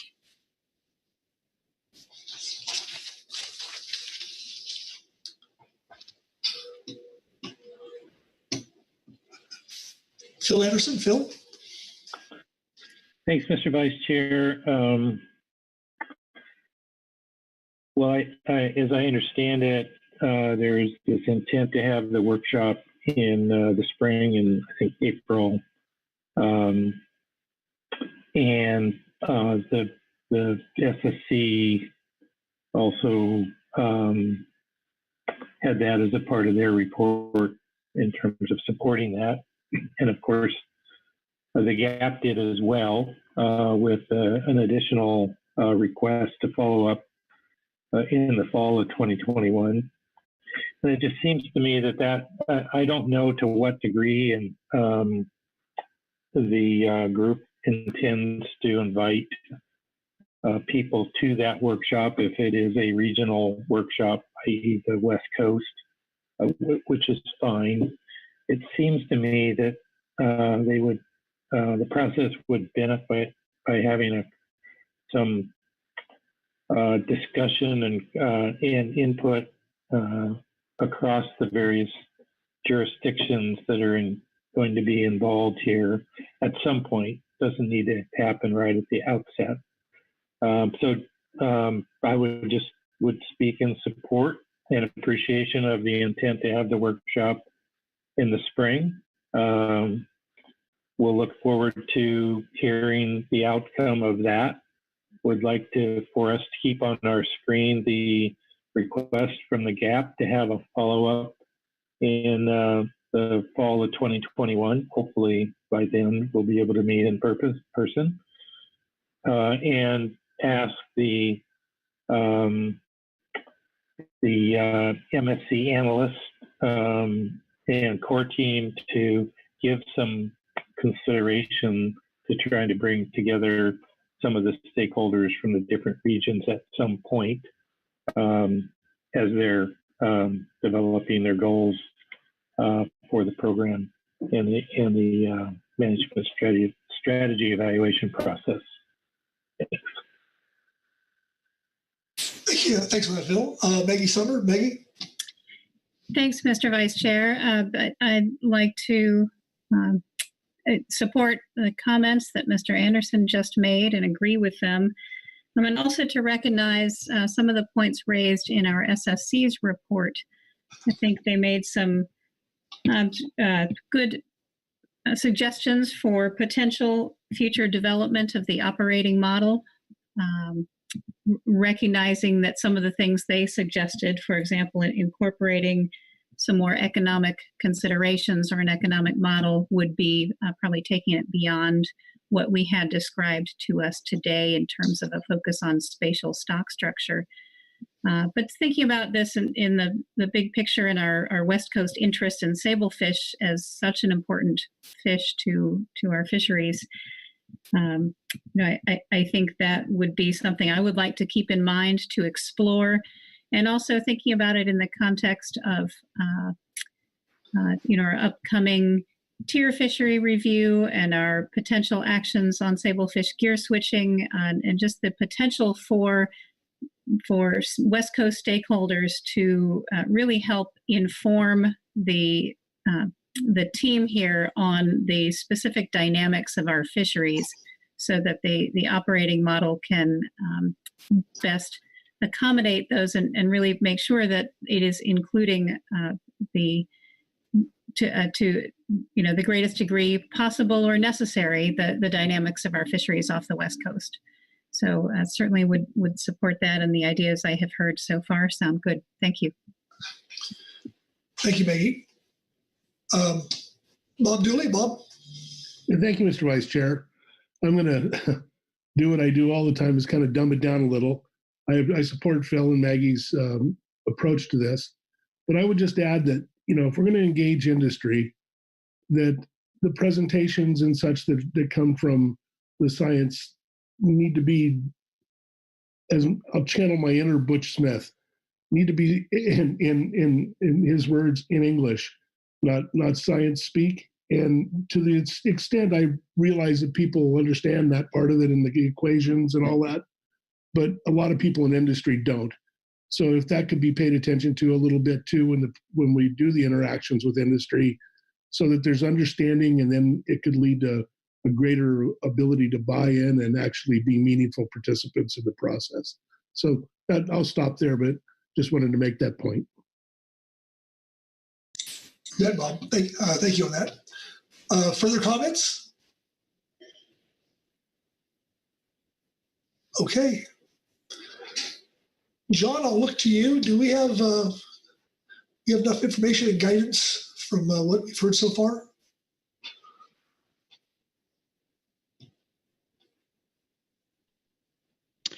Yes, thank you, Mr. Vice Chair. We had a very, I thought, constructive discussion, and from that discussion, the key points are that there was support for a spring workshop. As a first step, it sounds like it might be logistically more tenable to keep it within the West Coast region, but ultimately engagement across the region and jurisdictions is supported.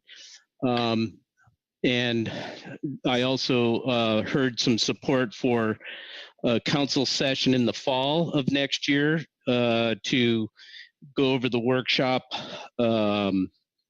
report and to talk more about the next iteration of this MSC process for the West Coast.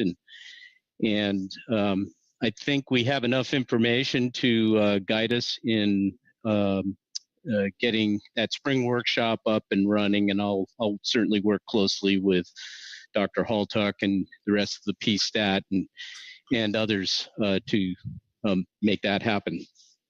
And so I would say, unless there are any further comments or discussion, you have completed this agenda item. Okay. Seeing no hands, I think we have. Okay. Well, really good. So we could complete this agenda item. So we'll move to our coastal pelagics. H1 preliminary review of new EFPs for 2021. I would ask Kerry if he's available to lead us off. Kerry?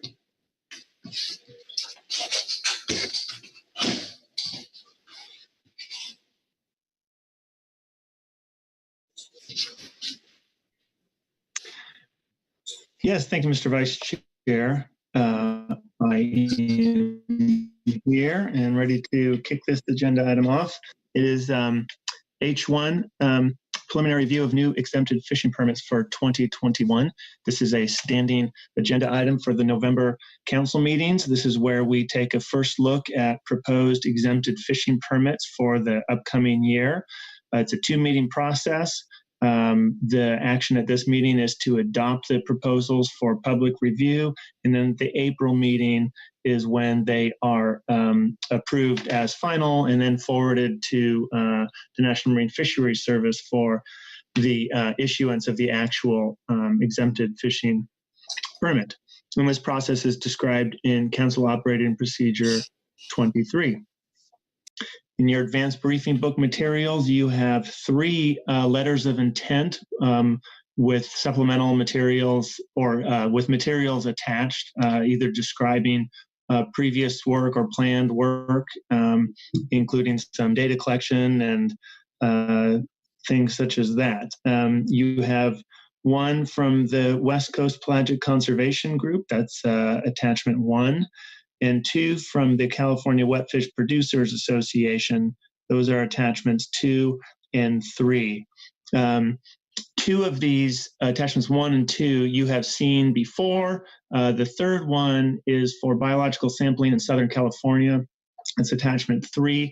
There was some discussion of that proposal at the April meeting earlier this year under the sardine harvest specifications and management measures agenda item, and NMFS subsequently issued an exempted fishing permit for it, but you didn't see that one at last year's November meeting.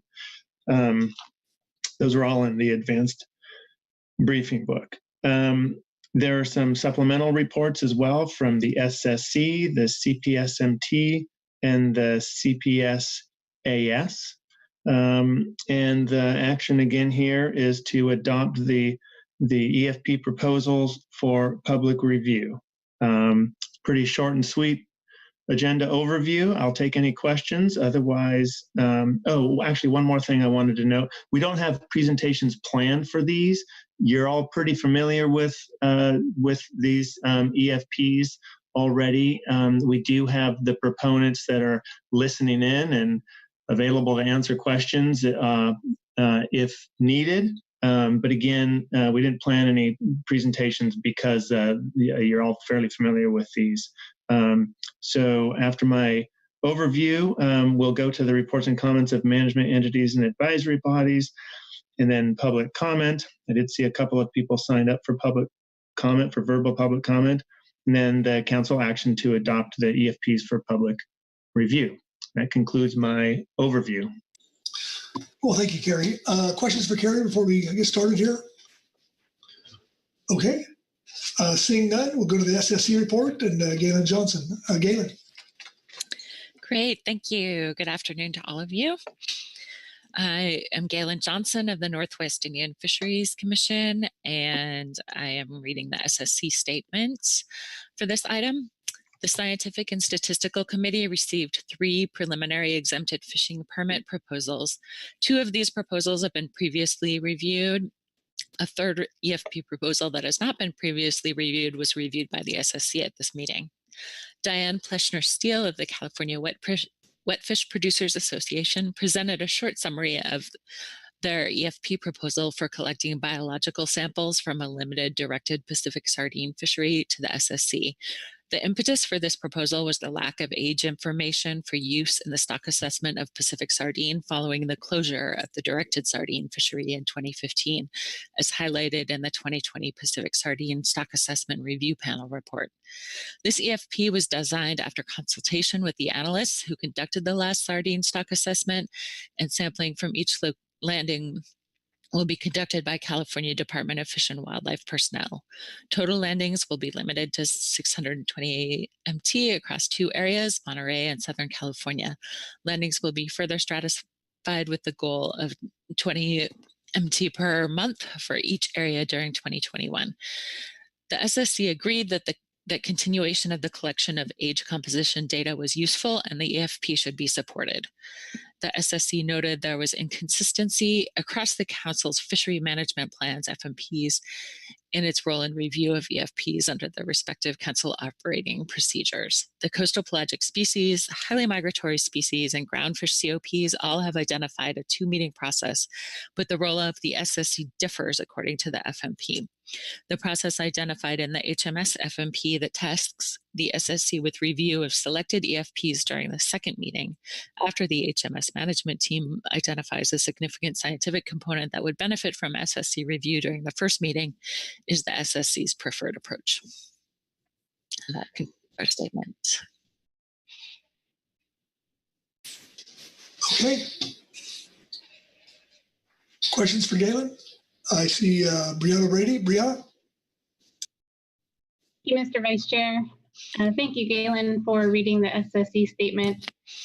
I just wanted to follow up on the last paragraph in the SSC report and the discussion the SSC may have had regarding the review of EFPs. I guess, did you guys talk about or discuss how the assessment and management process differs across these FMPs? And thinking about the EFP review process for CPS in the past, it seemed like in some instances the SSC had substantial requests or recommendations for sampling design that really benefited the EFPs themselves, and then that the SSC needed to review on that second meeting. And more specifically for CPS, it's that the data that are being collected by these EFPs are being used more directly in stock assessments, whereas I'm not sure if that's the case specifically for HMS, but I'm just wondering if you had any clarifying information for that. Thanks. Thanks, Brianna.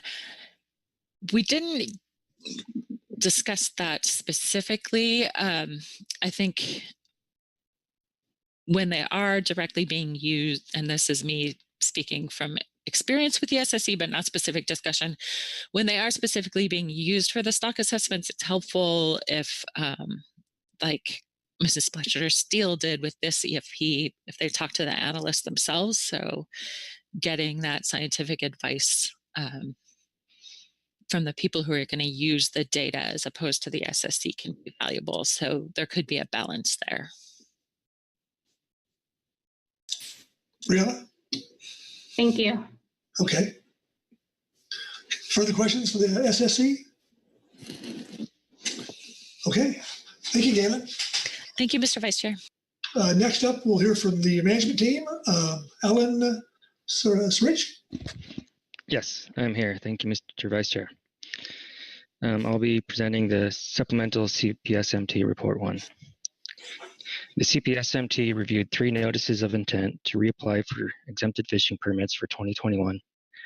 1 from the West Coast Pelagic Conservation Group, Attachment 1, and 2 from the California Wet Fish Producers Association, Attachments 2 and 3. Both parties intend to reapply for exemptions from any potential restrictions on directed fishing for Pacific sardine during the 21 to 22 sardine fishing season. The management team recognizes the value of this work and endorses adopting the 3 EFPs for public review. The management team sees merit in the SSC statement in their Report 1 regarding the inconsistency in the role of the SSC in review of EFPs under their respective council operating procedures. If the council would like to have this process reviewed, then the CPSMT can report back at a later meeting. And that concludes our statement. Thank you, Alan. Questions for Alan and the team? Okay. Seeing none, thank you. We'll go to the CPSAS and Steve Crook. Steve?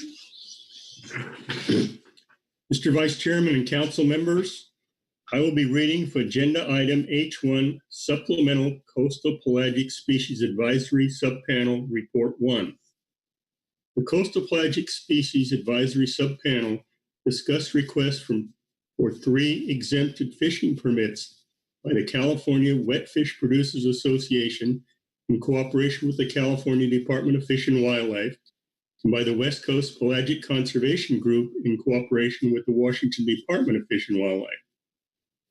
All collaborative projects intend to address the continuing need for data to assess CPS biomass inshore of the current National Oceanographic and Atmospheric Administration acoustical trawl surveys methods. Both WCP and CWPA are working collaboratively with the Southwest Fisheries Science Center in an effort to improve survey data collection that will lead to better informed stock assessments in fisheries management. The CPSAS urges the Council to adopt the EFP proposals for public review. If you have any specific questions about the EFPs, either Diane Pleshner-Steele or Mike Okonowski may be available to answer them. I believe they're both testifying later on. And that's the end of our statement. All right, Steve, thank you. And questions for the advisory panel? Okay, seeing none. Thanks again, Steve. Well, that would take us to public comments, and I believe we have 2 cards.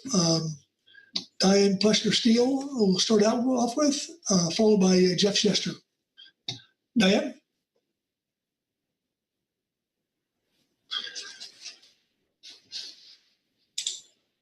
I think you're muted, Diane. Yeah, there we There go. you go. All right, thank you very much. I basically signed up just to see if you have any questions. We greatly appreciate the support from the SSC and the management entities to continue doing what we're doing. And we're finding some really interesting things with regard to our new, or what we're calling biological sampling, where we're seeing a range of recruitment in various sizes. And I think in an earlier PowerPoint, I showed you some examples of the types of sets that we're bringing in, and we appreciate that the Department of Fish and Wildlife is sampling every single set. So we're coordinating with the department very closely. In fact, we have a boat going out tonight again in Southern California. The water temperature on Monday night was 59 degrees. So we're keeping track of water temperature and, of course, lat-long coordinates, and we have a pretty detailed record of what the sets are, and then the department's doing the aging. And again, we would greatly appreciate the council's support for us to continue doing both of our EFPs. We've got the aerial survey EFP.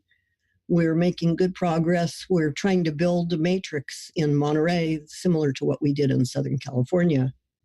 And we will have an update for our final EFP application, because we've got another 10 sets to add onto the Monterey, the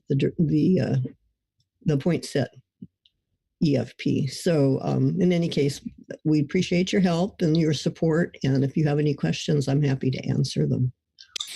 Well, thank you, Diane. Questions for Diane? Okay, seeing none. Thanks again, Diane. Next up is Jeff Chester. Jeff, are you there? Great, thank you. Can you hear me, Mr. Vice Chair? Yes, I can. Please. Great, thank you, Mr. Vice Chair. This is Jeff Chester, representing the conservation organization Oceana. We wanted to just voice while we're supportive of conducting research, and particularly in light of the lack of survey data this year, we do support continued research and efforts particularly to strengthen the ATM survey and have the industry partner up on those efforts. And so we commend the industry, and we're very supportive of that collaboration that will help ensure that we have that nearshore biomass section, some actual samples there rather than simply extrapolating from other areas. The main concern, though, is the levels of catch that are being proposed in the CFP we believe, have been already excessively high and are even proposed to increase, particularly those two from the California Wet Fish Producers Association. From the review of the EFPs, it looks like they're requesting over 900 tons of catch, which would be commercial directed sardine catch that would be sold. That's over 3% of the recent estimated biomass levels. And so while I think these levels of catch when the stock was healthy wouldn't be a problem or a concern, we are concerned that this is not, it's not in the spirit of minimizing mortality of Pacific sardines. We've been concerned that the ACLs and OFLs have been set too high in general for sardines, given the discrepancy between the Cal Coffee EMSYs and what's actually been seen for sardine recruitment. And therefore, we've been concerned with the high ACL. So just because this level of catch kind of fits within the ACL, that doesn't mean necessarily that we want to be allowing those levels of mortality. So we would ask the council really kind of put some limits on the amount of sardines that can be taken right now on an overfish stock for experimental purposes and research purposes. While it is important, we feel that a lot of that same valuable information can be collected with much lower levels of mortality to Pacific sardines. So Just wanted to express primary concern with the levels of catch that are currently being contemplated, and hope the council can set some more reasonable limits on that to really minimize the amount of sardine mortality as a result of this research. Thank you very much. Thank you, Jeff. Questions for Jeff? And I see Louis in. Louis? Thank you, Mr. Vice Chair, and thank you for your testimony, Jeff. I always appreciate the way that you pay close attention to these matters. I'm trying to get a picture of how these cooperative investigations work. Normally, in our Northwest Fisheries Center trawl survey, the actual catch compensates the boats for their work and pulling them away from their usual fisheries. Is it your understanding that this is how this works with these proposed sardine surveys, or are you proposing another way to compensate the boats from being pulled away from their normal fisheries? Thank you, Mr. Vice Chair, Mr. Zim. I think generally the idea of EFPs that allow landings of catch is that those landings can help pay for some of the research, but certainly they're also being, this is a way of continuing directed fishing. And while in some cases we have been concerned with EFPs that simply kind of allow harvest that would not otherwise be allowed and allow fishermen to profit off a resource when others can't, we do realize there is a valid research purpose here. And I think what we're seeking to do is strike a balance at this time, rather than increasing by twofold the amount of EFP sardine catch. We think now that the council should be moving in the other direction of reducing that, and we think that a reasonable balance can be found there that does help compensate the fishermen for their time. But again, it's also this type of research is also in the industry's own interest to do, because it is helping demonstrate additional resources. I mean, in the past, we have been concerned with some of the aerial survey data being used to undermine some other data sources and cast doubt on the acoustic trawl survey, for example. And so it's important that research is not being used to delay solutions, that it's actually providing those solutions. And we don't want to see this take further lower the population, and the levels of take that are currently proposed are significant when it comes to the population dynamics, in addition to all the other sources of catch, for example, from the live bait fishery and others. Thank you, Jeff. We'll take that into consideration. Thank you, Mr. Vice Chair. Okay. Thanks, Louis. Further questions for Jeff? Okay. Seeing none, that will take us to council discussion and action. And looking for a hand. Brianna?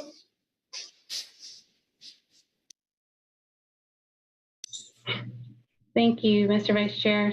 I just wanted to express my appreciation to the applicants and the fishermen who are conducting the work to help maintain and improve the data that go into the sardine stock assessment. And I'm supportive of these proposals going out for public review.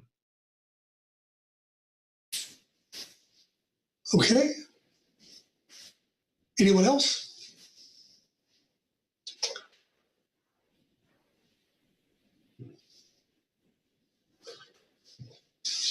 Corey Niles. Corey? Thanks, Mr. Vice Chair. You waited long enough for you. You made me do this. But yeah, I'm going to echo Brianna and thank folks. I know my agency has been involved with one of these with the EFPs, and we're also very appreciative. And sorry, the silence was deafening, but I will second what Brianna says for sure. Okay. Louis M. Louis? Oh, thank you, Mr. Vice Chair. I also will be supporting this proposal, keeping in mind Jeff's point, and we'll be watching to make sure that this doesn't take an appreciable amount of the sardine catch. Of course, we hate to see that and endanger some of the other small fisheries for them.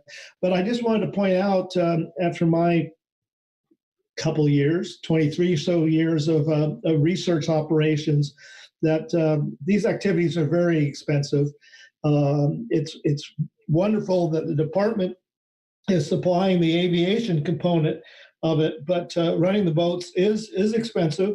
And also, we need to allow the vessels to catch a fairly large school if it is spotted by the plane, and restricting them to only catching very small amounts would not help us in determining whether what you see from the plane, the amount is the same as what is actually in the water. So we do need to allow some flexibility here on the amount of take that a boat can work on, the amount of fish they can work on. So thank you. I will be supporting this. Thank you, Louis. And Brianna Brady. Brianna? Mr. Vice Chair, I have a motion to put forward. If Sandra could display it, please. Okay.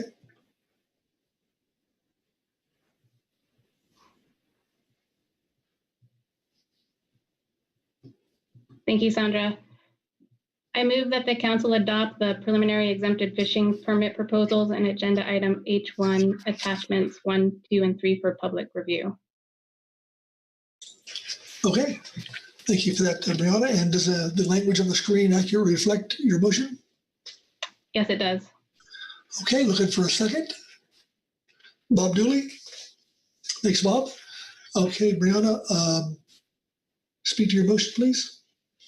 I think these proposals provide for opportunities to help maintain the biological data that go into the stock assessment, and they also help to address data gaps related to nearshore biomass by allowing for industry-run acoustic and aerial surveys to collect corresponding biological data to inform species and size composition of the nearshore schools.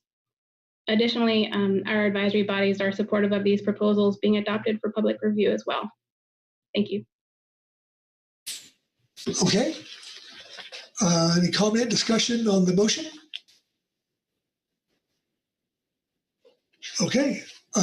Seeing none, I'll call for the question. And for a slight pause here, unmute yourself. All those in favor? Aye. Aye. Aye. Opposed? Abstentions? Okay, motion passes unanimously. And I'll look to Carrie. Carrie, does that take care of us on this? Yes, thank you, sir. That does complete the business for this agenda item. And just as a reminder, the proponents will be coming back at the April meeting and are to provide updated proposals for their EFP activities. And then the action would be to give final approval to those at the April meeting. Okay, fantastic. And Carrie, let's have you take us into H3. Okay, we'll do H2 first, though, if that's all right with you. Oh, my bad. I'm sorry. Not at all. Yeah, this is agenda item H2, methodology review topic selection. This is also another standing November agenda item. This is a one meeting process, not a 2 meeting process like the EFP one that we just concluded. And this is where proponents of new methodologies that are typically for a stock survey or assessment, but can also be other type of methodology like socioeconomic analyses or that type of thing. Proponents come into this meeting, and if the council approves, then we set up this is described under COP 26, and if approved, then we set up a methodology review panel per the terms of reference that guide this, and we get CIEs, and we have the review, and then report back to the council at a later date. That's how this agenda item is formulated. For this year, in your advanced briefing book materials, you have two reports, one from the CPSMT and another one from the CPS-AS. Neither fits the typical mold for what I just described. They're slightly, they're sort of one-offs. The CPSMT's report is more about the process that we employ here and offers the council some rationale for considering a change in process. And then the CPS-AS report is asking the council to support, some sort of third party, if you will, methodology reviews. And you also have two supplemental reports, also from the CPSMT and the CPS-AS in your supplemental materials. And there's no SSE report on this item. After this overview, we'll turn to the CPSMT and the CPS-AS for the reports and comments of management entities and advisory bodies, and then public comment if there is any. And then the council action is to approve topics for review in 2021. And that would follow what I described earlier. But again, we don't really have a typical methodology review proposal here. But that is the council action. And I think that concludes my summary. I'd take any questions. Otherwise, we can move on to the management entity and advisory body reports. So, thank you, Kerry. Questions for Kerry? Okay, seeing none, we'll go to the management team. And Alan, are you there? Yes, I am. Thank you, Mr. Vice Chair. The management team submitted the two reports here. The first one has been in the briefing book for a while, so I'm just going to give a bit of a summary, and that's where the team recommended the council modify COP 26 to require proponents to give notification prior to the September council meeting in order to keep this on the November council meeting, so we don't have November council meetings where this just keeps getting repeatedly canceled. And then we attached to that just a quick a strike-through version with some edits on how that could be done on the COP 26. And then our report 2 that we just put up, I will read that for you now. So the Coastal Pelagic Species Management Team and the Coastal Pelagic Species Advisory Subpanel met jointly at the council's November meeting to discuss the MT proposed modification to COP 26, which would add a notification requirement prior to the September meetings. That was in our report 1, and the AS request to the council for methodology review of the habitat model and temperature assumptions used to delineate northern and southern stocks of Pacific sardine. That was in the AS report 1. Based on our discussion, it is our understanding that the AS is not prioritizing a further request for methodology review at this time, and without a proponent to present the specific methodologies, the management team did not discuss the actual merits of proposing a review. The CPSMT recommends the council consider adopting the changes to council operating procedure included in the MT report 1. And, okay. That concludes our statement. So, thank you, Alan. Questions? Questions for the team? Okay. Seeing none, we'll move to the AP. Thanks again, Alan. And so with that is David Crabb. David? Yes, thank you, Mr. Vice Chair.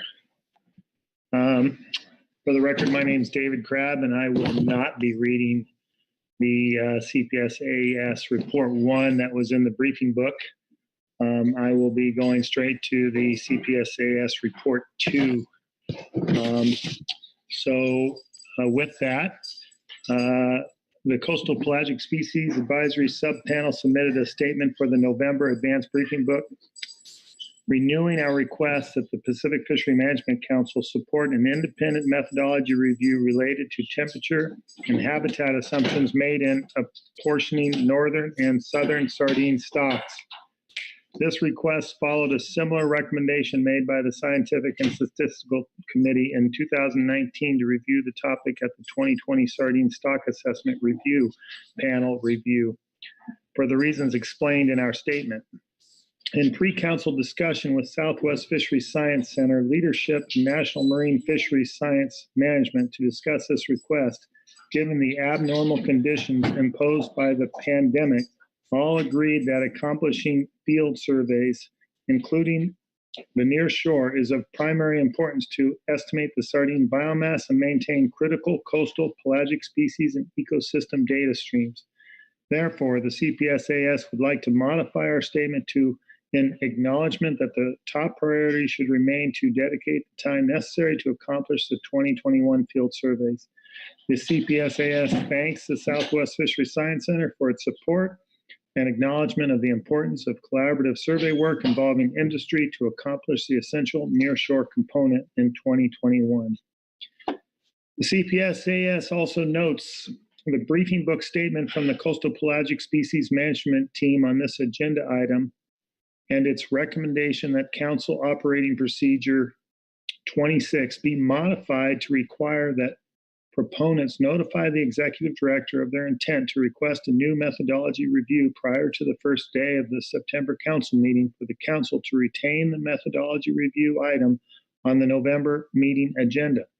This recommendation addresses requests for new reviews, but the CPSAS points out that there also needs to be a framework in a COP to explicitly address the request for review of existing methods as we initially requested.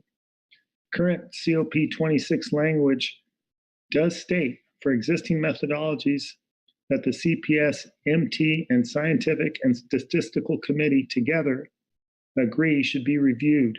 The proponents of any such methodology should be notified suitably in advance of the appropriate briefing book deadline in order to submit a brief description of the methodology. However, this does not provide an explicit process for such a request. We ask that a specific process be included in a COP, whether in COP 26 or elsewhere, that provides an opportunity for advisory bodies to request that the council recommend an independent review of an existing methodology. This change would enable the CPSAS to comment within the council process and would provide a pathway to comment on our continuing concerns about assumptions made in existing methodology. And that concludes our statement. Thank you, David. Questions for David? Corey Niles. Corey? Yeah, thanks, David. I guess looking at your comments about talking with the Science Center and National Marine Fisheries Service about your previous idea for the methodology review, and yeah, I appreciate you all getting together to have that discussion. Curious, just looking ahead here, understanding the challenges everyone's facing because of the pandemic, but hopefully the world begins to return to normal here starting next year. So did you talk about a way forward in terms of we've a couple times this year have talked about all the various issues that are people have questions about, from the survey to the temperature, to could list them on and on and on. But did you have a talk about what is the way forward in terms of taking on some of these questions that you all have and others have? Any thoughts on how we might do that in the future? Thanks, Corey, for the question. I will say that I don't know if we got super specific on how to move forward. We did talk about that we did not want this to fall off the radar. We wanted to keep it as a priority. We just did want to express that the priority of the surveys comes first. As far as moving forward on the survey, on the methodology review, I would assume that would be something led by and I think we did talk about this a little bit in the advisory subpanel, that would be led by the Southwest Fisheries Science Center, and having, as far as producing the data and then reviewed by an independent scientific committee that could evaluate how we're doing that. As you know, there's some differences of the way the management and the science accounts for southern stock and northern stock, which has an impact on industry. So we just wanted to try to have some some work done that would, solve that problem that we're all dealing with at this time. But in this particular statement, we just wanted to express that that the surveys are our highest priority. I hope that helps. Yeah, thank you. Okay, more to come, I guess. Hey, Corey. Brianna Brady? Brianna? Thank you, Mr. Vice Chair. Thanks, David, for reading the AS statement. Did the AS have an opportunity to look at the management team's recommended edits to the COP 26? So we were able to see the management team's statement that they had for the briefing book. As far as their report, I think that most of the AS had a chance to look over it. And I think our interpretation of what we're reading was that it did not offer or under that those changes, that it would not give us a chance or maybe some direction on which agenda item that we should come forward with a request to review existing methodology. So we didn't have it up in front of us, but it is something that it was in the briefing book. Okay, because if you do pull up the I'm sorry, thank you. Mr. Vice Chair, I have another question. Please. David, if you do pull up the management team report 1 and you look at the COP edits on page, I guess, 3 of the report, there's highlights where it says, highlighted yellow text where it says proposals for new methodology reviews will be considered at the November council meeting if notice is provided.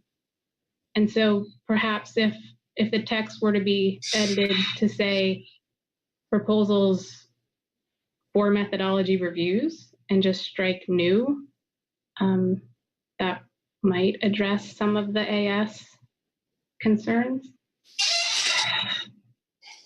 Yeah, I think that could help. I guess that's what we're looking for is also, if it does address and it's acknowledged by the, council and council staff that that's the appropriate place for the advisory subpanel or other subpanels to, in other methodology reviews, to make this type of request that we're asking for, then that would be appropriate language then. So yes, if you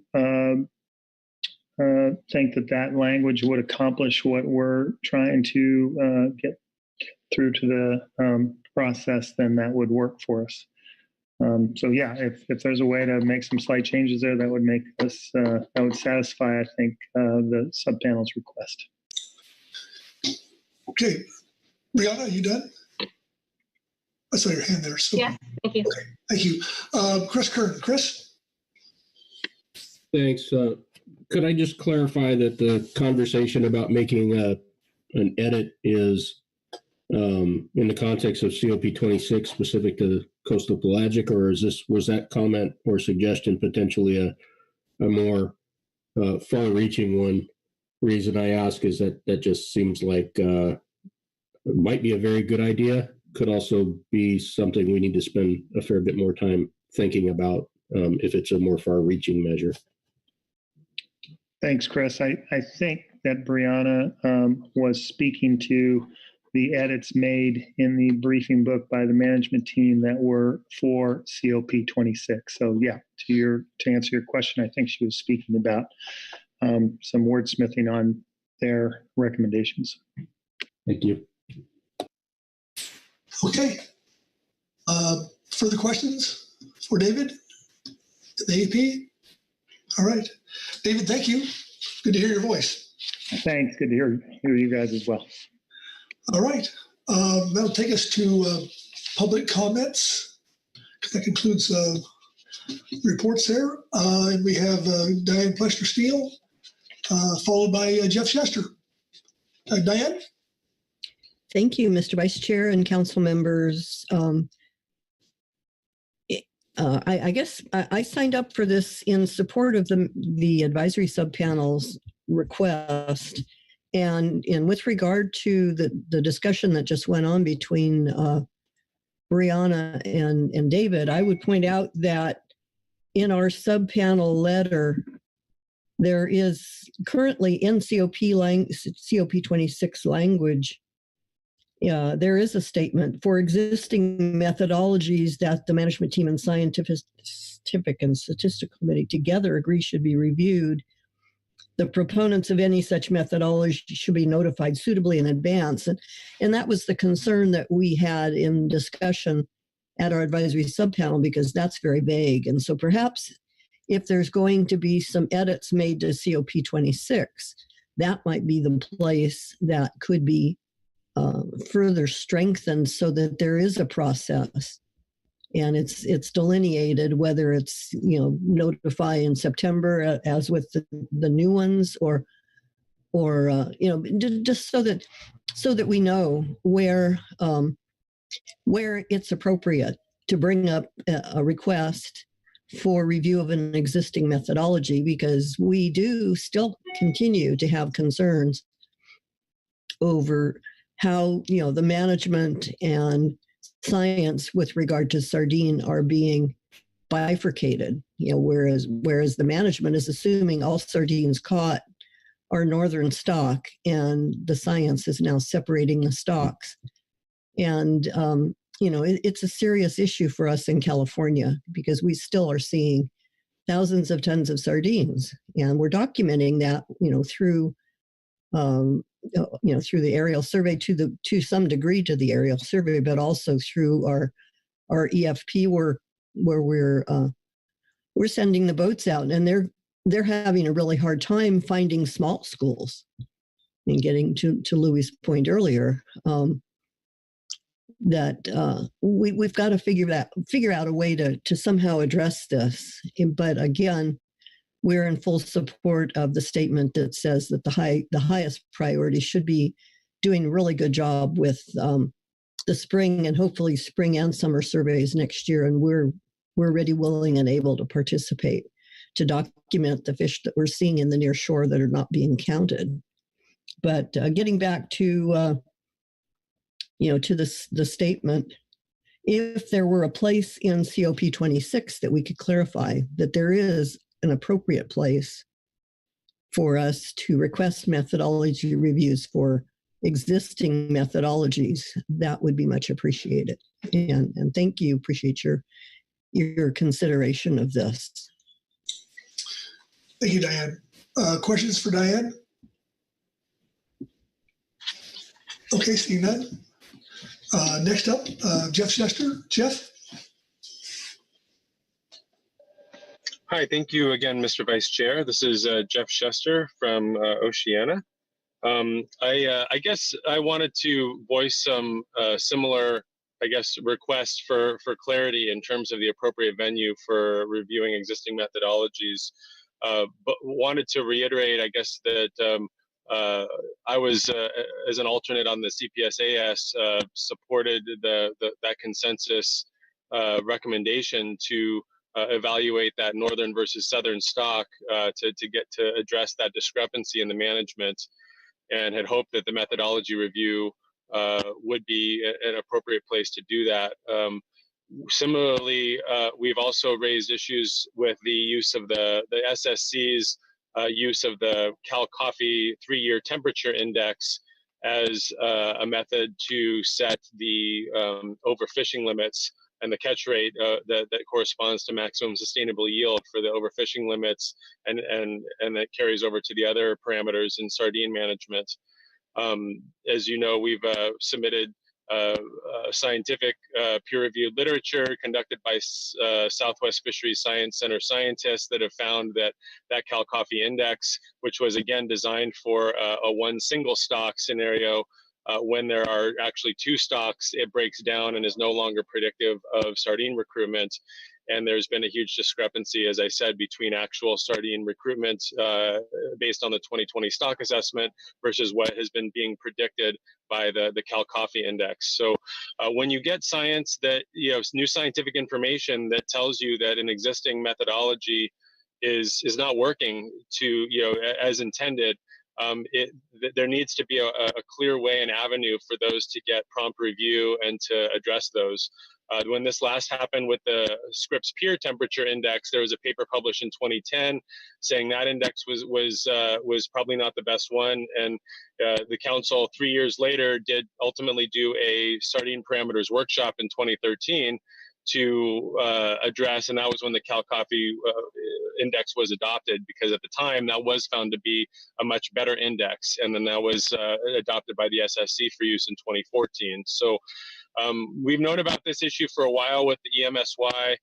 There's, that really deserves a methodology review by the SSC and other independent folks to ensure that that sardine management is using the best available science and preventing overfishing, because knowingly continuing to set overfishing levels with inflated EMSY catch rates just because it's kind of convenient and was approved 6 years ago by the SSC, that doesn't necessarily mean that is actually reflective, and that's what the data seems to be telling us very clearly. So I don't know how, we're not a proponent of a specific methodology, so we're not asking for hours to be reviewed, but it really is kind of time to ask that question and figure out through COP changes and just general clarity how to get some of these issues reviewed so that we can ensure that our management for CPS is based on the best available science.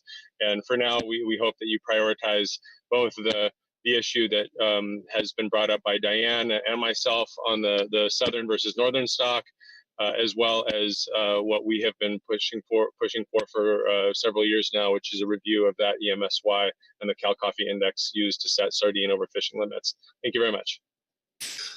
Thank you, Jeff. Questions for Jeff? Okay. Seeing none, we'll go to council discussion. And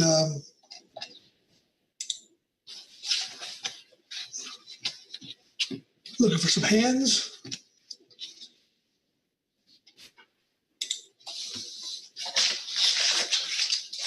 We had too big of a lunch. Aha, Brianna. Thank you, Mr. Vice Chair. I guess I just want to say that I agree with the CPS management team report and the suggestions that they've made regarding COP26. I think it would help to clear up the process a little bit. Thank you. Yeah, thank you, Brianna. Corey Niles, Corey? Yeah, thank you, Mr. Vice Chair. Thanks, Brianna. I guess I maybe not totally following the details here, but I think the team's general idea of having the September notification sounds like a really good way to go. I'm wondering, and maybe a question for Chuck or Carrie, but process-wise, it seems with the COPs, we would normally do that on Friday, but since we're talking about if there still is concern out there, if we have some time, we can ask the team to look at it again with the advisor subpanel in April, and that would still be plenty of time to get the notification in by next September. So maybe just prompting Chuck or Carrie if that sounded reasonable, or just if other council members think the concerns are addressed. Be curious if Chuck or Carrie had a point of view there. Okay. Let's see which one is. Yeah, thanks. Please, Chuck. Thanks, Mr. Vice Chair. Yeah, I think it would be worth taking a look at. I think we do have some time, and I think it would be good to we've got a nice suggestion here from the management team, and some ideas from the advisory subpanel, I think it'd be good to allow staff to take a look at it, also to maybe re-engage with the SSC since they are involved as well, and make sure that that everybody's on the same page. And frankly, I think sort of like the EFPs, I think looking to make sure we have as much consistency across FMPs is probably also something that we'd be interested in taking a look at as staff. So I guess my suggestion would be to direct staff to work with the advisory bodies, both teams and subpanels in the SSC, and then bring something back for the advanced briefing book in April that people can get a look at, and then take final action at that point under the, well, I guess I'd have to see what's on schedule for April, but typically we would do that under the yeah, I think we would do that under COPs, appointments and COPs in April. Okay, I see Brianna, you have your hand up. Thank you, Mr. Vice Chair. Thank you, Chuck, for those comments. I just wanted to clarify what I meant under the EFP agenda item when I was asking the SSC about their comments in their report. And I actually don't agree with consistency across the FMPs in that respect. My point is that we use the data directly to inform stock assessments for CPS, and I actually think we do need that two-step review process for the SSC. Maybe not for EFPs that have already gone through that process, but for something new. So I just wanted to clarify that point. And then also, Mr. Chair, if I may, Mr. Vice Chair. Please. I am supportive of the COP 26 edits suggested by the MT and putting those under the agenda item for COPs at this meeting, but it sounds like other council members and Chuck may want to have more of a look and more of a discussion and bring it back in April, which I think would be fine as well. Thanks. Okay. Okay, given that, any more comments or direction, Chuck?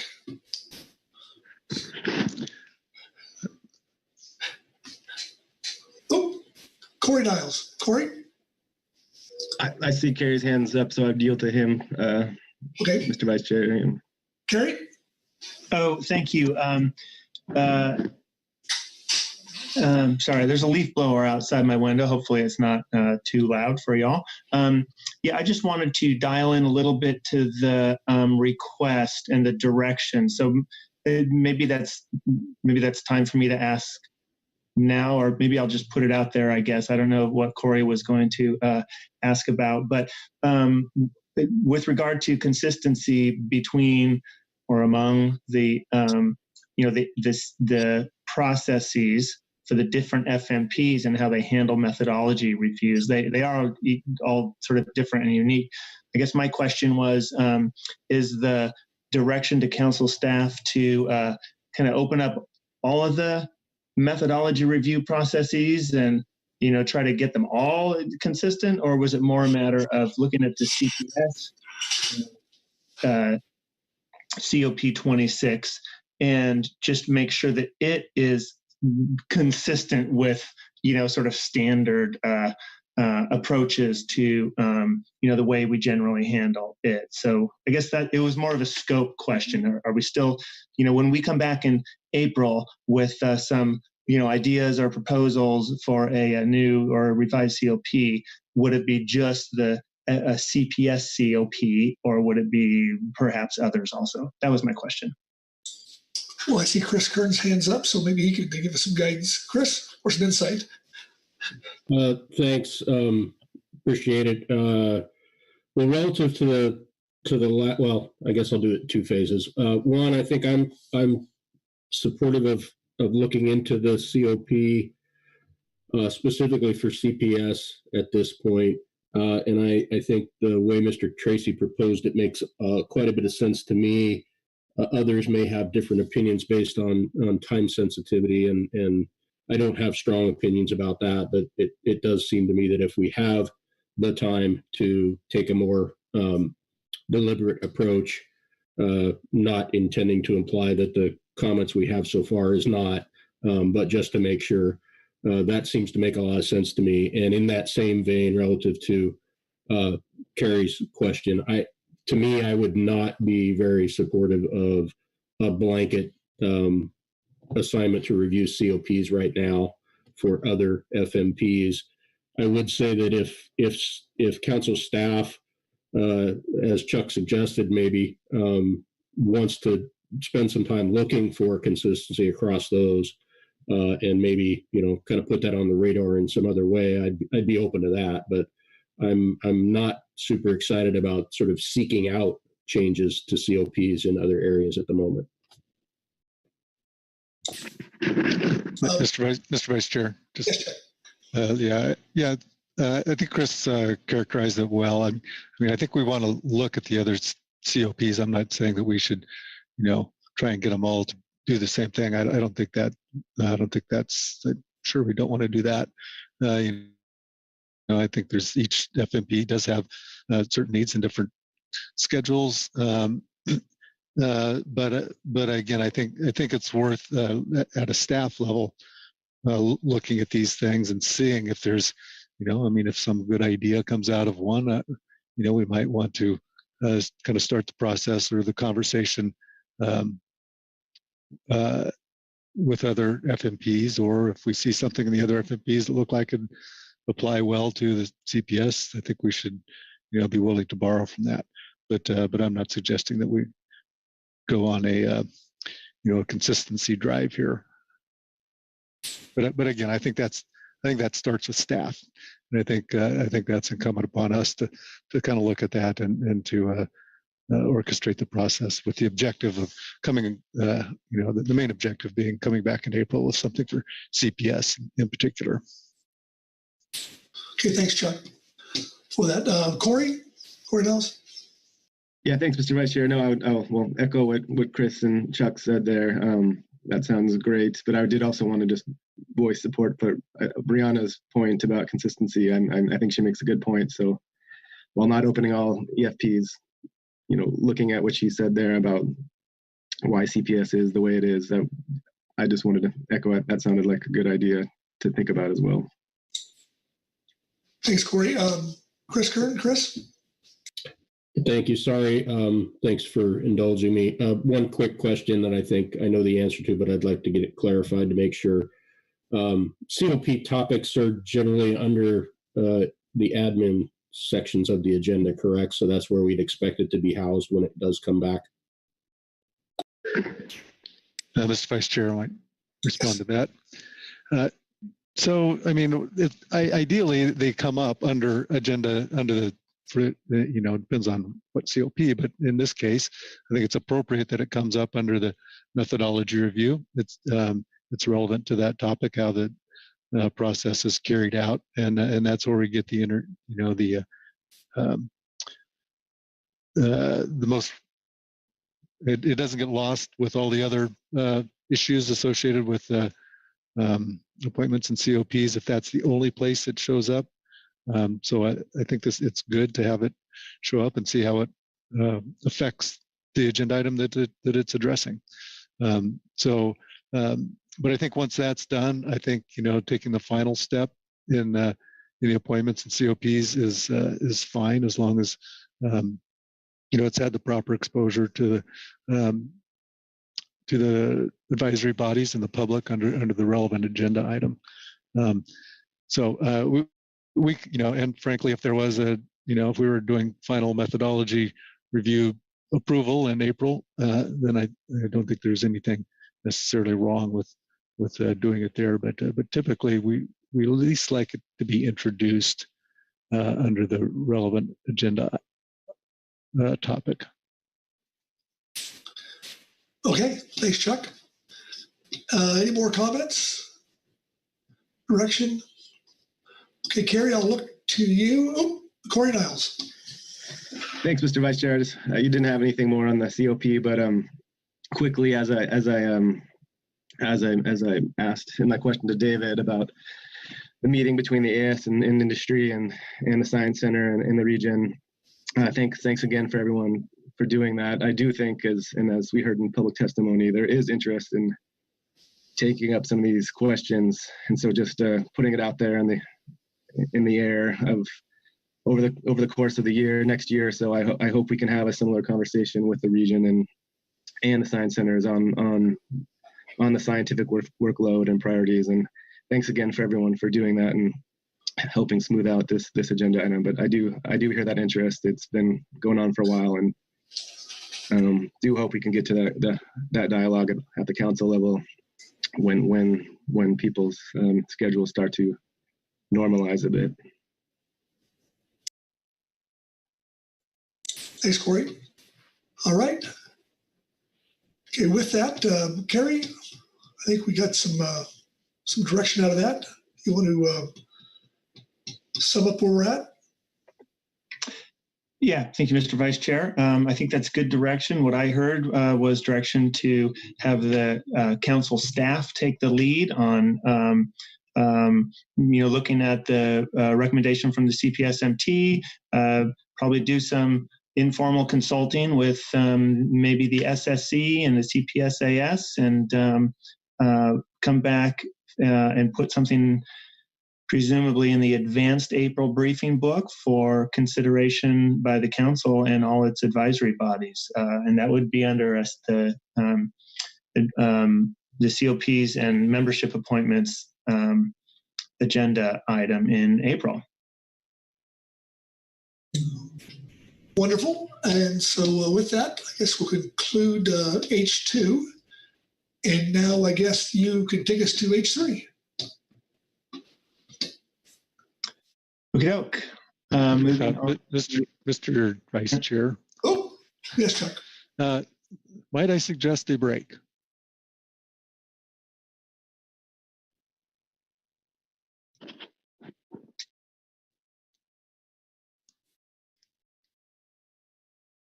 Mr. Vice Chair. Oops, damn it. I'm sorry. I don't know if you muted me or I muted myself, but let's report back here at 2:55. That works. All right, 2:55.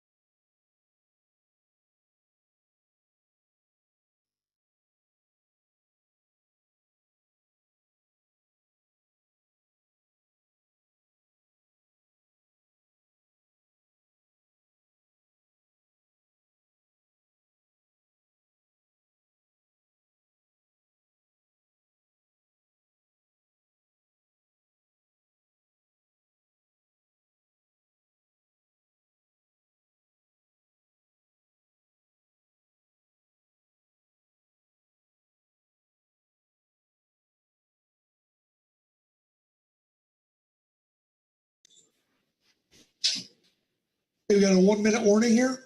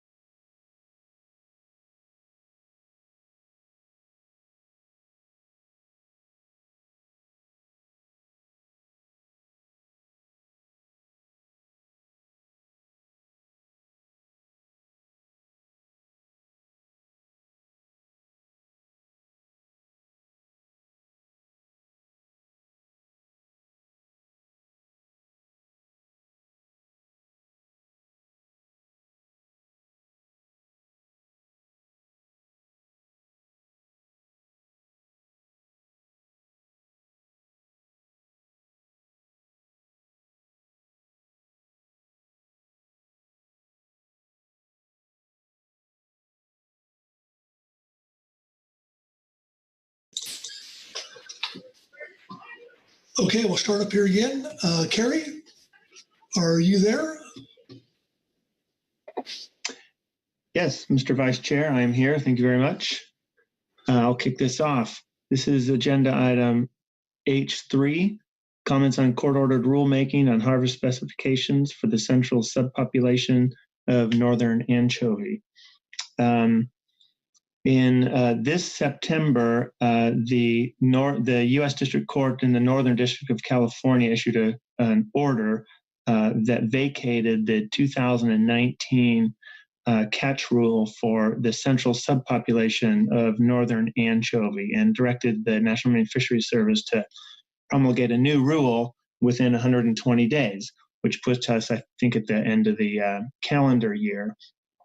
And they have to do a proposed rule first, of course. So at the September meeting, it wasn't clear when this proposed rule would be available. So the council wanted to have this agenda item in case it became available to so that the council and advisory bodies could look at it and consider putting comments into the National Marine Fisheries Service, which would be through the public comment portal on the proposed rule. The rule became available yesterday morning as a public review draft. As you are aware, the SSC had already adjourned. They met last week, so they did not have the opportunity to consider the rule, and indeed they canceled that agenda item. So there's no SSC report here. The CPSMT and the CPSAS were able to include it in their discussions and deliberations yesterday, and so they put in supplemental reports. But backing up a little bit, the advanced briefing book has the court order in it, which includes the motions for summary judgment. And I guess that was the only item that was in the advanced briefing book. And then supplementally, as I mentioned, there's the CPSMT and the CPSAS reports. There's also the proposed rule that's in your supplemental materials, and a NMFS report, one that is really a summary of the key components of that proposed rule. It's a handy cheat sheet to have. So again, the idea here is to discuss the proposed rule. It's obviously, this is not going through the normal council process. This is what happens in these situations where there's a court order for NMFS to issue a rule or take some sort of action. We don't get the benefit of the full council process that we're used to, but there is an opportunity to convey some opinions or response of some sort, some comments on what is in the proposed rule. And so that's where we are. So the council action would be then to consider whether you want to have us put in some comments to NMFS via the proposed rule public comment portal. I don't recall exactly what the date is, but since it was just published actually today officially, we have a little bit of time. We have enough time to do that. I won't go into too many details of the proposed rule because I think that the National Marine Fisheries Service will give us a summary of it. here in a few moments. After this overview, we'll move to the reports and comments of management entities and advisory bodies, and then take some public comment. And then again, the action is to develop comments to NMFS on the court order rulemaking on harvest specs for the central subpopulation of northern anchovy as necessary. So there's my overview. I'll take any questions, or we can move on. I think the order of events would be the NMFS report, and then to the CPSMT and the CPSAS. That concludes my overview. Thank you, Kerry. And I see Corey has his hand up. Corey? Yeah, thanks, Mr. Vice Chair. Kerry, sorry, I missed what you said precisely about it. You said a cheat sheet or helpful resource. Could you repeat what that was? Or apologies for mishearing you there. Yes, thank you to the chair, Mr. Niles. There's a supplemental NMFS report in the briefing book materials, supplemental NMFS report 1, and it is basically just a summary of the key components of the proposed rule. So that's what I referred to as a cheat sheet. Got it. Thank you. Okay. Seeing no further questions, we'll go to the NMFS report and Ryan Wolf. Ryan? Yeah, thank you, Mr. Vice Chair. I'm actually going to turn over to my colleague, Josh Lindsay, to walk through this and answer any clarification or technical questions folks have. But before I do so, just a follow up on Kerry's comments. Yeah, that it did publish today, and the comment period is open through December 3rd.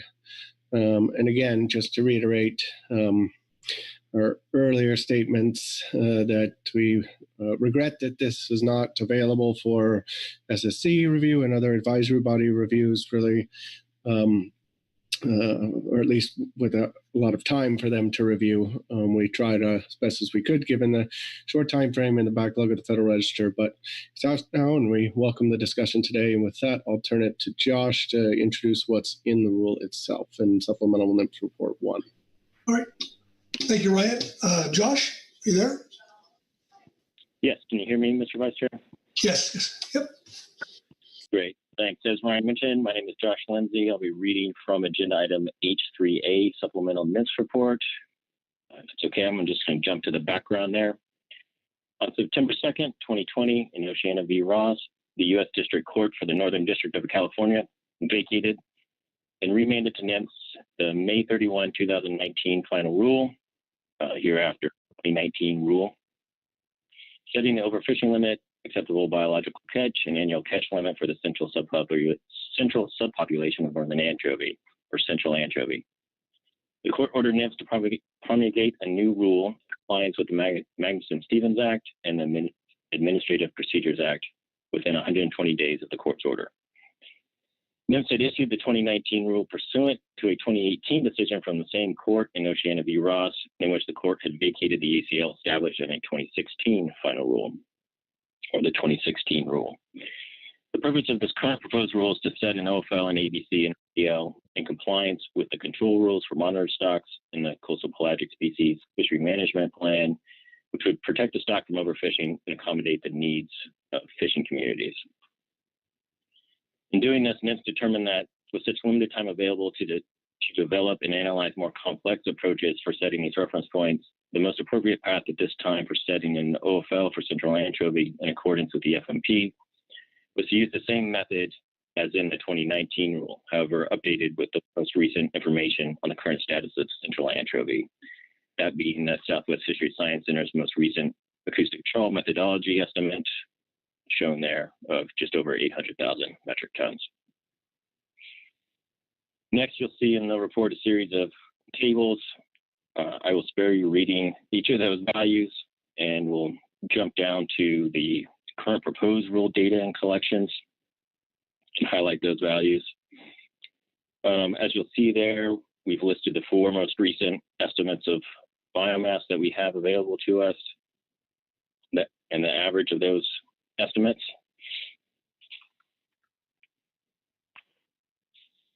And then we, as stated previously, we applied the same method from the 2019 rule, which is also the method recommended by the SSC and used by the council to develop the reference point for the northern subpopulation of northern anchovy a number of years back, and that was taking the recent average biomass, applying an estimate of EMSY to the OFL. You'll see that is calculated out to approximately 119,000 metric tons. Then using the standard buffer, uncertainty buffer in the monitor stock ABC control rule of a reduction of by 75%, you get to an ABC of approximately 30,000 metric tons. And then one thing of note in this rule compared to the previous rule, typically, or at least standard practice for stocks in the monitored category, as council's aware, is that the ACL is set equal to the ABC level or lower. In the past, we've typically set them equal to the ABC. However, in this case, NMFS has currently proposed to set that ACL at 25,000 metric tons and not at the 29,788 metric ton ABC. Part of the rationale stated in the proposed rule for doing that is that 25,000 metric ton ACL was the original ACL proposed and recommended by the council to NMFS, implemented back in 2016, and that comes from the MSY estimate in the FMP. That's what had been analyzed and had OY considerations built into it. So at this point, NMFS proposed keeping the ACL at that 25,000 metric tons. And then moving down, one of the other differences in this rule compared to the 2019 rule is that NMFS has also proposed the potential for the selection of 2 types of additional management measures. Now, one thing to note, these are not explicitly proposed in the rule compared to, say, the values for the OFL and ABC and ACL, where we have proposed those. These are, we've requested comment on those. And the first one being limiting the time period that the proposed reference points are effective. And then 2, implementing a biomass threshold whereby the ACL is automatically reduced if the best available science on the abundance of anchovy shows that it's dropped below a certain threshold. And with that, I am happy to answer any questions the council may have. Thank you, Josh. Questions for Josh on the NMFS report? Okay. Seeing none, thank you, Josh. We'll now go to the team report. And Kirk Lynn. Kirk, are you there? I am here. Thank you, Mr. Vice Chair. Perfect. Good afternoon. I'll be reading from Supplemental CPSMT Report 1. The Coastal Pelagic Species Management Team received the proposed rural harvest specifications for the central subpopulation of northern anchovy on November 17th, 2020, from the National Marine Fisheries Service for setting a revised overfishing limit, acceptable biological catch, and annual catch limit for the central subpopulation of northern anchovy. The team sees the proposed rule as a sound approach to replacing the vacated OFL, ABC, and ACL. The proposed rule uses 4 recent survey estimates of stock abundance from 2016, 2017, 2018, and 2019, with the previously used fishing mortality rate, EMSY, and maintains the current substantial OFL-ABC buffer of 75%, with the aim of preventing overfishing.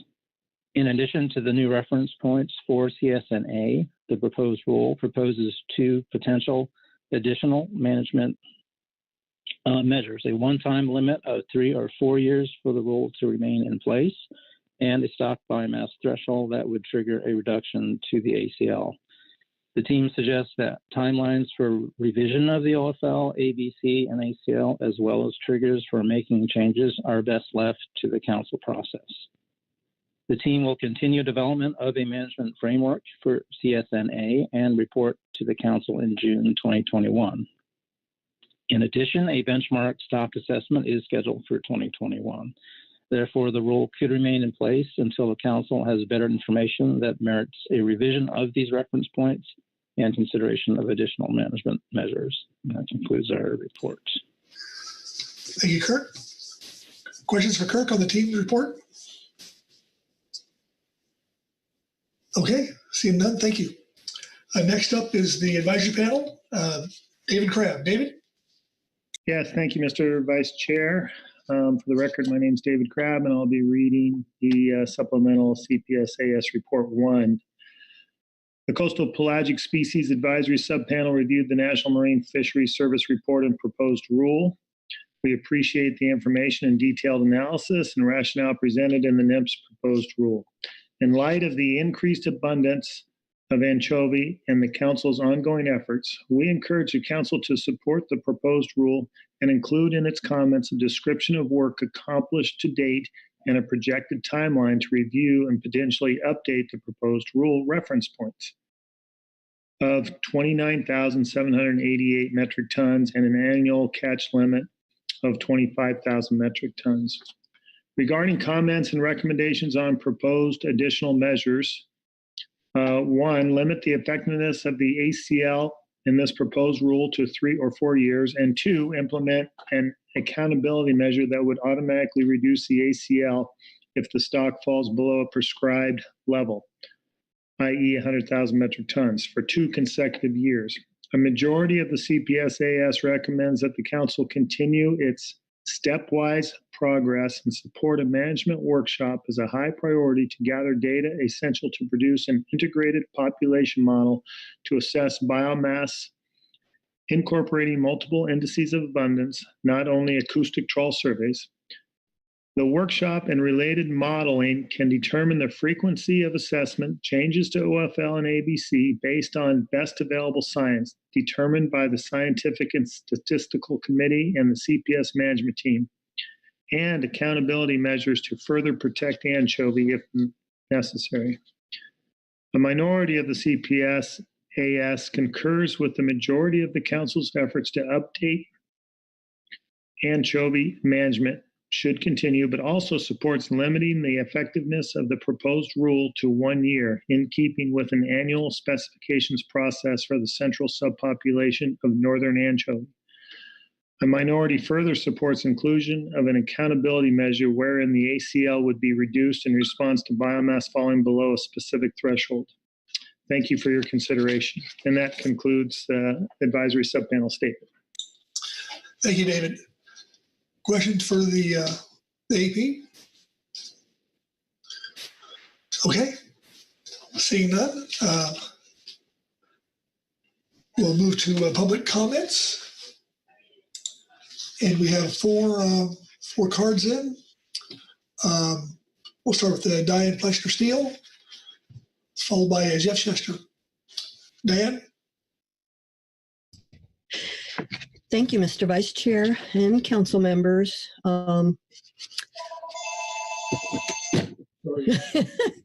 Sorry about that. I had prepared a PowerPoint for this agenda item as a way of highlighting some of the key issues that we have been bringing to this council for a few years now. It's posted in the briefing book. You may have looked at it already, and Sandra has the slides, but in lieu of actually running the slides in the interest of time and to avoid repetition, I would simply like to just I would simply like, you know what, I'm going to take it off the hook so then we don't have to worry about it. I would just like to highlight some of the key points that I had on some of the slides. And in summary, we do support the proposed rule with regard to setting reference points to OFL, ABC, and ACL, especially in light of the record abundance of anchovy that's been documented. And we also support the recommendations of the CPS management team and advisory subpanel that alternative management measures should be determined through the council process, which continuing the work the council has already begun. And slide 2, I highlighted the CCIEA report and noting, quote unquote, among the highest ever observed in research surveys as far as anchovy abundance. And I'd like to point out once again that this abundance has occurred in the presence of California's anchovy fishery. Anchovy have never been overfished, nor is the fishery in jeopardy of overfishing under current management. And I'm hopeful that this will resonate with the council. Slides 3, 4, 5, and 6 speak to this fact. Slide 7 was the legal context. And as you're aware, the MSA mandates that National Marine Fisheries Service and the Council to balance economic and social as well as ecological factors. MSA guidelines do allow for multi-year catch limits for forage fish, and there is no legal requirement in the MSA that compels recalculation of OFL and ABC every year. And keeping in mind, California's anchovy fishery is really pretty small, very small. And even if it's not classified as monitored, the same rationale would apply. Landings have been far below the ACL since the 1980s, and slides 5 and 6 illustrate this. One other issue, we worry about the longevity of costly coastwide surveys continuing every year. For a fishery whose annual landings have averaged less than 10,000 metric tons a year for 3 decades, and a fishery, the sardine fishery, that's been closed since 2015 and remains closed for the foreseeable future. I've had discussions with Southwest Fishery Science Center leadership about how long can they actually afford to run these surveys, and I've received some concern in that from them as well. And I would just point out, current anchovy management is consistent with the MSA's flexible management principles. In slide 8, on management consideration, again, there's no legal or scientific justification for an annual trigger. And OY is not an annual number, but it's a long-term average. There's no documented evidence that exists that the current fishing level for anchovy has had a negative impact on predators. It's pretty well understood, I think, by almost everybody, that variability occurs even without fishing. Slide 9, we support the Council's ongoing work to review and update the anchovy management framework, and we have some ideas to present at the appropriate time. For this reason, we do not support the proposed rule suggestion for alternative management to be implemented as part of the final rule without scientific analysis. This work needs to be continued as it is now progressing through the Council process. We support the management team and advisory subpanel supplemental statements echoing this recommendation. Slides 10, 11, 12, and 13 speak to the socioeconomic needs of California's anchovy fishery. Trade-offs need to consider the critical importance of maintaining fishing infrastructure. Monterey's anchovy fishery relies on anchovy at least 6 months of the year to keep the boats on the water and the market doors open. And the fishery harvest takes place very close to the harbors to preserve quality. There's a very vast ocean, and right now it's just plugged with anchovy, but the fishery only harvests in a very small area. On slide 14, we reiterate our support and suggest the Council comment in support of the proposed rule with respect to OFL, ABC, and ACL. We also suggest the Council comment include your stepwise actions for so far to review and update anchovy management and support the management team and advisory subpanel recommendations. Also noting that the framework for anchovy management should be continued through the Council process, not through the courts. Further work and the management and a management workshop can determine the frequency of assessments and revisions to OFL and ABC, and changes can be made based on best available science if it's needed. And I guess at this point, I would say we've done a pretty good job managing this fishery so far for the past 30 years. So one last point on slide 16, as I've mentioned in several other PowerPoints, there's no biological point of concern. But California's fishery, especially in Monterey, is reliant on anchovy. And this fishery is a lifeline that keeps both the boats and the markets alive. And the key to the future is accurate stock assessments. And with regard to that, we appreciate the acknowledgement and the help from the Southwest Fishery Science Center and Department of Fish and Wildlife to document the abundance inshore of NOAA's acoustic trawl surveys, which to date have been missing from AT surveys. This abundance is tens of thousands, perhaps more than 100,000 tons right now, based on what the fishermen are telling me.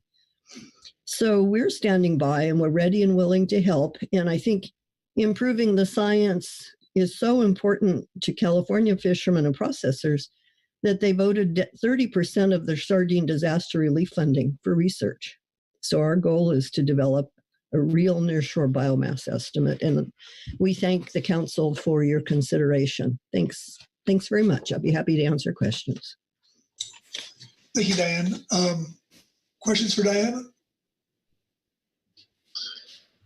Okay. Seeing none, we'll go to Jeff Shester. Jeff?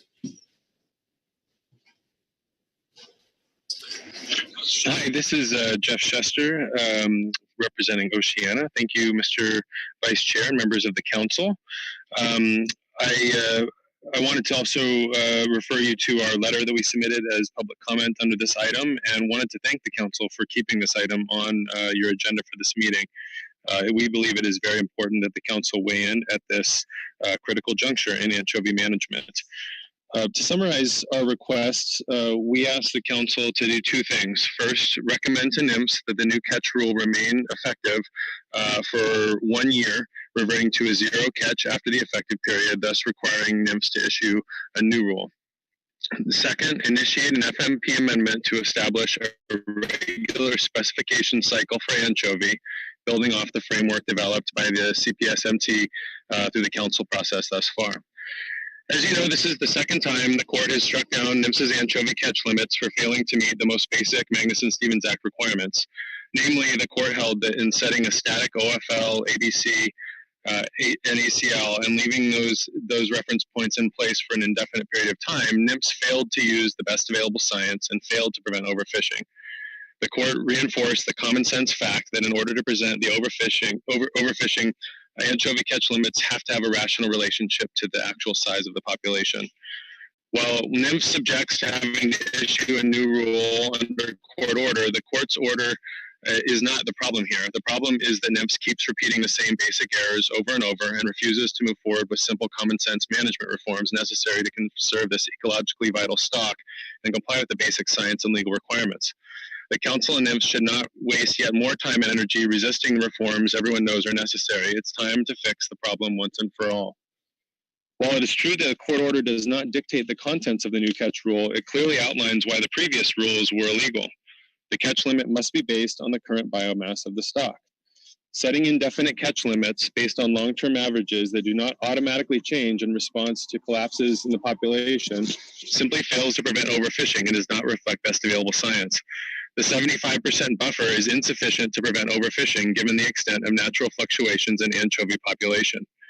Given these findings, and as pointed out by the court, it is clear that the monitored stock framework in the FMP is fundamentally flawed and will continue to produce illegal catch rules.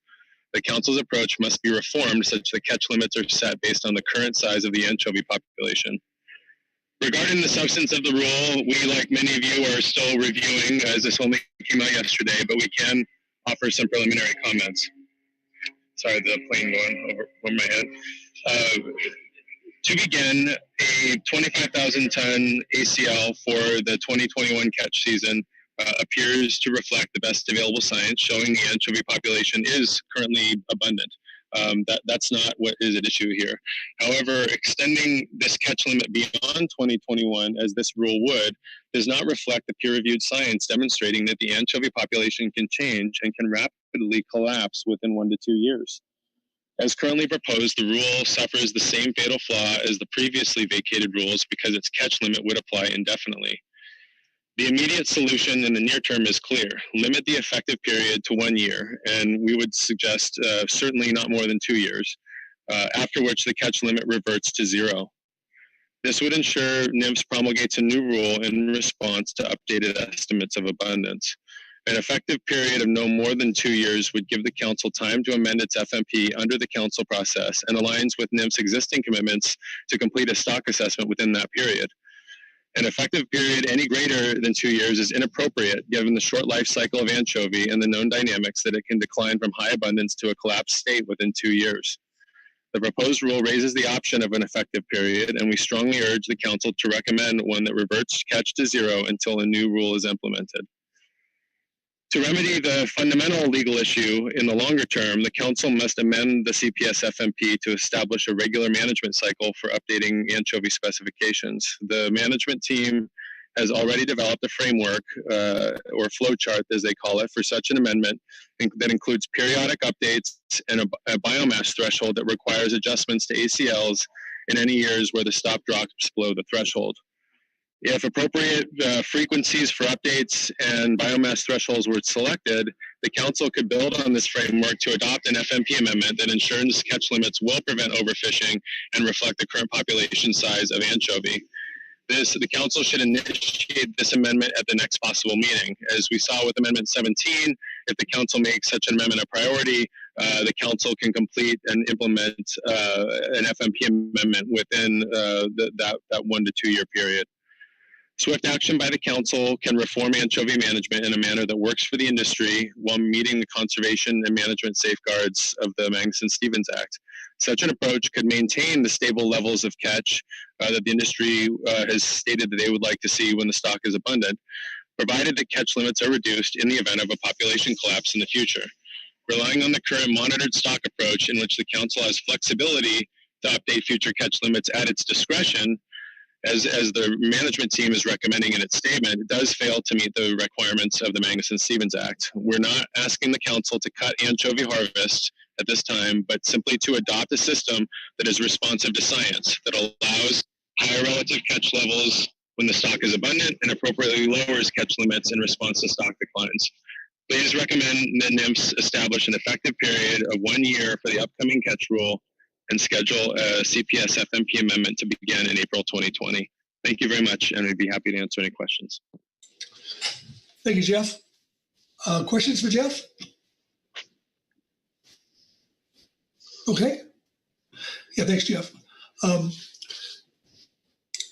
Next up is Ken Towsley. Ken, are you there?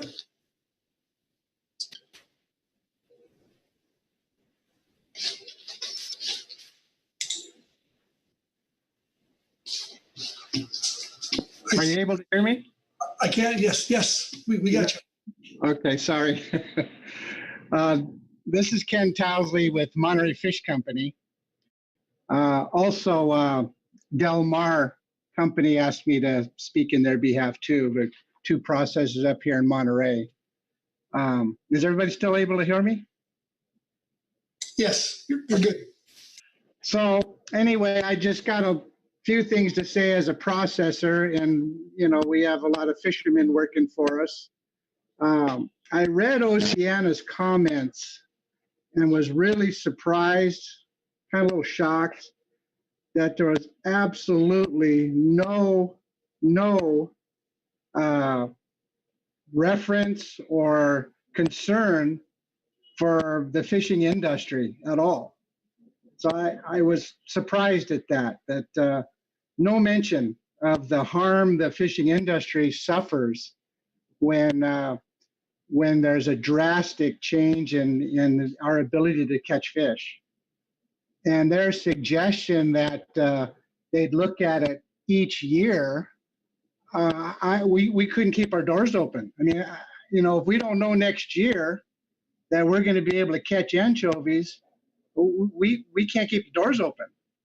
And we got hundreds and hundreds of people relying on our ability to catch anchovies, which really supplement our other seasons. Squid is only available 2 different periods a year, certainly not all year.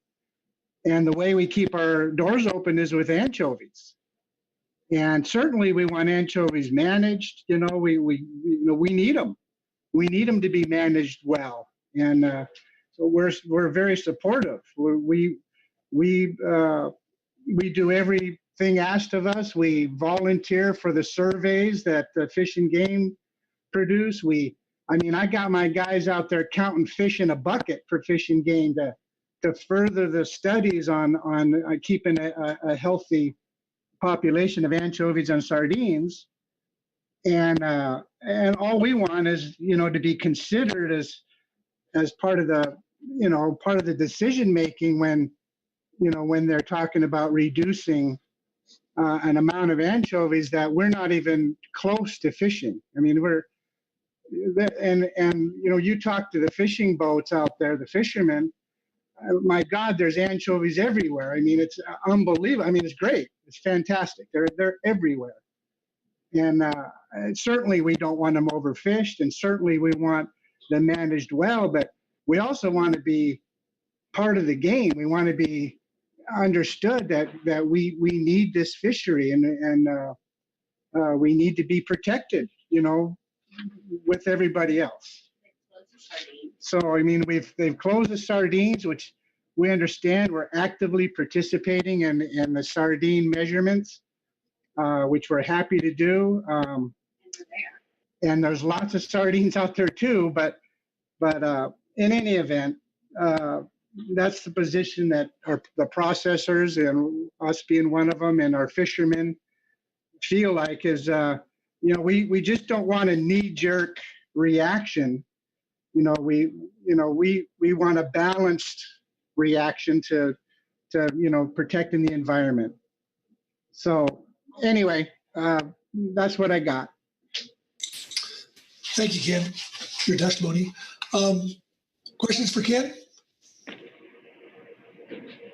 Okay, seeing none, we'll go to Gilly Lyons. Gilly. Good afternoon. Can you hear me okay? Yes, we can. Oh, great. Thank you. Hello, Mr. Vice Chair and members of the council. My name is Gilly Lyons with the Pew Charitable Trusts. Thanks so much for the opportunity to provide some brief comments today on the council's consideration of NMFS's proposed rule for setting harvest specifications and reference points for the central subpopulation of northern anchovy. And I will be providing these comments today on behalf of both Pew and National Audubon. First, just with respect to the proposed rule, we very much appreciate that NMFS has invited feedback on whether the rule should include a time limit on its effectiveness, and would support limiting the effectiveness of the rule to preferably 1 year and no more than 2 years. We see such an effectiveness period as critical to helping to ensure that any reference points in a final rule are based on best available science and are able to prevent overfishing. Given the wide natural fluctuations in abundance that characterize the central subpopulation and the known ability of the stock to collapse within a 1 to 2 year time frame, we remain concerned about the use of multi-year static reference points to manage this vital forage species. We also note that a U.S. District Court has twice now stated that catch limits and other reference points should be based on the current size of the anchovy population. We suggest that limiting the effectiveness of the 2020 catch rule to no more than 2 years would help remedy this concern by ensuring a review of reference points in comparison to recent abundance estimates based on annual survey data. We'd also like to take this opportunity to thank the Council for its work so far to update and improve anchovy management. And we view this work as linked to the way anchovy catch limits may be implemented in regulation in the future.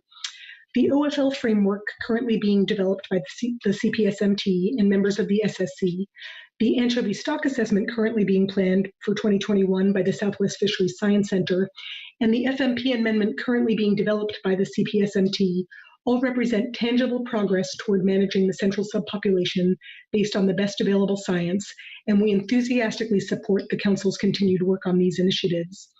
We also reiterate our recommendation from last November that the OFL framework be further refined and completed, and then brought into the CPS FMP via an FMP amendment and implemented through regulations. The FMP amendment regarding CPS management categories that's now under development provides an excellent opportunity to accomplish this, as I think Dr. Chester may have noted in his remarks as well. An OFL that changes with stock size, an annual review of stock status, triggers that are appropriately responsive to declines in biomass, and an amendment that brings this new framework into the CPS FMP will all contribute to improved management of anchovy. In summary, should the Council decide to provide comments to NMFS on the proposed 2020 catch rule, we would recommend supporting a time limit on the rule's effectiveness of 1 year and no more than 2 years, and we further support and appreciate the Council's continued efforts to update its management of the central subpopulation of northern anchovy. Thank you very much for your time and consideration this afternoon. Thank you, Gilly. Questions for Gilly? All right. Well, thank you, Gilly, and thank you for your time spent on the AP, and we certainly appreciate hearing you here today. Thanks very much. Okay. That takes us to council discussion. And does anybody want to start us off?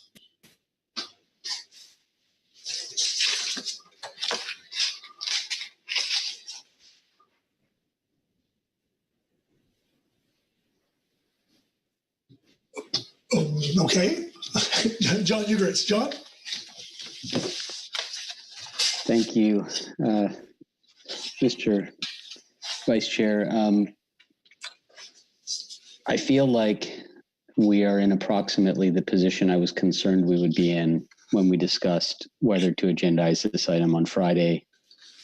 We have 2 reports from advisory bodies who made those reports after reviewing a complex proposed rule for what I believe was less than an hour.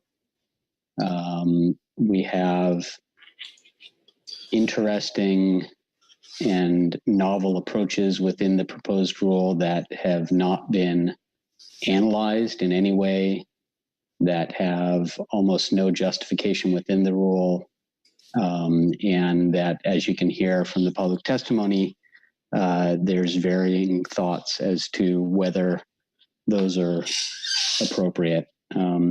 So honestly, I don't have all that much to say at this point in time, given the limited amount of information we have in front of us. Thank you, John. Anyone else? Corey Niles. Corey? Yeah, thank you, Mr. Vice Chair. Yeah, maybe a slightly different viewpoint than John, not too different. This isn't the ideal situation to be in. I, was equivocal about taking this up at this meeting, but I'm really glad we did. I thank the management team, the advisory subpanel for giving the attention they did, and thanks to Ryan and thanks to Josh for that walkthrough. I now feel like we've somewhat had a normal council process here. Yeah, the SSC didn't weigh in, but I have a feeling that what they would have said. And I'm feeling comfortable with what is in this rule. I may have a question here in a sec for Ryan or whomever, but I think I'm glad we did this. The council process is much superior in my opinion than plain old notice and comment rulemaking. We're in this situation because of litigation. Here are the questions raised in public testimony, and we heard some viewpoints. So I'm glad we did this, and thank you for those who made it happen. I guess part of my comfort on John's comment about there being some new ideas in here. Yeah, they do seem new and creative. But a question, just I did read through the materials. It does, as John's saying, it's nicer to have longer for ideas to sink in. So don't know if I'm connecting all the dots. But on the 3 versus 4 year question, and here comes Ryan, a question. I guess we heard proposals for 2. And so I guess the question is well, 1, does the 3 or 4 years come from? It seems that the court order, one of the flaws that the court found or critiques that the court had was that the rule was indefinite. So it seems to me that you're trying to address that by picking a definite time period. And so question 1 is that, am I reading that correctly? And then 2, did you have thoughts you could share on why 3 or 4 and why maybe not 2? All right. Yeah, thank you, Vice Chair. Thank you, Corey, for the question. I mean, a couple points. I mean, yes, we note, as you noted, some of the discussion from the court on the fact that it was open-ended previously. But as we stated in the rule, I think what we were focusing a little more on is just trying to project out what might be rational time frame for the council if they wanted to revise the catch limits, in particular noting that the kind of current estimate from our science centers is a research stock assessment completed late 21, but potentially not even until early 22 or around that time frame, and that's a best estimate now. You know, obviously with who knows what additional delays might be on that with the current pandemic situation. So I think with all of that in mind, plus the potential for not only this to be a potential change in catch limits, but also based on, as you've heard with some of the previous discussions and comments, the potential for maybe changing the framework itself and amending the FMP. You know, when we backed that up, when we projected all of that forward and all that information coming to the council meeting, along with all the proposed, or at least the required meetings that would be necessary to make changes along those lines, and then followed by a subsequent timeline for NMFS rulemaking, that's why we put out the 3 to 4 years, and we're looking for feedback on that. But again, that was really kind of the main intent behind it, was looking ahead at new information, as well as projecting out what, you know, how long it might take to go through a 2 or 3 meeting process if it's an FP amendment, and then subsequent rulemaking. Okay. Anyone else?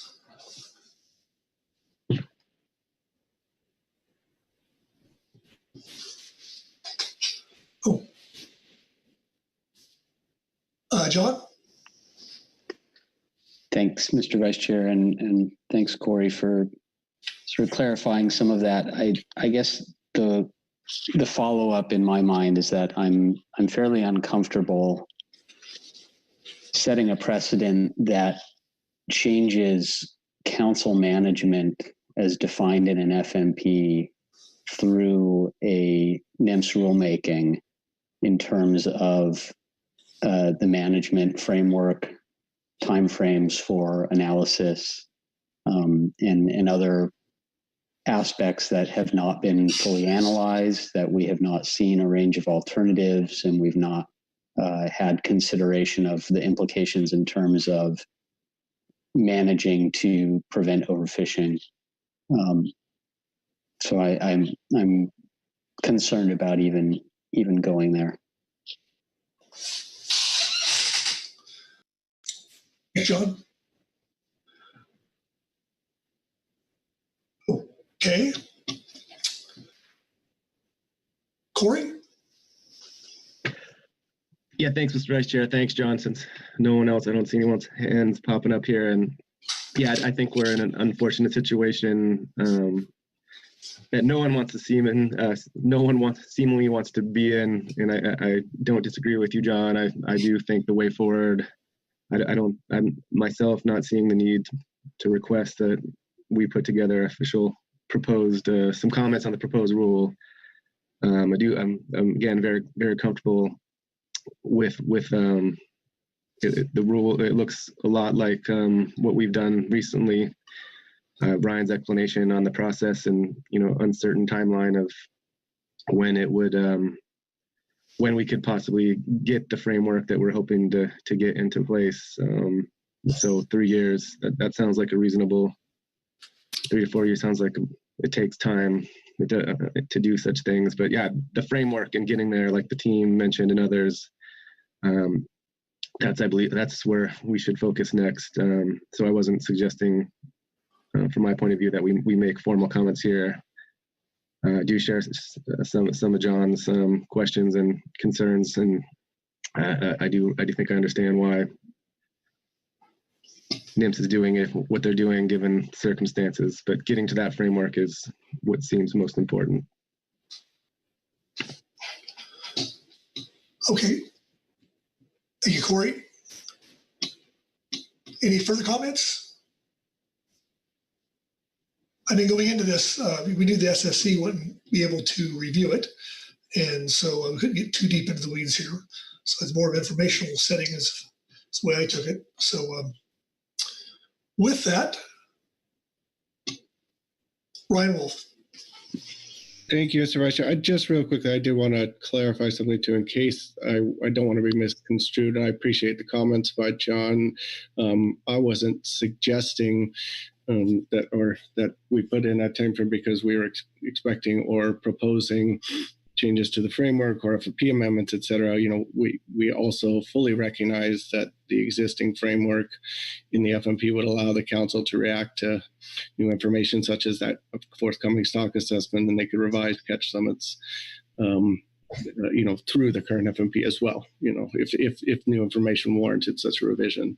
So we would trying to take into account both potential tax the council could, and that's targeting what kind of longer potential time frame would be, so that you could cover both paths forward that the council might take, if that's helpful. Thank you, Ryan. Okay. Carrie? I saw John Ugratz's hand up, but I guess it's down now. Yes. Seeing, no. This is where I asked you to summarize where we're at. Yeah, I'm summarizing not a whole lot. There was some discussion. It's not a good position for the council to be in right now. There's no comment from the SSC. I get that. There were some comments from suggestions from the management team and the advisory panel, but what I'm hearing is a reluctance to put anything in the as a comment in the public rulemaking process at this point, and sort of continuing to proceed on with the actions that the council has already instigated with the CSNA framework, and noting there's a stock assessment coming up and things like that. But I'm hearing a discussion, but no action under this item. That's, I think that's a correct assessment. So with that, I guess that we need to be finished up here then? Yeah, if there's no action the council wishes to take, which would be to put comments in the public, comment rulemaking portal, then that concludes your business for this agenda item. Well, there we go. And I do thank you. Thank you. I always follow my staff. So with that, hey, we'll give the gavel back to Chair Grolick and let him finish this the day out, if we truly are finished. Mark? All right. Thanks very much, Vice Chair Pettinger. And thanks for wrapping up that all the CPS action items. That brings us to the conclusion of today's business. Tomorrow we've got HMS and some administrative matters. But before saying goodbye for the afternoon, I'll see if our executive director has any wisdom for us. Well, that's a pretty high bar. No, I think you characterized our situation correctly. We were on schedule. Council's done a great job this meeting, staying on schedule and dealing with the issues before them. As you say, we have HMS at administrative business tomorrow, and then we're looking at a half day, hopefully on Friday, to wrap things up. But no other announcements, Mr. Chair. All right. Well, thanks, everyone. Have a good evening. And we will reconvene tomorrow at 8 a.m. sharp.